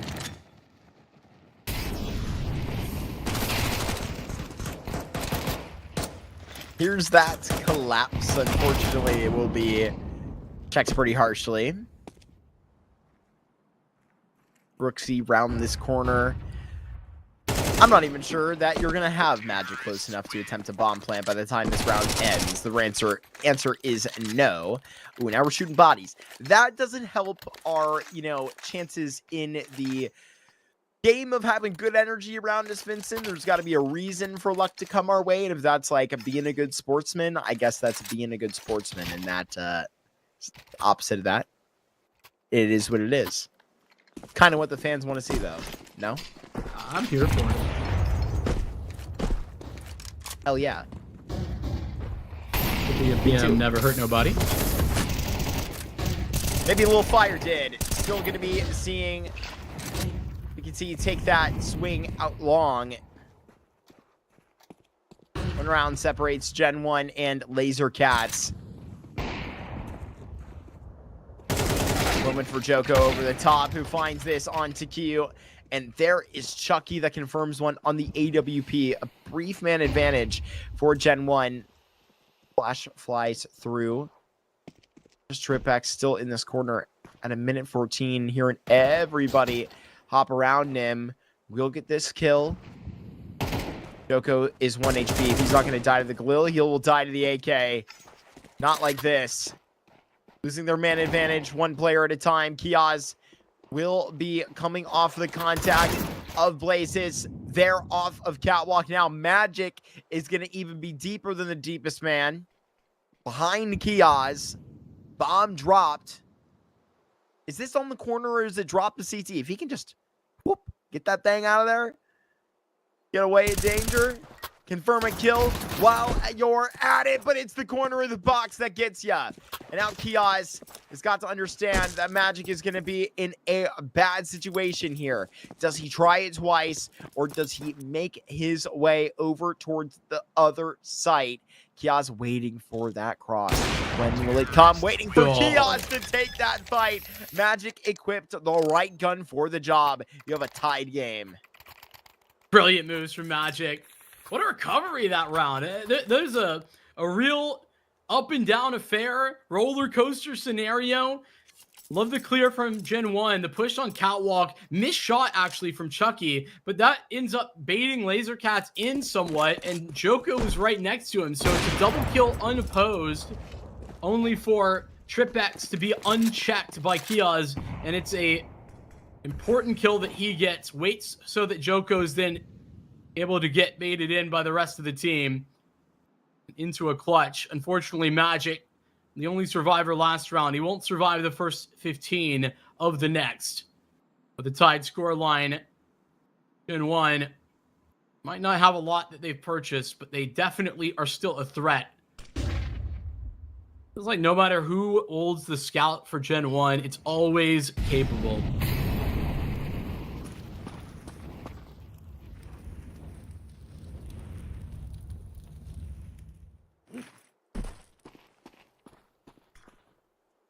It's encased in that B site right now. Chucky has this flash for Joko and Kiaz. If only they knew what was behind all of this. Nade combination with this utility, and they will go on it. AK recoverable. 44 seconds. GenOne now have a big rifle to Kiaz, who is armored up. This is so scary. Not another eco round win for GenOne. Will be as decisive as they can possibly be. Blazes on the 5-7. They're just going to keep poking them, prodding them. Wait until they're overwhelmed. 18, 19 seconds, and then they'll put one up on your chin. That's waiting behind the double box. Here's Kiaz with the AK. He will end up taking all the attention that wins the round. Blazes with huge impact. Time for Lazer Cats to acknowledge their problems. They call a timeout, but GenOne, they couldn't be feeling better about bailing themselves out with a round win like that. Just in this half, that's now 2 pistol rounds won by GenOne. 2 force buys. That's such a brutal beat. Lazer Cats meant to be in the lead. Instead, they're back behind from the tie. And this was their last attack pause for Dust 2.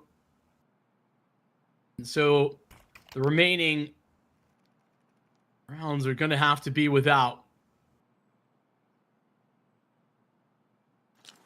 Overtime on Ancient. It was needed. Deploying a smoke for door, GenOne. These are Cats. Their purchase is comfortable. So heavy towards B. I mean, they're just convinced they gotta go. Lazer Cats gonna go Bloodsport out towards B. Double entry for Nicotine to go ahead and secure this post plant. Already GenOne pulling back 10 apiece. This is quite a wild way to work. High risk move out of Lazer Cats, but they have really not flirted with the B site at all. Occasional mid to B pressure, but even that, like, we haven't seen a lot of mid to B attacks come through from them. So trying to test the B-bomb site, especially after a couple of rounds they've seen GenOne only put one player at B early round in the round. I think this was a reasonable call. Nikiti with an incredible double entry. As I said, he was the guy that I wanted to see step up the most, and he's definitely delivered as we've gotten deeper and deeper into this map. Lazer Cats tie the game one more time. Fortunately for GenOne, their 3-man save means that they will not be saving again here.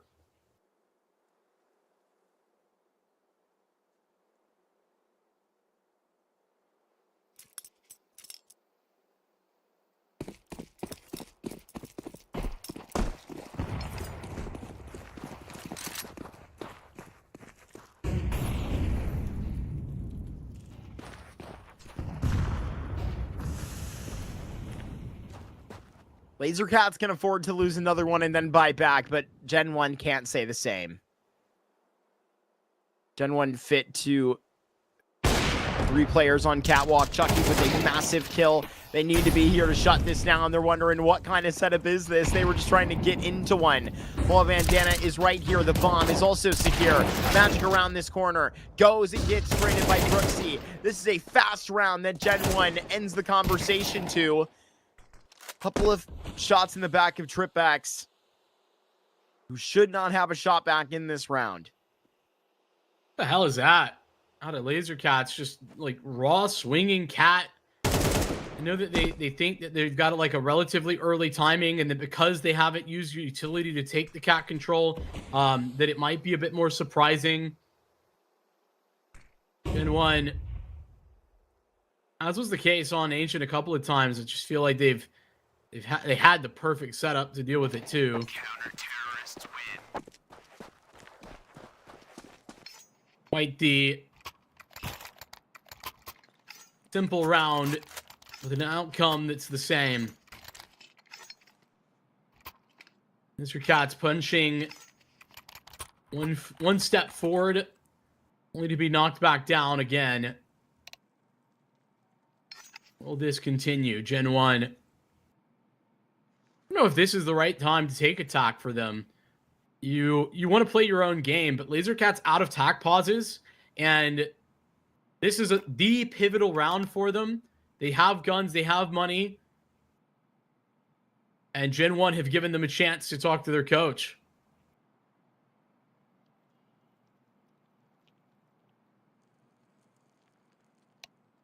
That's a really good way to look at that. Make sure that whatever they just discussed in that 30 seconds was important enough to let that be the case. GenOne there get fortunate that they don't end up slipping up well, getting caught in transition between Catwalk and those players on Lazer Cats. Round 22. And Lazer Cats lean towards B. B hit worked for them last time. Will it work a second? Go. Limited utility, but this is all they need. Kia's playing anti-flash. Here the hit will come. Out of the smoke. Kia's will not be prepared. This hit will fit really well again. And it will just be the immediate save for GenOne. Shout out the execution there for Lazer Cats. It's a very different setup than the last time that they pulled that. But the flashes were really brilliant. They, instead of worrying about a flash over the top, they had 2 flashes. The players coming out second and third, or throwing 1 flash left, 1 flash right, in order to ensure that the entry pathing looks good. And that's a tough setup. I mean, very difficult to break that on top of the close box outside of tunnels, and then on big box back of the site. Like, those are really powerful positions that GenOne were in, and Lazer Cats only lose 1 on the entry. Very impressed. But it's still just a tied game. And as with before, GenOne keep this simple. Also, just want to highlight that I think that's a good call after GenOne take attack, because it makes it, GenOne more likely to be doing something different, to be changing their gameplay, to be making a more aggressive move after their attack. And so to do that right then makes sense. These cats still dealing with issues. Yeah, I just sound like I'm like an old timer, I'm like, these cats, these kids, taking their timeouts. I don't know if I've ever heard that be said in real life in a while, right? Trying to think if I have. These cats. The problem is that I think definitely ironically, but like... We'll take that. Probably. I probably have. Yeah, certainly the youths here on the side of Lazer Cats. Nobody on this team older than 22. I don't know how old Paul Bandana is, but... Yeah, really only JiJieHao here is Unk right now. If we're going to be speaking in those terms, Vincent. I'll just go ahead and spill it for you. Diaz has got the experience, but he started very young, still just 25. 11-11. Who is going to grab match point first? Either secure their leg up on championship point, or the way to push it forward to a third map. Lazer Cats Inevitably start extend with another B lane, the bomb there, but it's not fully committed like it was in those previous 2 gun round victories from them. GenOne, a relatively passive approach this round, as Nikiti tries to make more of a statement at long than just the one man that he is. Go onto Nikiti right there, out towards long. Man up for GenOne, but both these B hits have in no conversation went the way of Lazer Cats. They have just flattened GenOne at every face. Now with the 3v3, GenOne has got to go for this one. Bomb now getting planted. JiJieHao that go towards tunnel. Tripex, the most important tool you don't take it in the game. Now we'll almost double up. They trade 2v2. Flash over the top. You knew that man just winning the smoke. That has to be the communication, and Q is ready for it. Now JiJieHao can't go for 2. It is Q for every frag. A triple that he has landed. Lazer Cats to championship point and European Thunderpick Series 2. When GenOne lost map 1, you assume that it's going to be a 3-map affair. Still may be, but it's gonna have to be through GenOne in a much more difficult scenario. The guns are somewhat tentative. They've bought a double op. They can barely afford rifles, and they go double op here. Keon's had great success with this in their semifinal on this map. Will it pay off again? GenOne, use it or lose it. Tactical pause. And once again, GenOne that need to push to overtime. On a map they've played 51 times with a 70% win rate. You don't expect this to be the situation they find themselves in.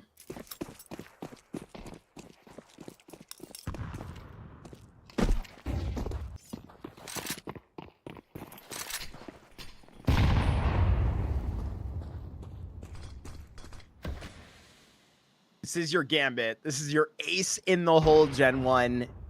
Better hope it pays off. There is Chucky finding magic. But if you want to bet on a site, you're going to bet on B. Bomb is left up top. Still 2 players here inside of tunnels. Brooks, he will take Bullet Bland his head off. I think we are headed to another overtime here inside of the grand finals, but a 2 versus 5. almost certainly. Bomb's heading out long. It's not actually got anybody there. Chucky takes out Kiyu. Nikiti, the last man standing. And he's still very concerned about the possibility of somebody here at long. Interesting that GenOne only have one player looking that way, and it's Brooksy who has an MP9.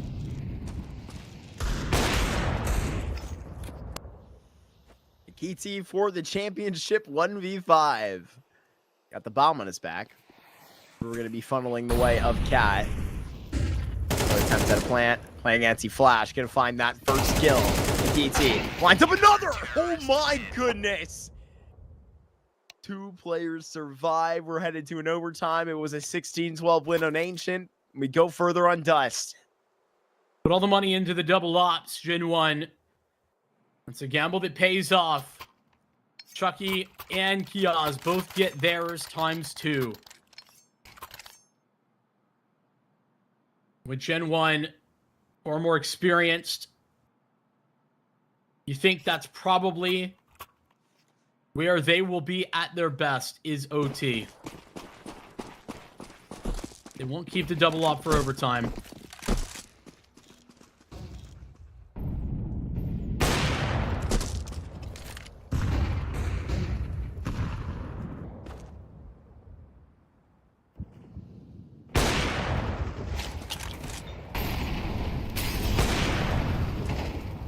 Chucky getting so close to landing that spam.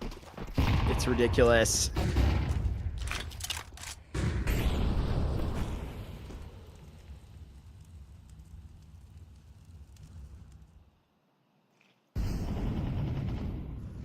Mid in hand, Lazer Cats have a little bit of space to work with. They still got Chucky committed towards the left side of CT middle.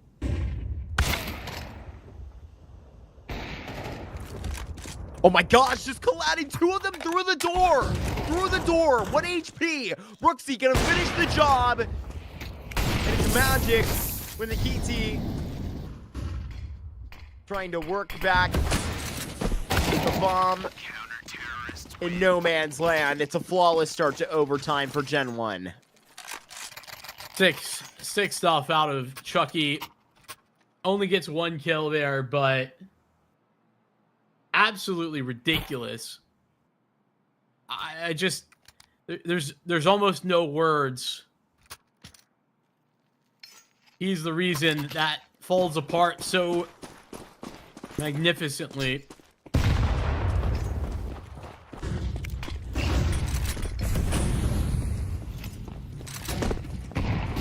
Pretty far out towards long, ignoring that smoke, and he will pay the price for it. Brooksy with another kill. Brooksy doubles up. GenOne pile on the problems. And they're just going to send TripX through Magic trying to look for the answer. I don't know how it's possible that GenOne get the better of this scenario when Lazer Cats are coming through that smoke at long, and both of the players at long, Brooksy and Joko, are both blinded. Neither of them can see. Oh my gosh. Oh my gosh. This might create some questions. Magic has to survive first. Yeah, this is tough. I mean, 3 players are here circling him. Brooksy just gonna jump through 1 HP, and the bomb is dropped. It's Chucky that will hop over the top. TripX, let's see what you've got in the clutch, my friend. And this is particularly a wacky one. Not natural whatsoever. Blazes, where are you off to? I don't know. The smoke is going to be fresh, but I mean, that might give him space to get the bomb. Though with 30 seconds, I don't know that matters that much. No, that's just visible on the other side. Yeah, round is over. Ooh, yes, that's slick. Gonna be oh my god! I just saw 2 mollies in a row standing up. Did the bottle flip challenge. That's crazy. GenOne have 14 rounds, Vincent. Lazer Cats. They were searching for that bomb. Running through smokes. It's just a little bit too aggressive. Yeah, it seems like regulation or bust for Lazer Cats. And I mean, that's what I said as we went into OT. that was the case for GenOne. Even though they pushed to overtime, they're the ones who got bounced out immediately on Ancient. Didn't win a single OT round. I think the strat book has also been depleted. Lazer Cats more often now going to either faster maneuvers or losing track of things, as they have not had a man up scenario for a while. The calling that I praised at times last 6 rounds has been much more questionable.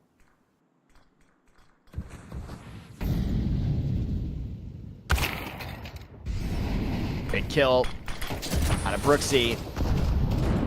That goes pretty far. Kiti absolutely lobs that molly back into Blazes. They convert that kill. Diaz lands up to. That is absolutely wild. It happens. Blink, you miss it so fast. Nikiti just moves out the smoke. Perfect posture. Chucky equips the pistol, and now to go and recollect the bomb. Nikiti has to do that, but he's going to try and circle him. He's playing for the kill. I hate it. I hate it so much, especially with this limited amount of time, because Chucky's going to realize that there's something up in a moment, and the bomb hasn't gone down. Chucky sense it. Just going to turn around now. Sees him hopping onto the box, but it's Nikiti. That will have that. At least one round for Lazer Cats out of their T side in overtime. Again, tight, very difficult, but Nikiti coming up clutch when it's necessary for Lazer Cats. It won't be the clean sweep like we saw in OT on Ancient. Lazer Cats hold off GenOne for now.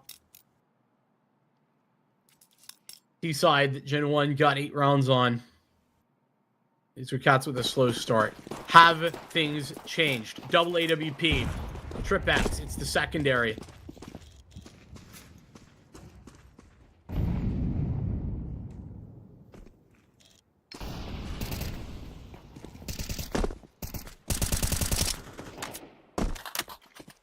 Heavy long start, nobody home. Here comes Trip X. Chucky to remove him. If GenOne just hobble onto this T side and have themselves around, that's access to match point. Q leaves this B site. And now he's gone. Kiaz, he can essentially hold the rotates. Brooksy, GenOne, they look towards the site proper, clear it out. Kiaz already getting his hands dirty, and he's gone 1 for 1. All the pieces are there for GenOne. Access to the bomb plant. They've got another smoke as well. And, I mean, full bandana. Okay. He's here. This is still a very difficult retake. Magic's just grabbed a kit and a rifle and a ton of util on the ground, too. Maybe, just maybe.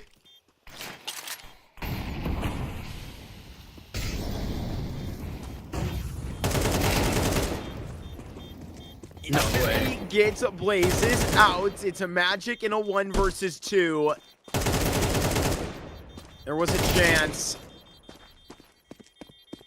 Not sure there's going to be a surviving CT player. Ooh, that's a spot right there.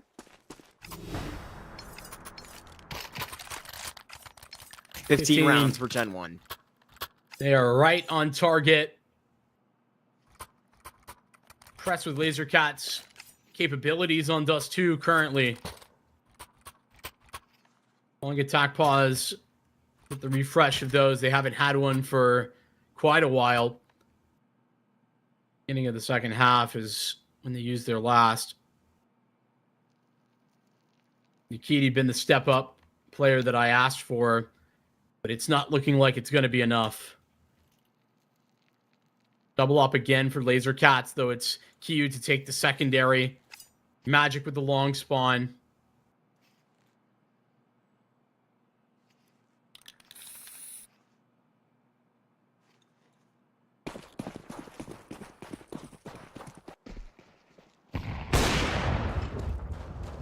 Feels like Chucky gets close there. Don't want this Nikiti performance to go to waste. 27 kills.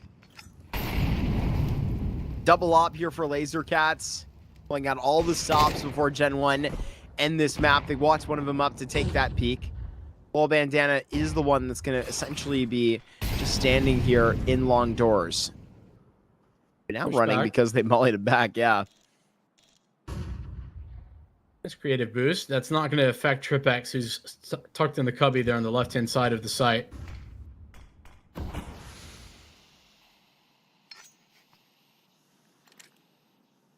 Nice work to not make any audio cues outside of the scope, which I don't think could be heard from that distance. No footstep.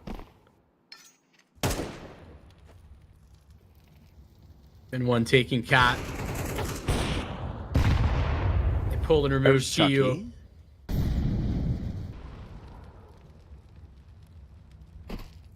Maybe he can chase the Nikiti performance. In essence, he is. In terms of effort. 40 seconds, and this might be the final go. Flash out, nade with a little bit of a guide.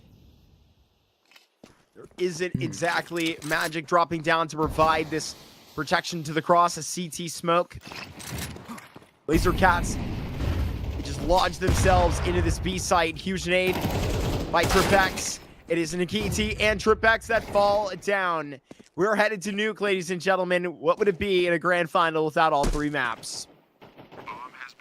Stunning round for GenOne. The final one is absolutely phenomenal.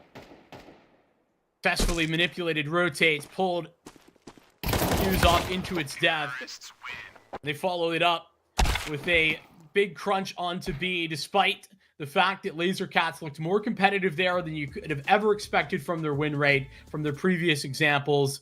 They still are not able to close. GenOne stay strong. That's just their 8th Dust 2 win in a row. Very impressed. And to be honest with you, probably a lot to talk about. We'll get Paladin to break it all down.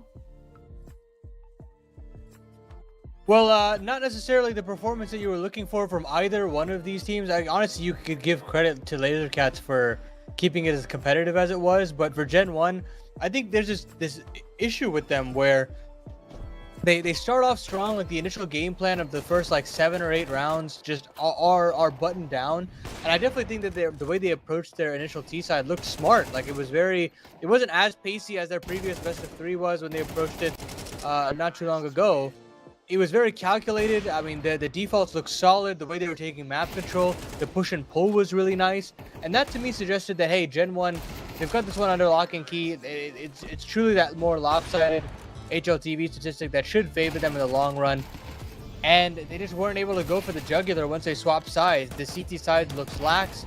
There were a lot of botched situations where I didn't feel like these anchors were doing their job, and you kind of lost that individual swagger that made this GenOne roster exciting. And from then on out, I was thinking, okay, yeah, well, maybe it's a done deal. Lazer Cats should have this one in the bag, but then it was their turn to kind of drop the ball where the playbooks kind of run dry, and it didn't really feel like there were any ideas flowing. And that was my main issue, is that this Lazer Cats team, I mean, this is what we kind of expected, right? Is that when you get to this circumstance, when the game gets deeper and deeper, you've got to find ways to dig yourselves out of holes. And Nikiti was the guy to do that for you. He got you the series point, the grand final point all on his own, but there just wasn't enough oomph behind the last round of play, considering the fact that there just wasn't really a game plan in round 24. You know, you give up a double kill to Kiosk and it just kind of falls apart from there. So yeah, to me, it feels like a tale of 2 halves for both of these squads. I'm disappointed that it took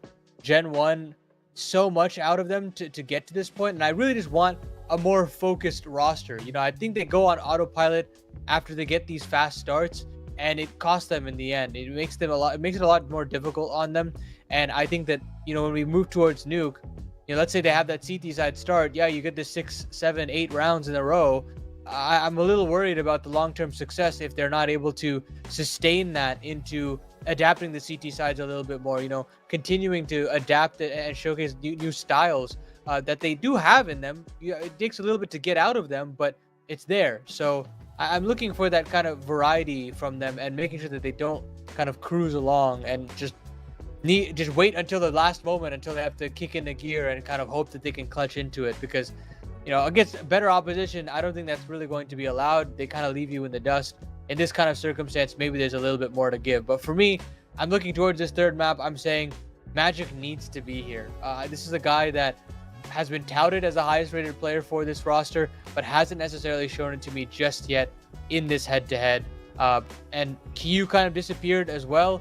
Then we need a little bit more out of him. But yeah, there needed to be just a bit more support when Nikiti is having the performance that he's that he has had. There needs to be a little bit more backing that in the long run. And of course, on GenOne side, you got everything that you really needed. I don't necessarily think there was a player that was missing. But yeah, I'm looking forward to how this nuke is going to go. That side selection is going to be very interesting. Those first 5 to 6 rounds are going to be very paramount as to how this series ends up. But we're going to take that little bit of a break, and when we come back, our final map of Thunderpick EU Series 2.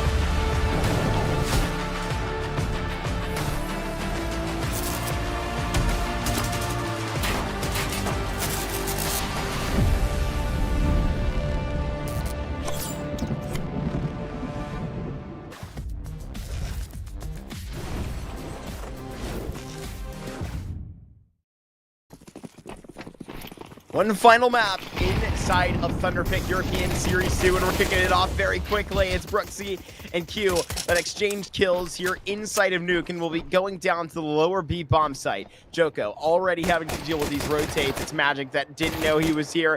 Now Tripback's a bit more of a fair fight. Can he survive JiJieHao? He does. This kit will be in play here in the retake. That and a smoke. Kia's in a pretty good position, but he's separated from his teammates, so if he's cleared, he's in tough spot. Cleared he is. Wow. It's a great headshot that Tripbacks finds. Now Chucky's going to be walking on the way here. Going to have a very key shot on a pull bandana. Now it's all down to Brooksy, and they've forgotten about him. It was just the AWP player that showed Chucky his contact here, but now the smoke will be covering the bomb, and 1 second away is this defuse. Lazer Cats win a CT side pistol to start off Nuke. Nice stuff on Nuke. You love to see that. Critical clear from Tripex onto Kia's, but for multiple reasons. Obviously, like, it turns it into a 3-on-2 for a moment, but even more than that, it makes sure the kit is still a part of the conversation because everybody else is coming from the vent, and so they wouldn't have had the opportunity to utilize that otherwise. Lazer Cats, strong start, definitely valuable. History on Nuke for this team, basically nothing. GenOne, they're no stranger though. Brooksy, Tripbacks, full bandana all around, and that MAC-10 is going to be doing the dividing for the moment, but now seen around the smoke, and it's a 1v2 clutch, won by Magic there. Keeping pace are the Lazer Cats. That was fast from Gen1 2 times in a row. Yeah, it was, but look at JiJieHao. He's got $4 grand because he got 2 or 3 SMG kills. Yeah, I kind of figured. Brooksy was able to grab an AK as well, and I think he's dropped that to somebody else. Sorry, that was a Galil and an AK.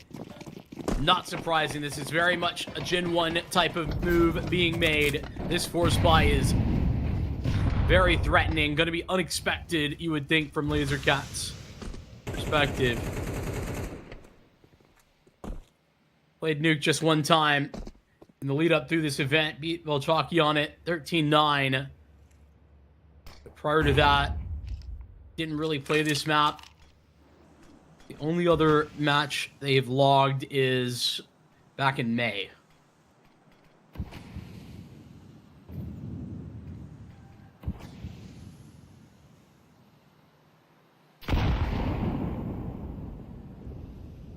A scarcity playing this Nuke here.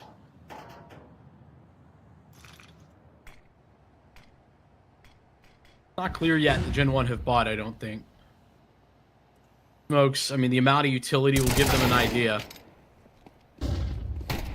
That first kill onto Q. Tripak's going to be fading inside of Mini. There is Magic with a very fast frag. Diaz that controls for a big double kill. It's the Deagle that falls back down from T-Roof, and all of a sudden it's just on Nikiti. Takes a big nade, but that's just for precaution. Not sure they knew about his position, but I'm positive they will have a little bit more concern now. Hopped into hut. Now we'll be on the way towards ramp. Ooh. This will be an interesting fake if that was realized. Back towards the vent. But audibly. Gonna get past that first player who was still on A. Chucky back to control. Head armor for both of these guys, so this Simpy9 is not as good. And unfortunately, that's the fresh cut Nikiti takes in order to see Gen1's victory, their first maiden on Nuke. Quite the surprise. Lazer Cats, it's when Q goes down in Garage that they first understand that that is a buy round. And it all starts to fall apart from there. Really swift decision-making from Gen1 after that. Lazer Cats turn to be forcing.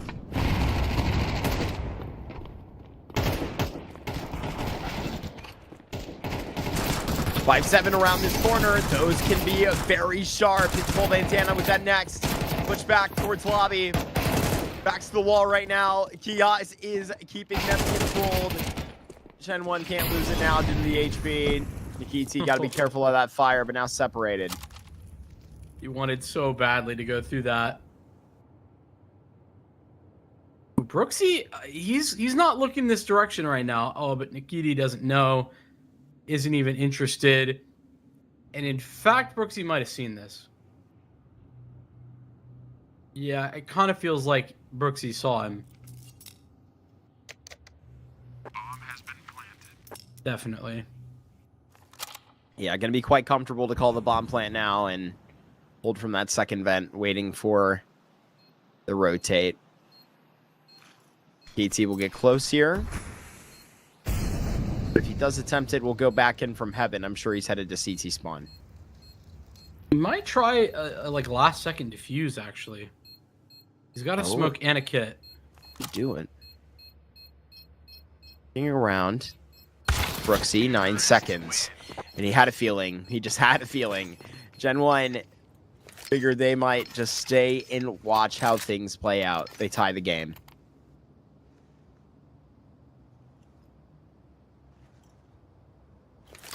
GenOne, quite the competent nuke team. Discuss the lack of reps that Lazer Cats have been working with, though that's true of all the maps. This exact 5, the first event that they've had together. But for GenOne's nuke, got a positive win rate. Pretty good T side.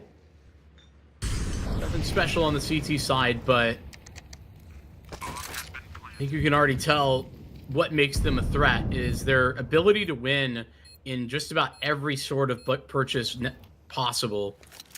They've done that throughout this map. I mean, it was a big talking point on Dust 2 at 2 crucial points in the series where they've won on force buy / half buys.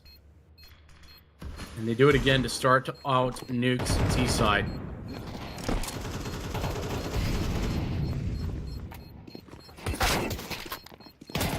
ESP from Q. Oh my gosh, he actually takes a push through, but I mean, not able to get very far from this. You're kind of just a little bit of a footnote in this round.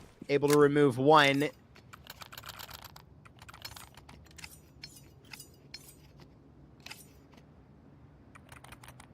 I feel like this could be an ugly map given the history that Lazer Cats just don't have. Tac timeout called before they get back into the rifles. You know, I think that's a valid point that you make. That being said, Dust 2, there was a lot of similar storylines and points to be made there. Yet, quite a competitive match overall. So, Lazer Cats, for me, have impressed throughout the series. At every stage, right? There's been ups and downs, but I thought there was a very real possibility that GenOne just came in and ruined Lazer Cats' day, like a very dominant 2-0. I thought that was a chance, and it's been the exact opposite of that. Both maps very competitive, 2 overtimes, and a 3rd required. So I'm done underestimating this Lazer Cat team.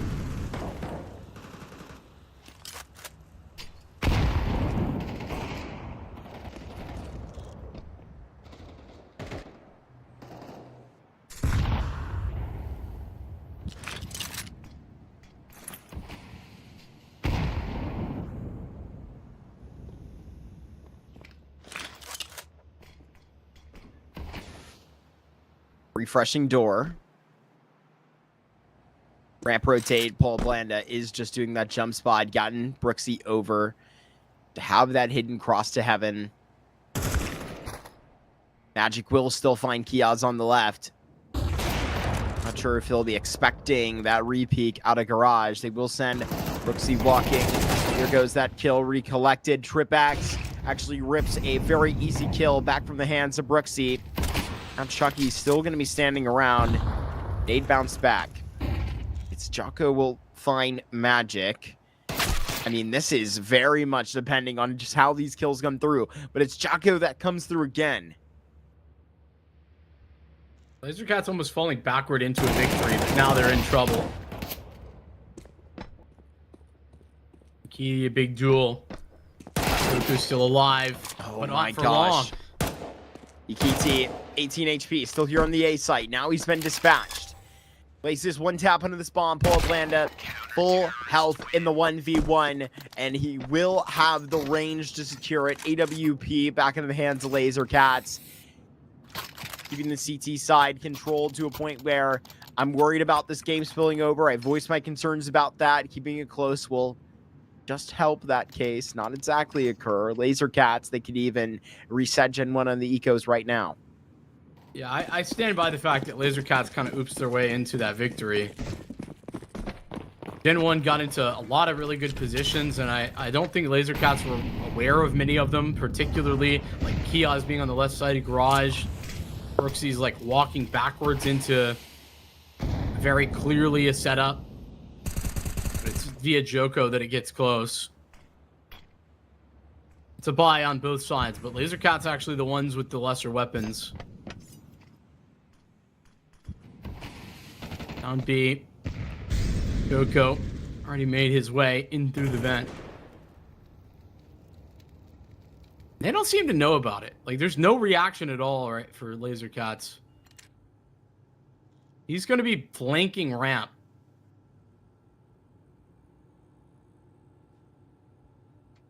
Sort of a tragedy for JiJieHao that nobody's really exposed. Pole Bandana probably going to go down, but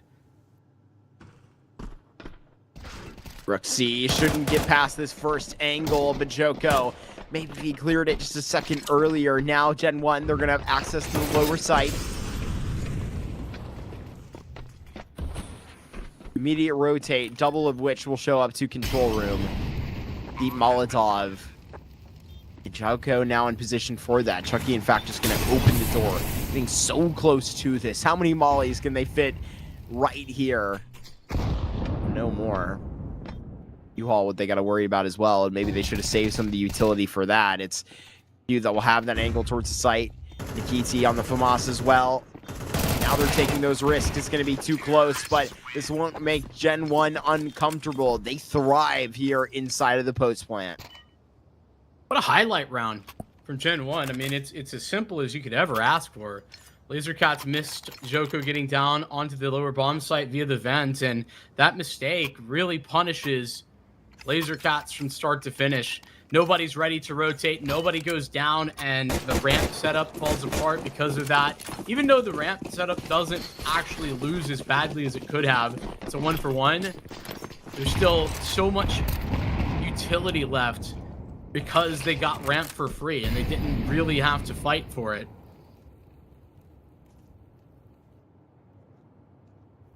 Eco for Lazer Cats.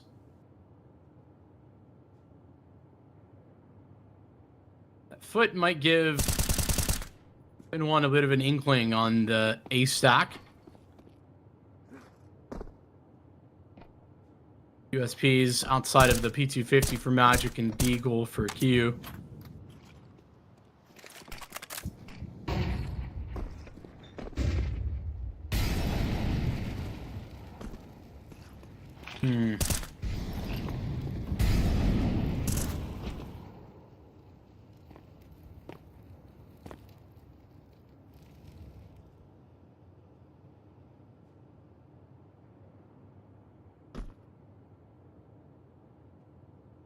Lazer Cat's really not giving a reaction at all to all that utility.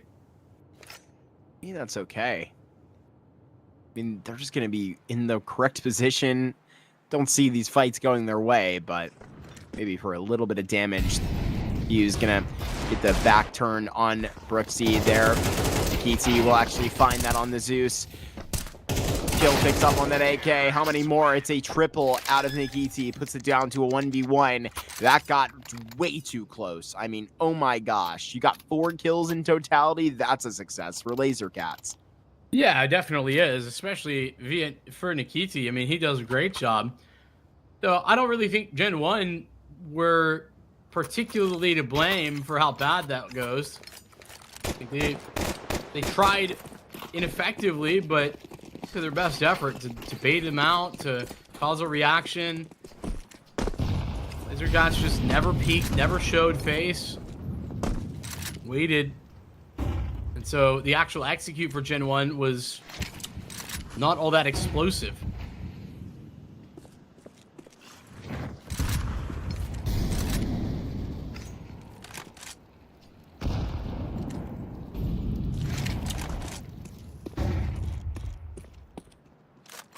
Magic right next to AC here.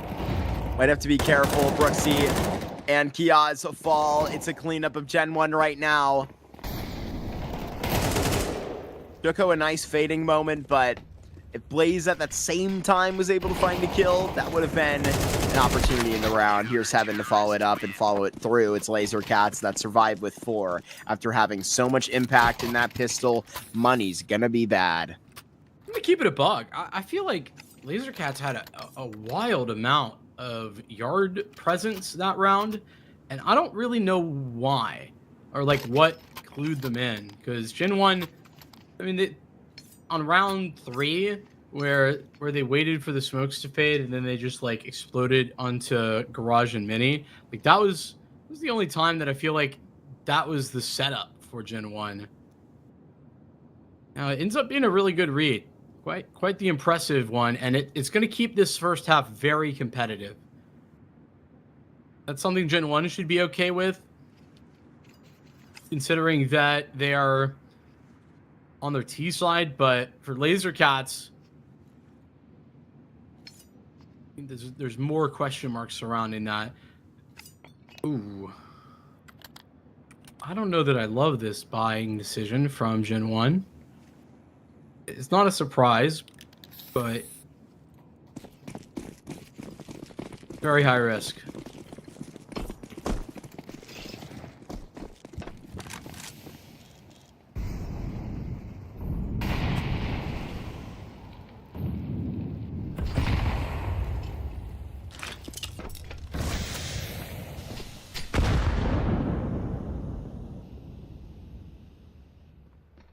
There's got to be a quick burst on the play. Here they go.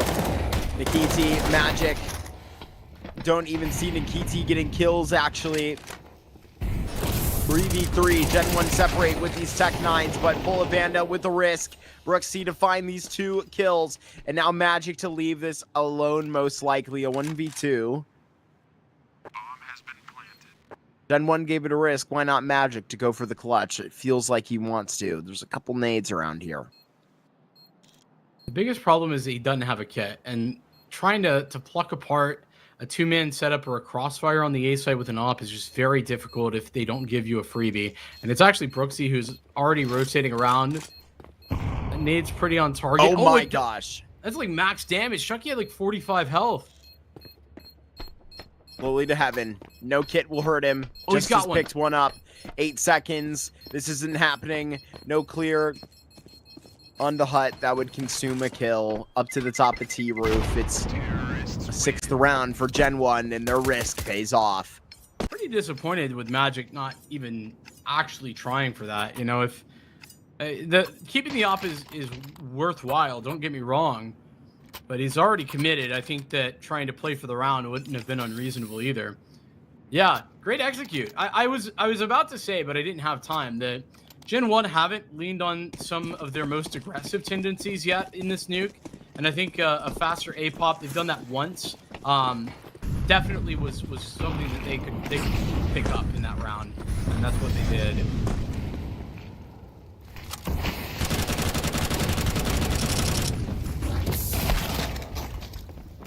There's Blazes with a nice kill onto TripX. Back it up, man. Got to respect this. They lean in a little bit too quickly. That could be the death of them. He will also, with a flank towards Lobby, finds that kill into Brooksy. I don't understand why they haven't planted the freaking bomb. Like, it's taken so long. We've sat here for 15 seconds thinking that maybe there's going to be a like fast explosive retake. No.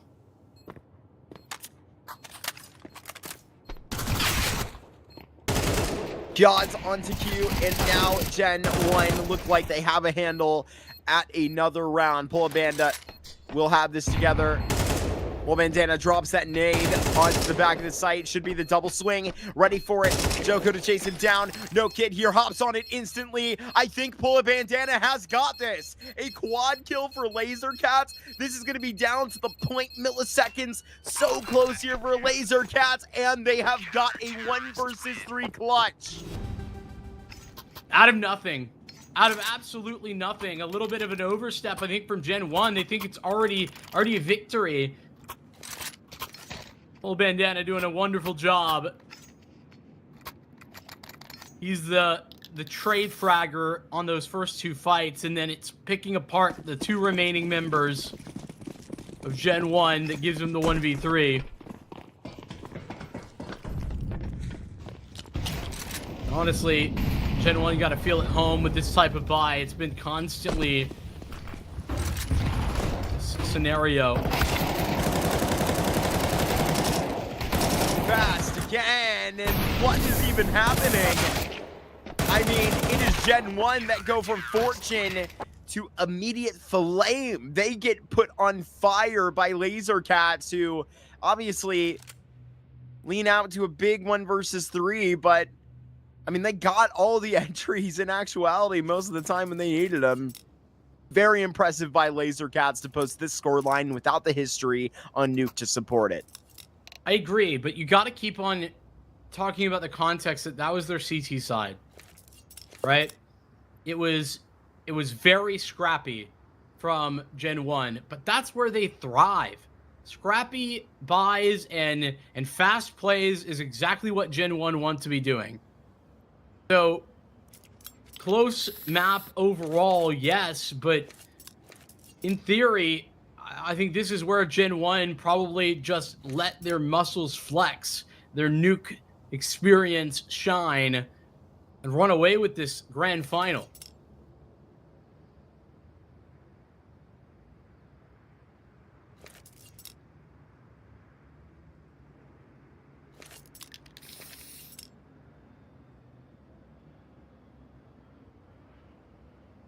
Lazer Cats have had a couple of tech pauses.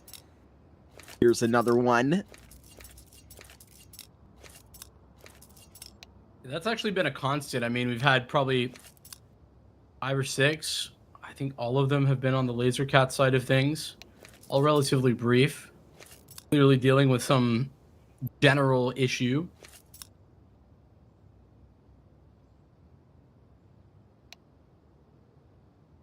Keeps peeking its ugly head out. The biggest letdown for me in this grand final thus far has been Magic, unfortunately. I think very poor on Ancient, though had some moments at the end. Missing on Dust, too, more often than not.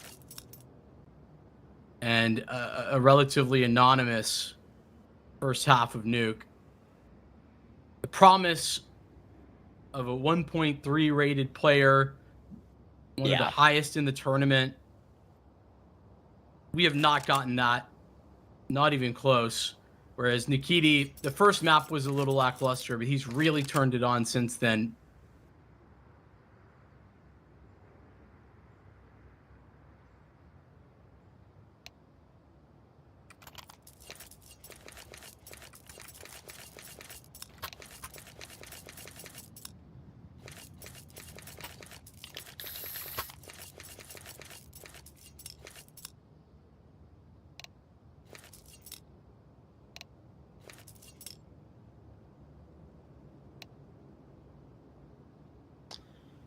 Now we will be good to go.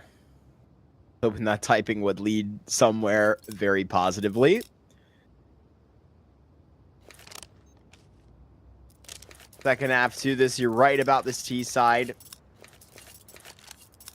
But maybe it's Magic that needs that opportunity to let it rip out here, where he's got a little bit of freedom to breathe and Yard, try and find these fights. Quick towards ramp. Gotta get ready, Bless. It's just right here with JiJieHao. The double, actually, he's here for the rotation. It's JiJieHao that immediately drops. Last to get down.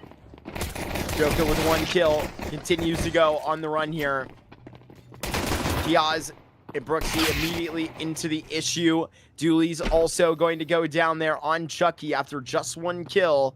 Lazer Cats could really use this pistol, and Blazes practically has a free fight. So the bomb picked back up. Kiaz will be challenged back towards the vent, and they don't see him. They're just going to slide right past Kiaz, and he might prefer this. He just allows the motion all the way through. Post plant activated on A. That's so brutal for Kiaz. I mean, he's just lost every single bit of timing that he had. HP at least low for TripX. Flash out from heaven. Kiaz clears the door. 1 tap. This has got to be backed up from Hut. TripX deploys their smoke. They might just line up. Pull a bandana. Took a whole lot of damage from that first altercation. But Blazes will have them all. A triple kill out here for GenOne as they put latches on a CT pistol. Whew, very scary. Joko paints himself into a corner. I love that he's falling back, but his fallback position just gets overwhelmed so quickly, and because he's just got a USP, it's not a rifle. There's no multi-spray down opportunity and no way to fall back even further. The dualies inside control were also ineffective. Scary. Blasses comes in at the right time. His safety from JiJieHao. It's the double kill in defense of the 1 HP Kiaz defusing the bomb. Minting that for GenOne. Lazer Cats on the buy. Already getting 1 player down. TripX is into secret. Chucky's ready for him. Going to be an explosion out on A, though they might go down vent and tag team with TripX. No, it's going to be the opposite. God's 1 there on the smoke. The Kiti that falls. But it is Lazer Cats that go ahead and cut up the rest of GenOne. Surprise out of the vent. Joko could potentially cancel the plant as well. Pivots with the Galil. And now Chucky will be put into a clutch. Going to be in position to place himself immediately in the issue. Can back up Hut. Clears door. Wants something long range. Nothing walking into him. Chucky has got to press the problem. Kit somewhere on the ground. Waiting for it. TripX right next with Chucky slipping by. This is such an angle he has walked. TripX and Hut will be checked. It's pull a bandana with that kill. And a big look out of Lazer Cats to even things up right away. That's larger than a pistol. I really hate the decision making of the squeaky player in that round from GenOne, because if you know, which he did, that there is someone down secret, you know that TripX is likely going to be a part of that execute. He steps forward without any smoke coverage into like the quick squeaky fight, and it's just asking for him to get overwhelmed with pistols. That's the start of what was ultimately a domino effect for Lazer Cats to win the round. I like the way in which they get to that point, though. And of course, GenOne, they will not be giving that up for free. They force themselves.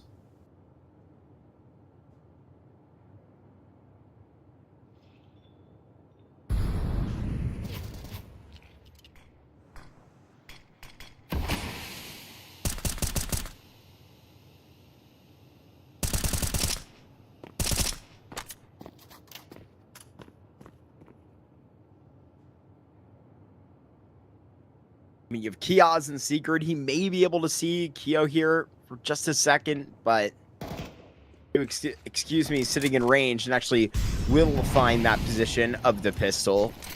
GenOne show a little bit more of their hand now and say that we're heavy on A. We have multiple pistols here. Yeah, despite that fact, I mean, Lazer Cats still seem interested in going into that. They're going to have Kyo still available for a mini push. There goes TripX, a triple kill. Just in the name, I guess. 1v5 for Joko. walking back in through lobby. I think you'll just stay here in trophy room.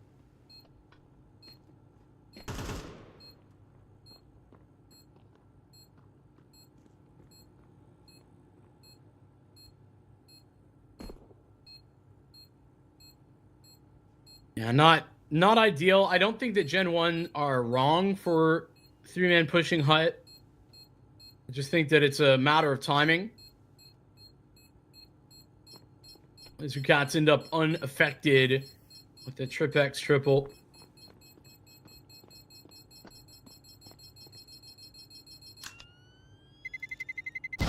Terrorists win.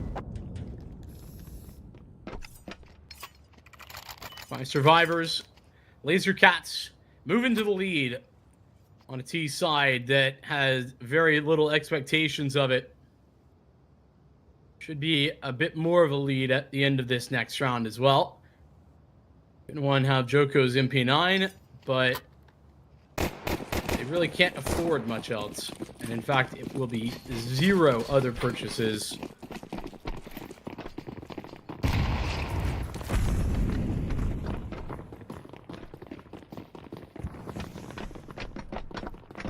Seems like they know exactly where their opponent's economy is going to be posted. That's why they're moving with a little bit of a point to be made.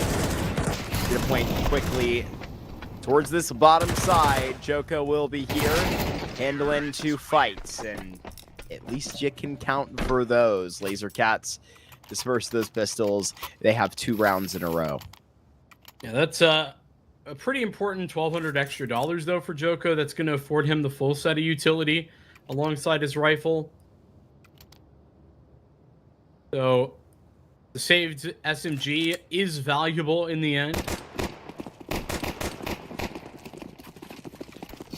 It's 5 rifles for GenOne. It's Chucky, who's really not been a factor. Obviously, the T side of Nuke can be good for an offer, but GenOne never had money for it, so it didn't become an impact point. I want to see him level up, but it's Kioz doing that first. Nice start with Magic down. Lazer Cats are going to be moving into Secret. Getting across without too much of a problem, even as those smokes fade.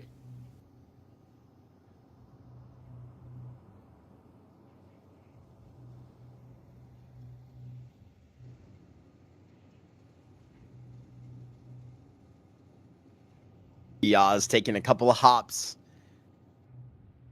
GenOne now realize that there are multiple Lazer Cats here within the lower site. Kioz be the only player here to protect. Scramble back towards U-Haul. Kioz gets into position, trying to hold the single door, but because there's support, he'll allow that to be sort of handed off. Focus on the big things. It's Kioz with the big kill here. Chucky doubles, and now Nikiti will be in a 1 versus 4. Impact from Chucky. Love to see the step up from Kioz. I think we've been highlighting it throughout the playoffs of this for GenOne, is that Kioz has had some really big moments that have allowed for GenOne to have the success that they're having. And of course, I just got done mentioning Chucky's lack of impact. A multi on a rifle, just what the doctor ordered. Lazer Cats have more than just another buy. I mean, Magic and Pull Bandana still have cash afterward. Set up for something fast A, though they don't pull the trigger. Might be going on the second set of utility. That's what it seems like to me.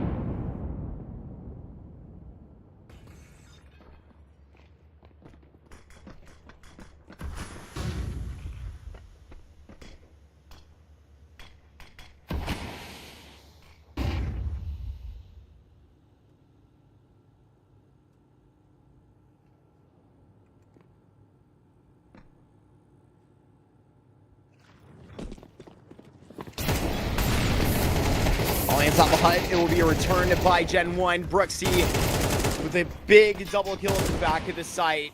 Joko and Chucky follow through, and they they battle against a Lazer Cats A-site hit, immediately have it halted. 5 HP. TWC will try and survive with the op for 45. I was about to say that, like, GenOne probably don't hunt.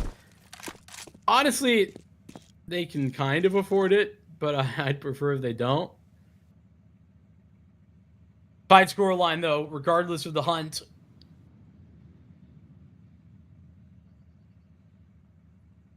Lazer Cats, a pretty well-built economy that's going to mean a couple of rounds of purchases.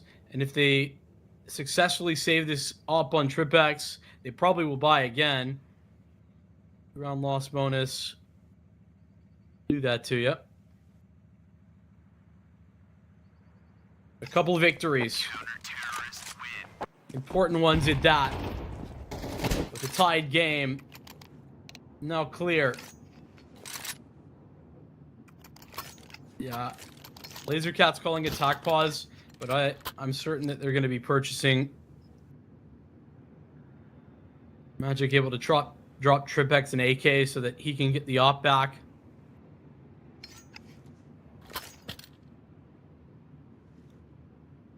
And one, how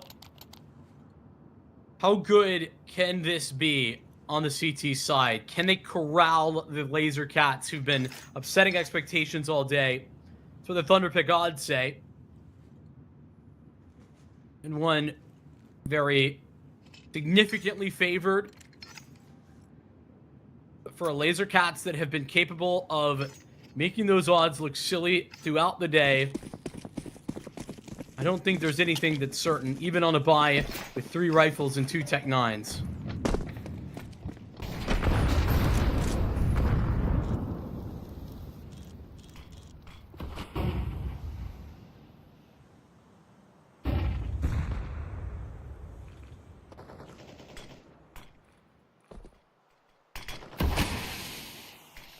Diagonal smokes. I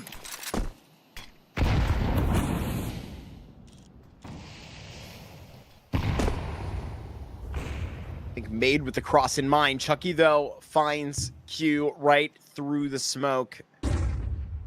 Yaz also trying to wiggle his way through. Maybe find a gap. Here's them sprinting to secret. And Chucky will just check out Nikiti. Really rough. Well, they haven't lost the big guns. There's that at least. How long can Magic afford to stick around? Because Kia's certainly going to be moving in behind them at some point soon. 2 rotators down. GenOne have all the options. Oh, that's unfortunate. Chucky's DC'd. So that's one of the players that was on B, now gone.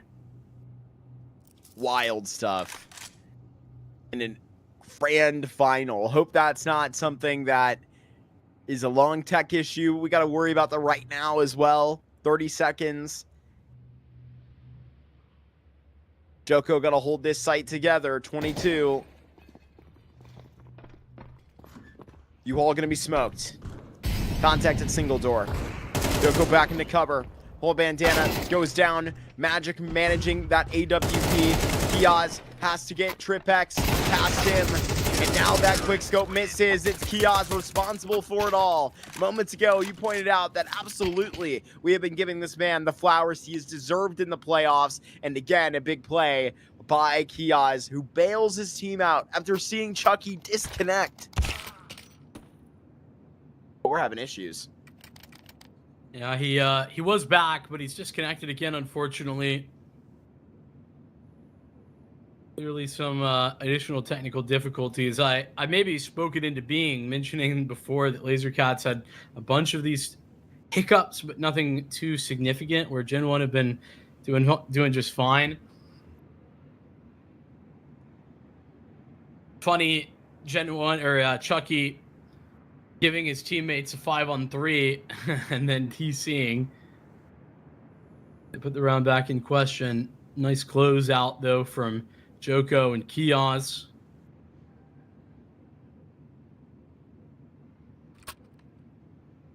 I mentioned that GenOne, it's been a very cool storyline for them throughout the year, as they've built up an impressive set of responses with Blasses coming in with the 3D Max Academy experience. 20 years old. I was back in March. In one before that previous iteration of this roster, able to win an event here and there. Back in December, they won an exhort. Since then, it's been quite dry, even as they build into many more playoff berths over these last 2 or 3 months. That could all change right now. It'll change as Chucky gets back into the server. So Lazer Cats have elected to force buy again. Last time they had 3 rifles. This time they have 1.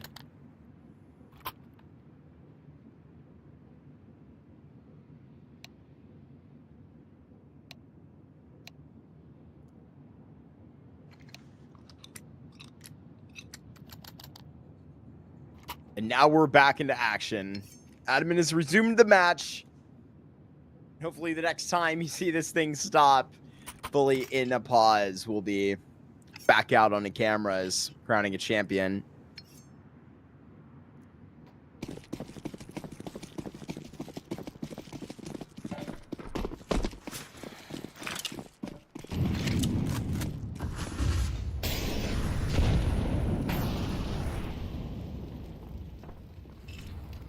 Going to be another inner hit, or maybe a fake if anything else, but it looks like it's going.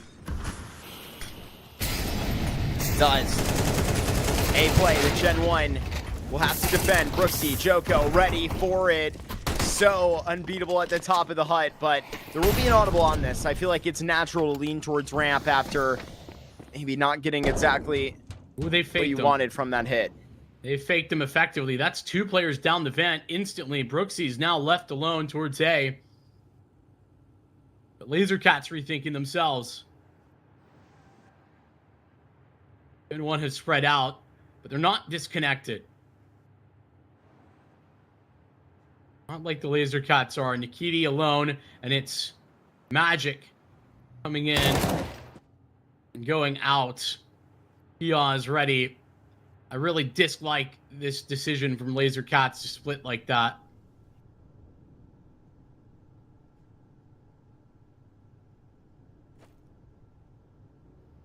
ET climbing up that ladder. Hasn't found the timing. Brooksy. He'll probably land that frag momentarily. Was even wondering if he would go for the stab. At this point, that's got to be how deep this cut is over towards the Lazer Cats, who we see aren't the ones taking this technical pause. It's still Chucky that disconnects. That's brutal for a momentum-heavy team that is currently in the lead and building that lead fast.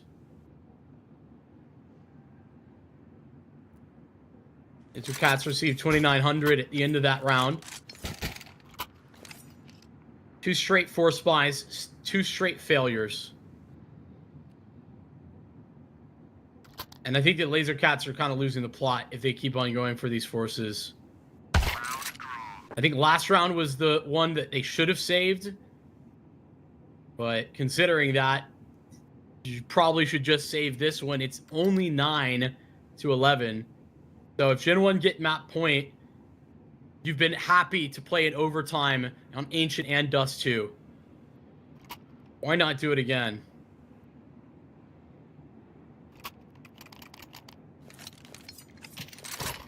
That does not interest them.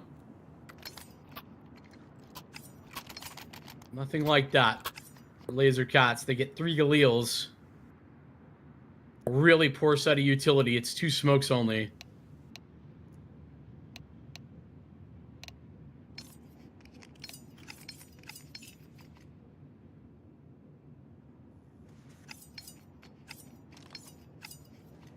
Almost requires them to do something quick, which is clear that GenOne are comfortable with.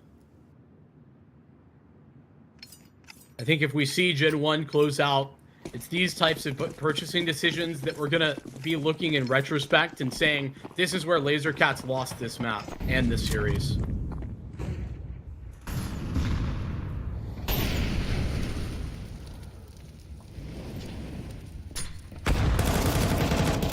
Nada's gonna be right behind. You did say fast, but it's fast for GenOne to have the pick go like this. They're walking, I mean, JiJieHao right into ramp, trying to find a kill like that. Not gonna happen. I really don't think that GenOne need to be playing that aggressive, especially not in a round where, I mean, at minimum, Lazer Cats, you know, they forced last round. It's either another similar force or it's a save. No. Very poor from GenOne.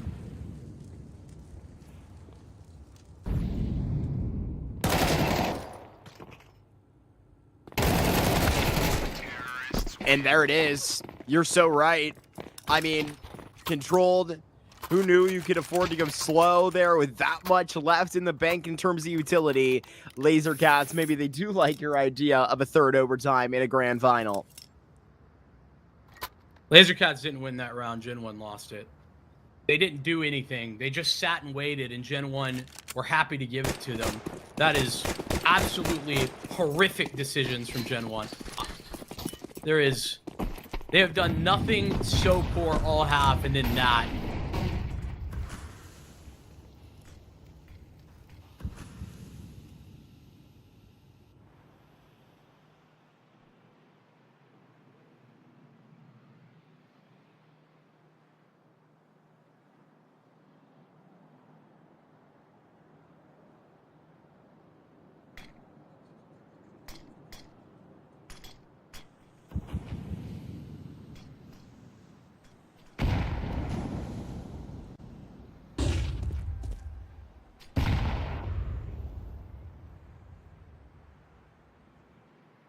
He has his awful very good buy.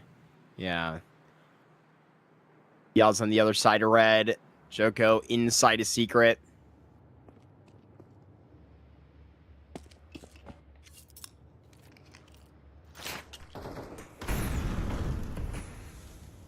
Close timing there that Magic nearly caught in viewing into heaven, but just missed.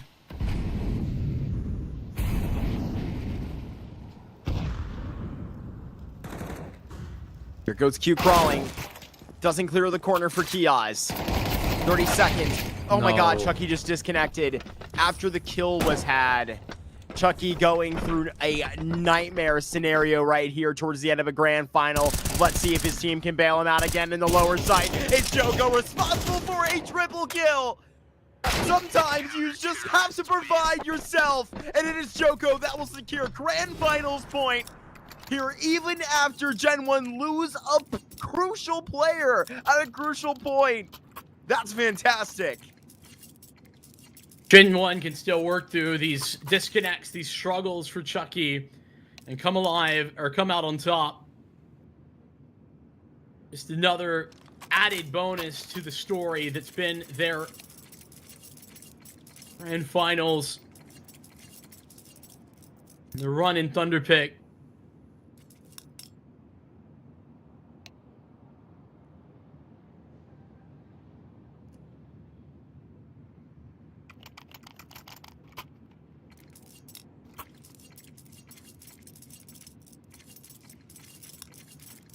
The buys have gotten increasingly better for Lazer Cats as they've purchased their T side away. This time it's 4 AKs.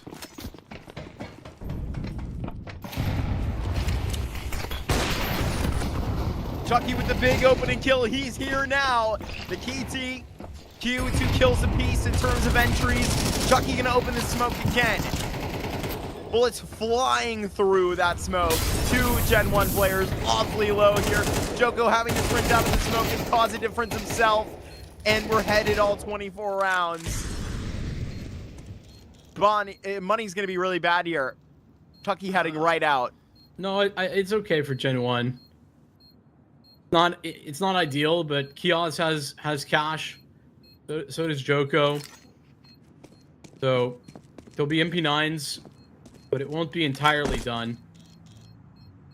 Lazer Cats pull off a swift execute. Verxie's been phenomenal, but this time on the A side, he's got nothing at all. And Joko has been the tallest. Unable to show out. Jockey will just get out before an enemy comes around the corner.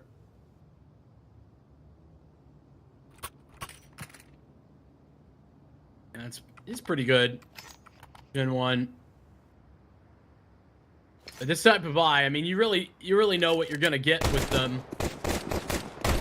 Something fast, almost certainly.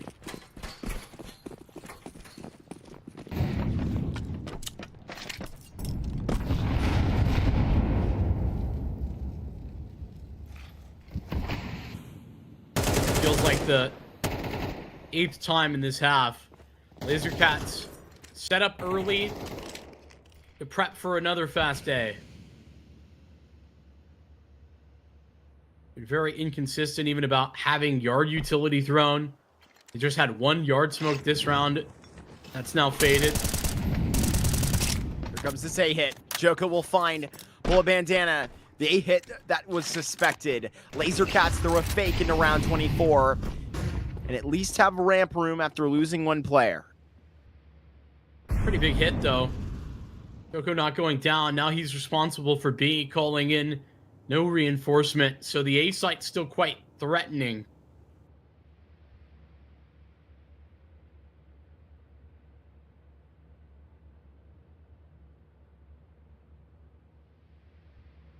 If overtime is needed for a 3rd time. 4 players walk out of this door. Brooksy checks 1. Here goes that MP9 to secure GenOne. Another man advantage. Match gonna 1 versus 4. He flies down the vent and is kicked down the door to potentially open a miracle clutch here for Lazer Cats to secure the 3rd overtime. He's really using a lot of moments here. Moments for Chucky to get into position, trying to juke him out. He's facing into death. He's facing into facts. It's GenOne going to a championship here in Thunderpick for the first time, Vincent, like you said, in 2026.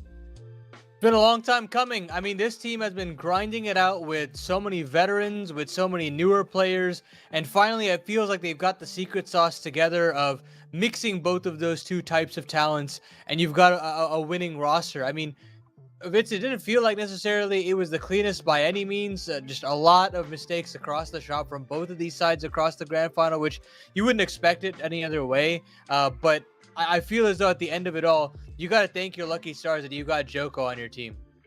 Yeah, listen, I think it's so emblematic of this team in general, because Joko has both won them that game, but also like threw away the biggest round where like it gave Lazer Cats the opportunity. Like they were up, it was like 11 or 12-9, where Joko's just like pushing ramp for no reason at all without any support whatsoever, and they lose the round because of that. But then couple rounds later, he's quad killing from the back of the B site after poor Chucky DC'd. Yeah, it is the good and the bad at the same time. It's never boring, but sometimes it's ugly. But it's pretty to see GenOne finalize themselves into not just a grand final, but as victors of a grand final in 2026. Any consolation thoughts here for the Lazer Cats here, Mark? Because it feels like, there is something there that can be workable, that we can see maybe used in future tournaments. But for right now, they just don't have it all together just yet. Yeah, massively. I mean, obviously, we're seeing like a new era of the Lazer Cats roster. Obviously, changing out Yakubu, I think I'm saying that maybe close to correct. He's no longer with this team. If we're picking up Bullet Bandana, I think that's like, a pretty good move. It feels like he's willing to stand in wherever, and if we can get him a nice job, that would be nice. But even more so for TripX, like I feel like if he is fitting into the in-game leader role here, as well as we saw this grand final called here, and especially like praise for this nuke that they didn't have the history on. I mean, this is all like coming off the practice that they probably don't even have. This is TripX like just calling on a whim to try and push them into a 3rd overtime. Almost happened, right? really crazy here. I think praise to this team. Would have liked to see, you know, a better series like out of Magic, like you guys were talking about. But just like Vincent, this was my first time watching this roster, and I certainly got like a really good impression of a lot of individuals, Ani. And I feel like coming out of this, it's got to be Nikiti that I'm probably like writing the most home about. He was like really excellent. So I look forward to watching this Lazer Cats team again as they play second in this tournament. Well, that's going to do it here for Thunderpick EU Series 2. We've got so much more Thunderpick action coming your way down the pipeline, so you definitely don't want to miss that. So, of course, we will sign off for tonight, but there's still plenty more on the horizon. We'll see you guys very, very soon.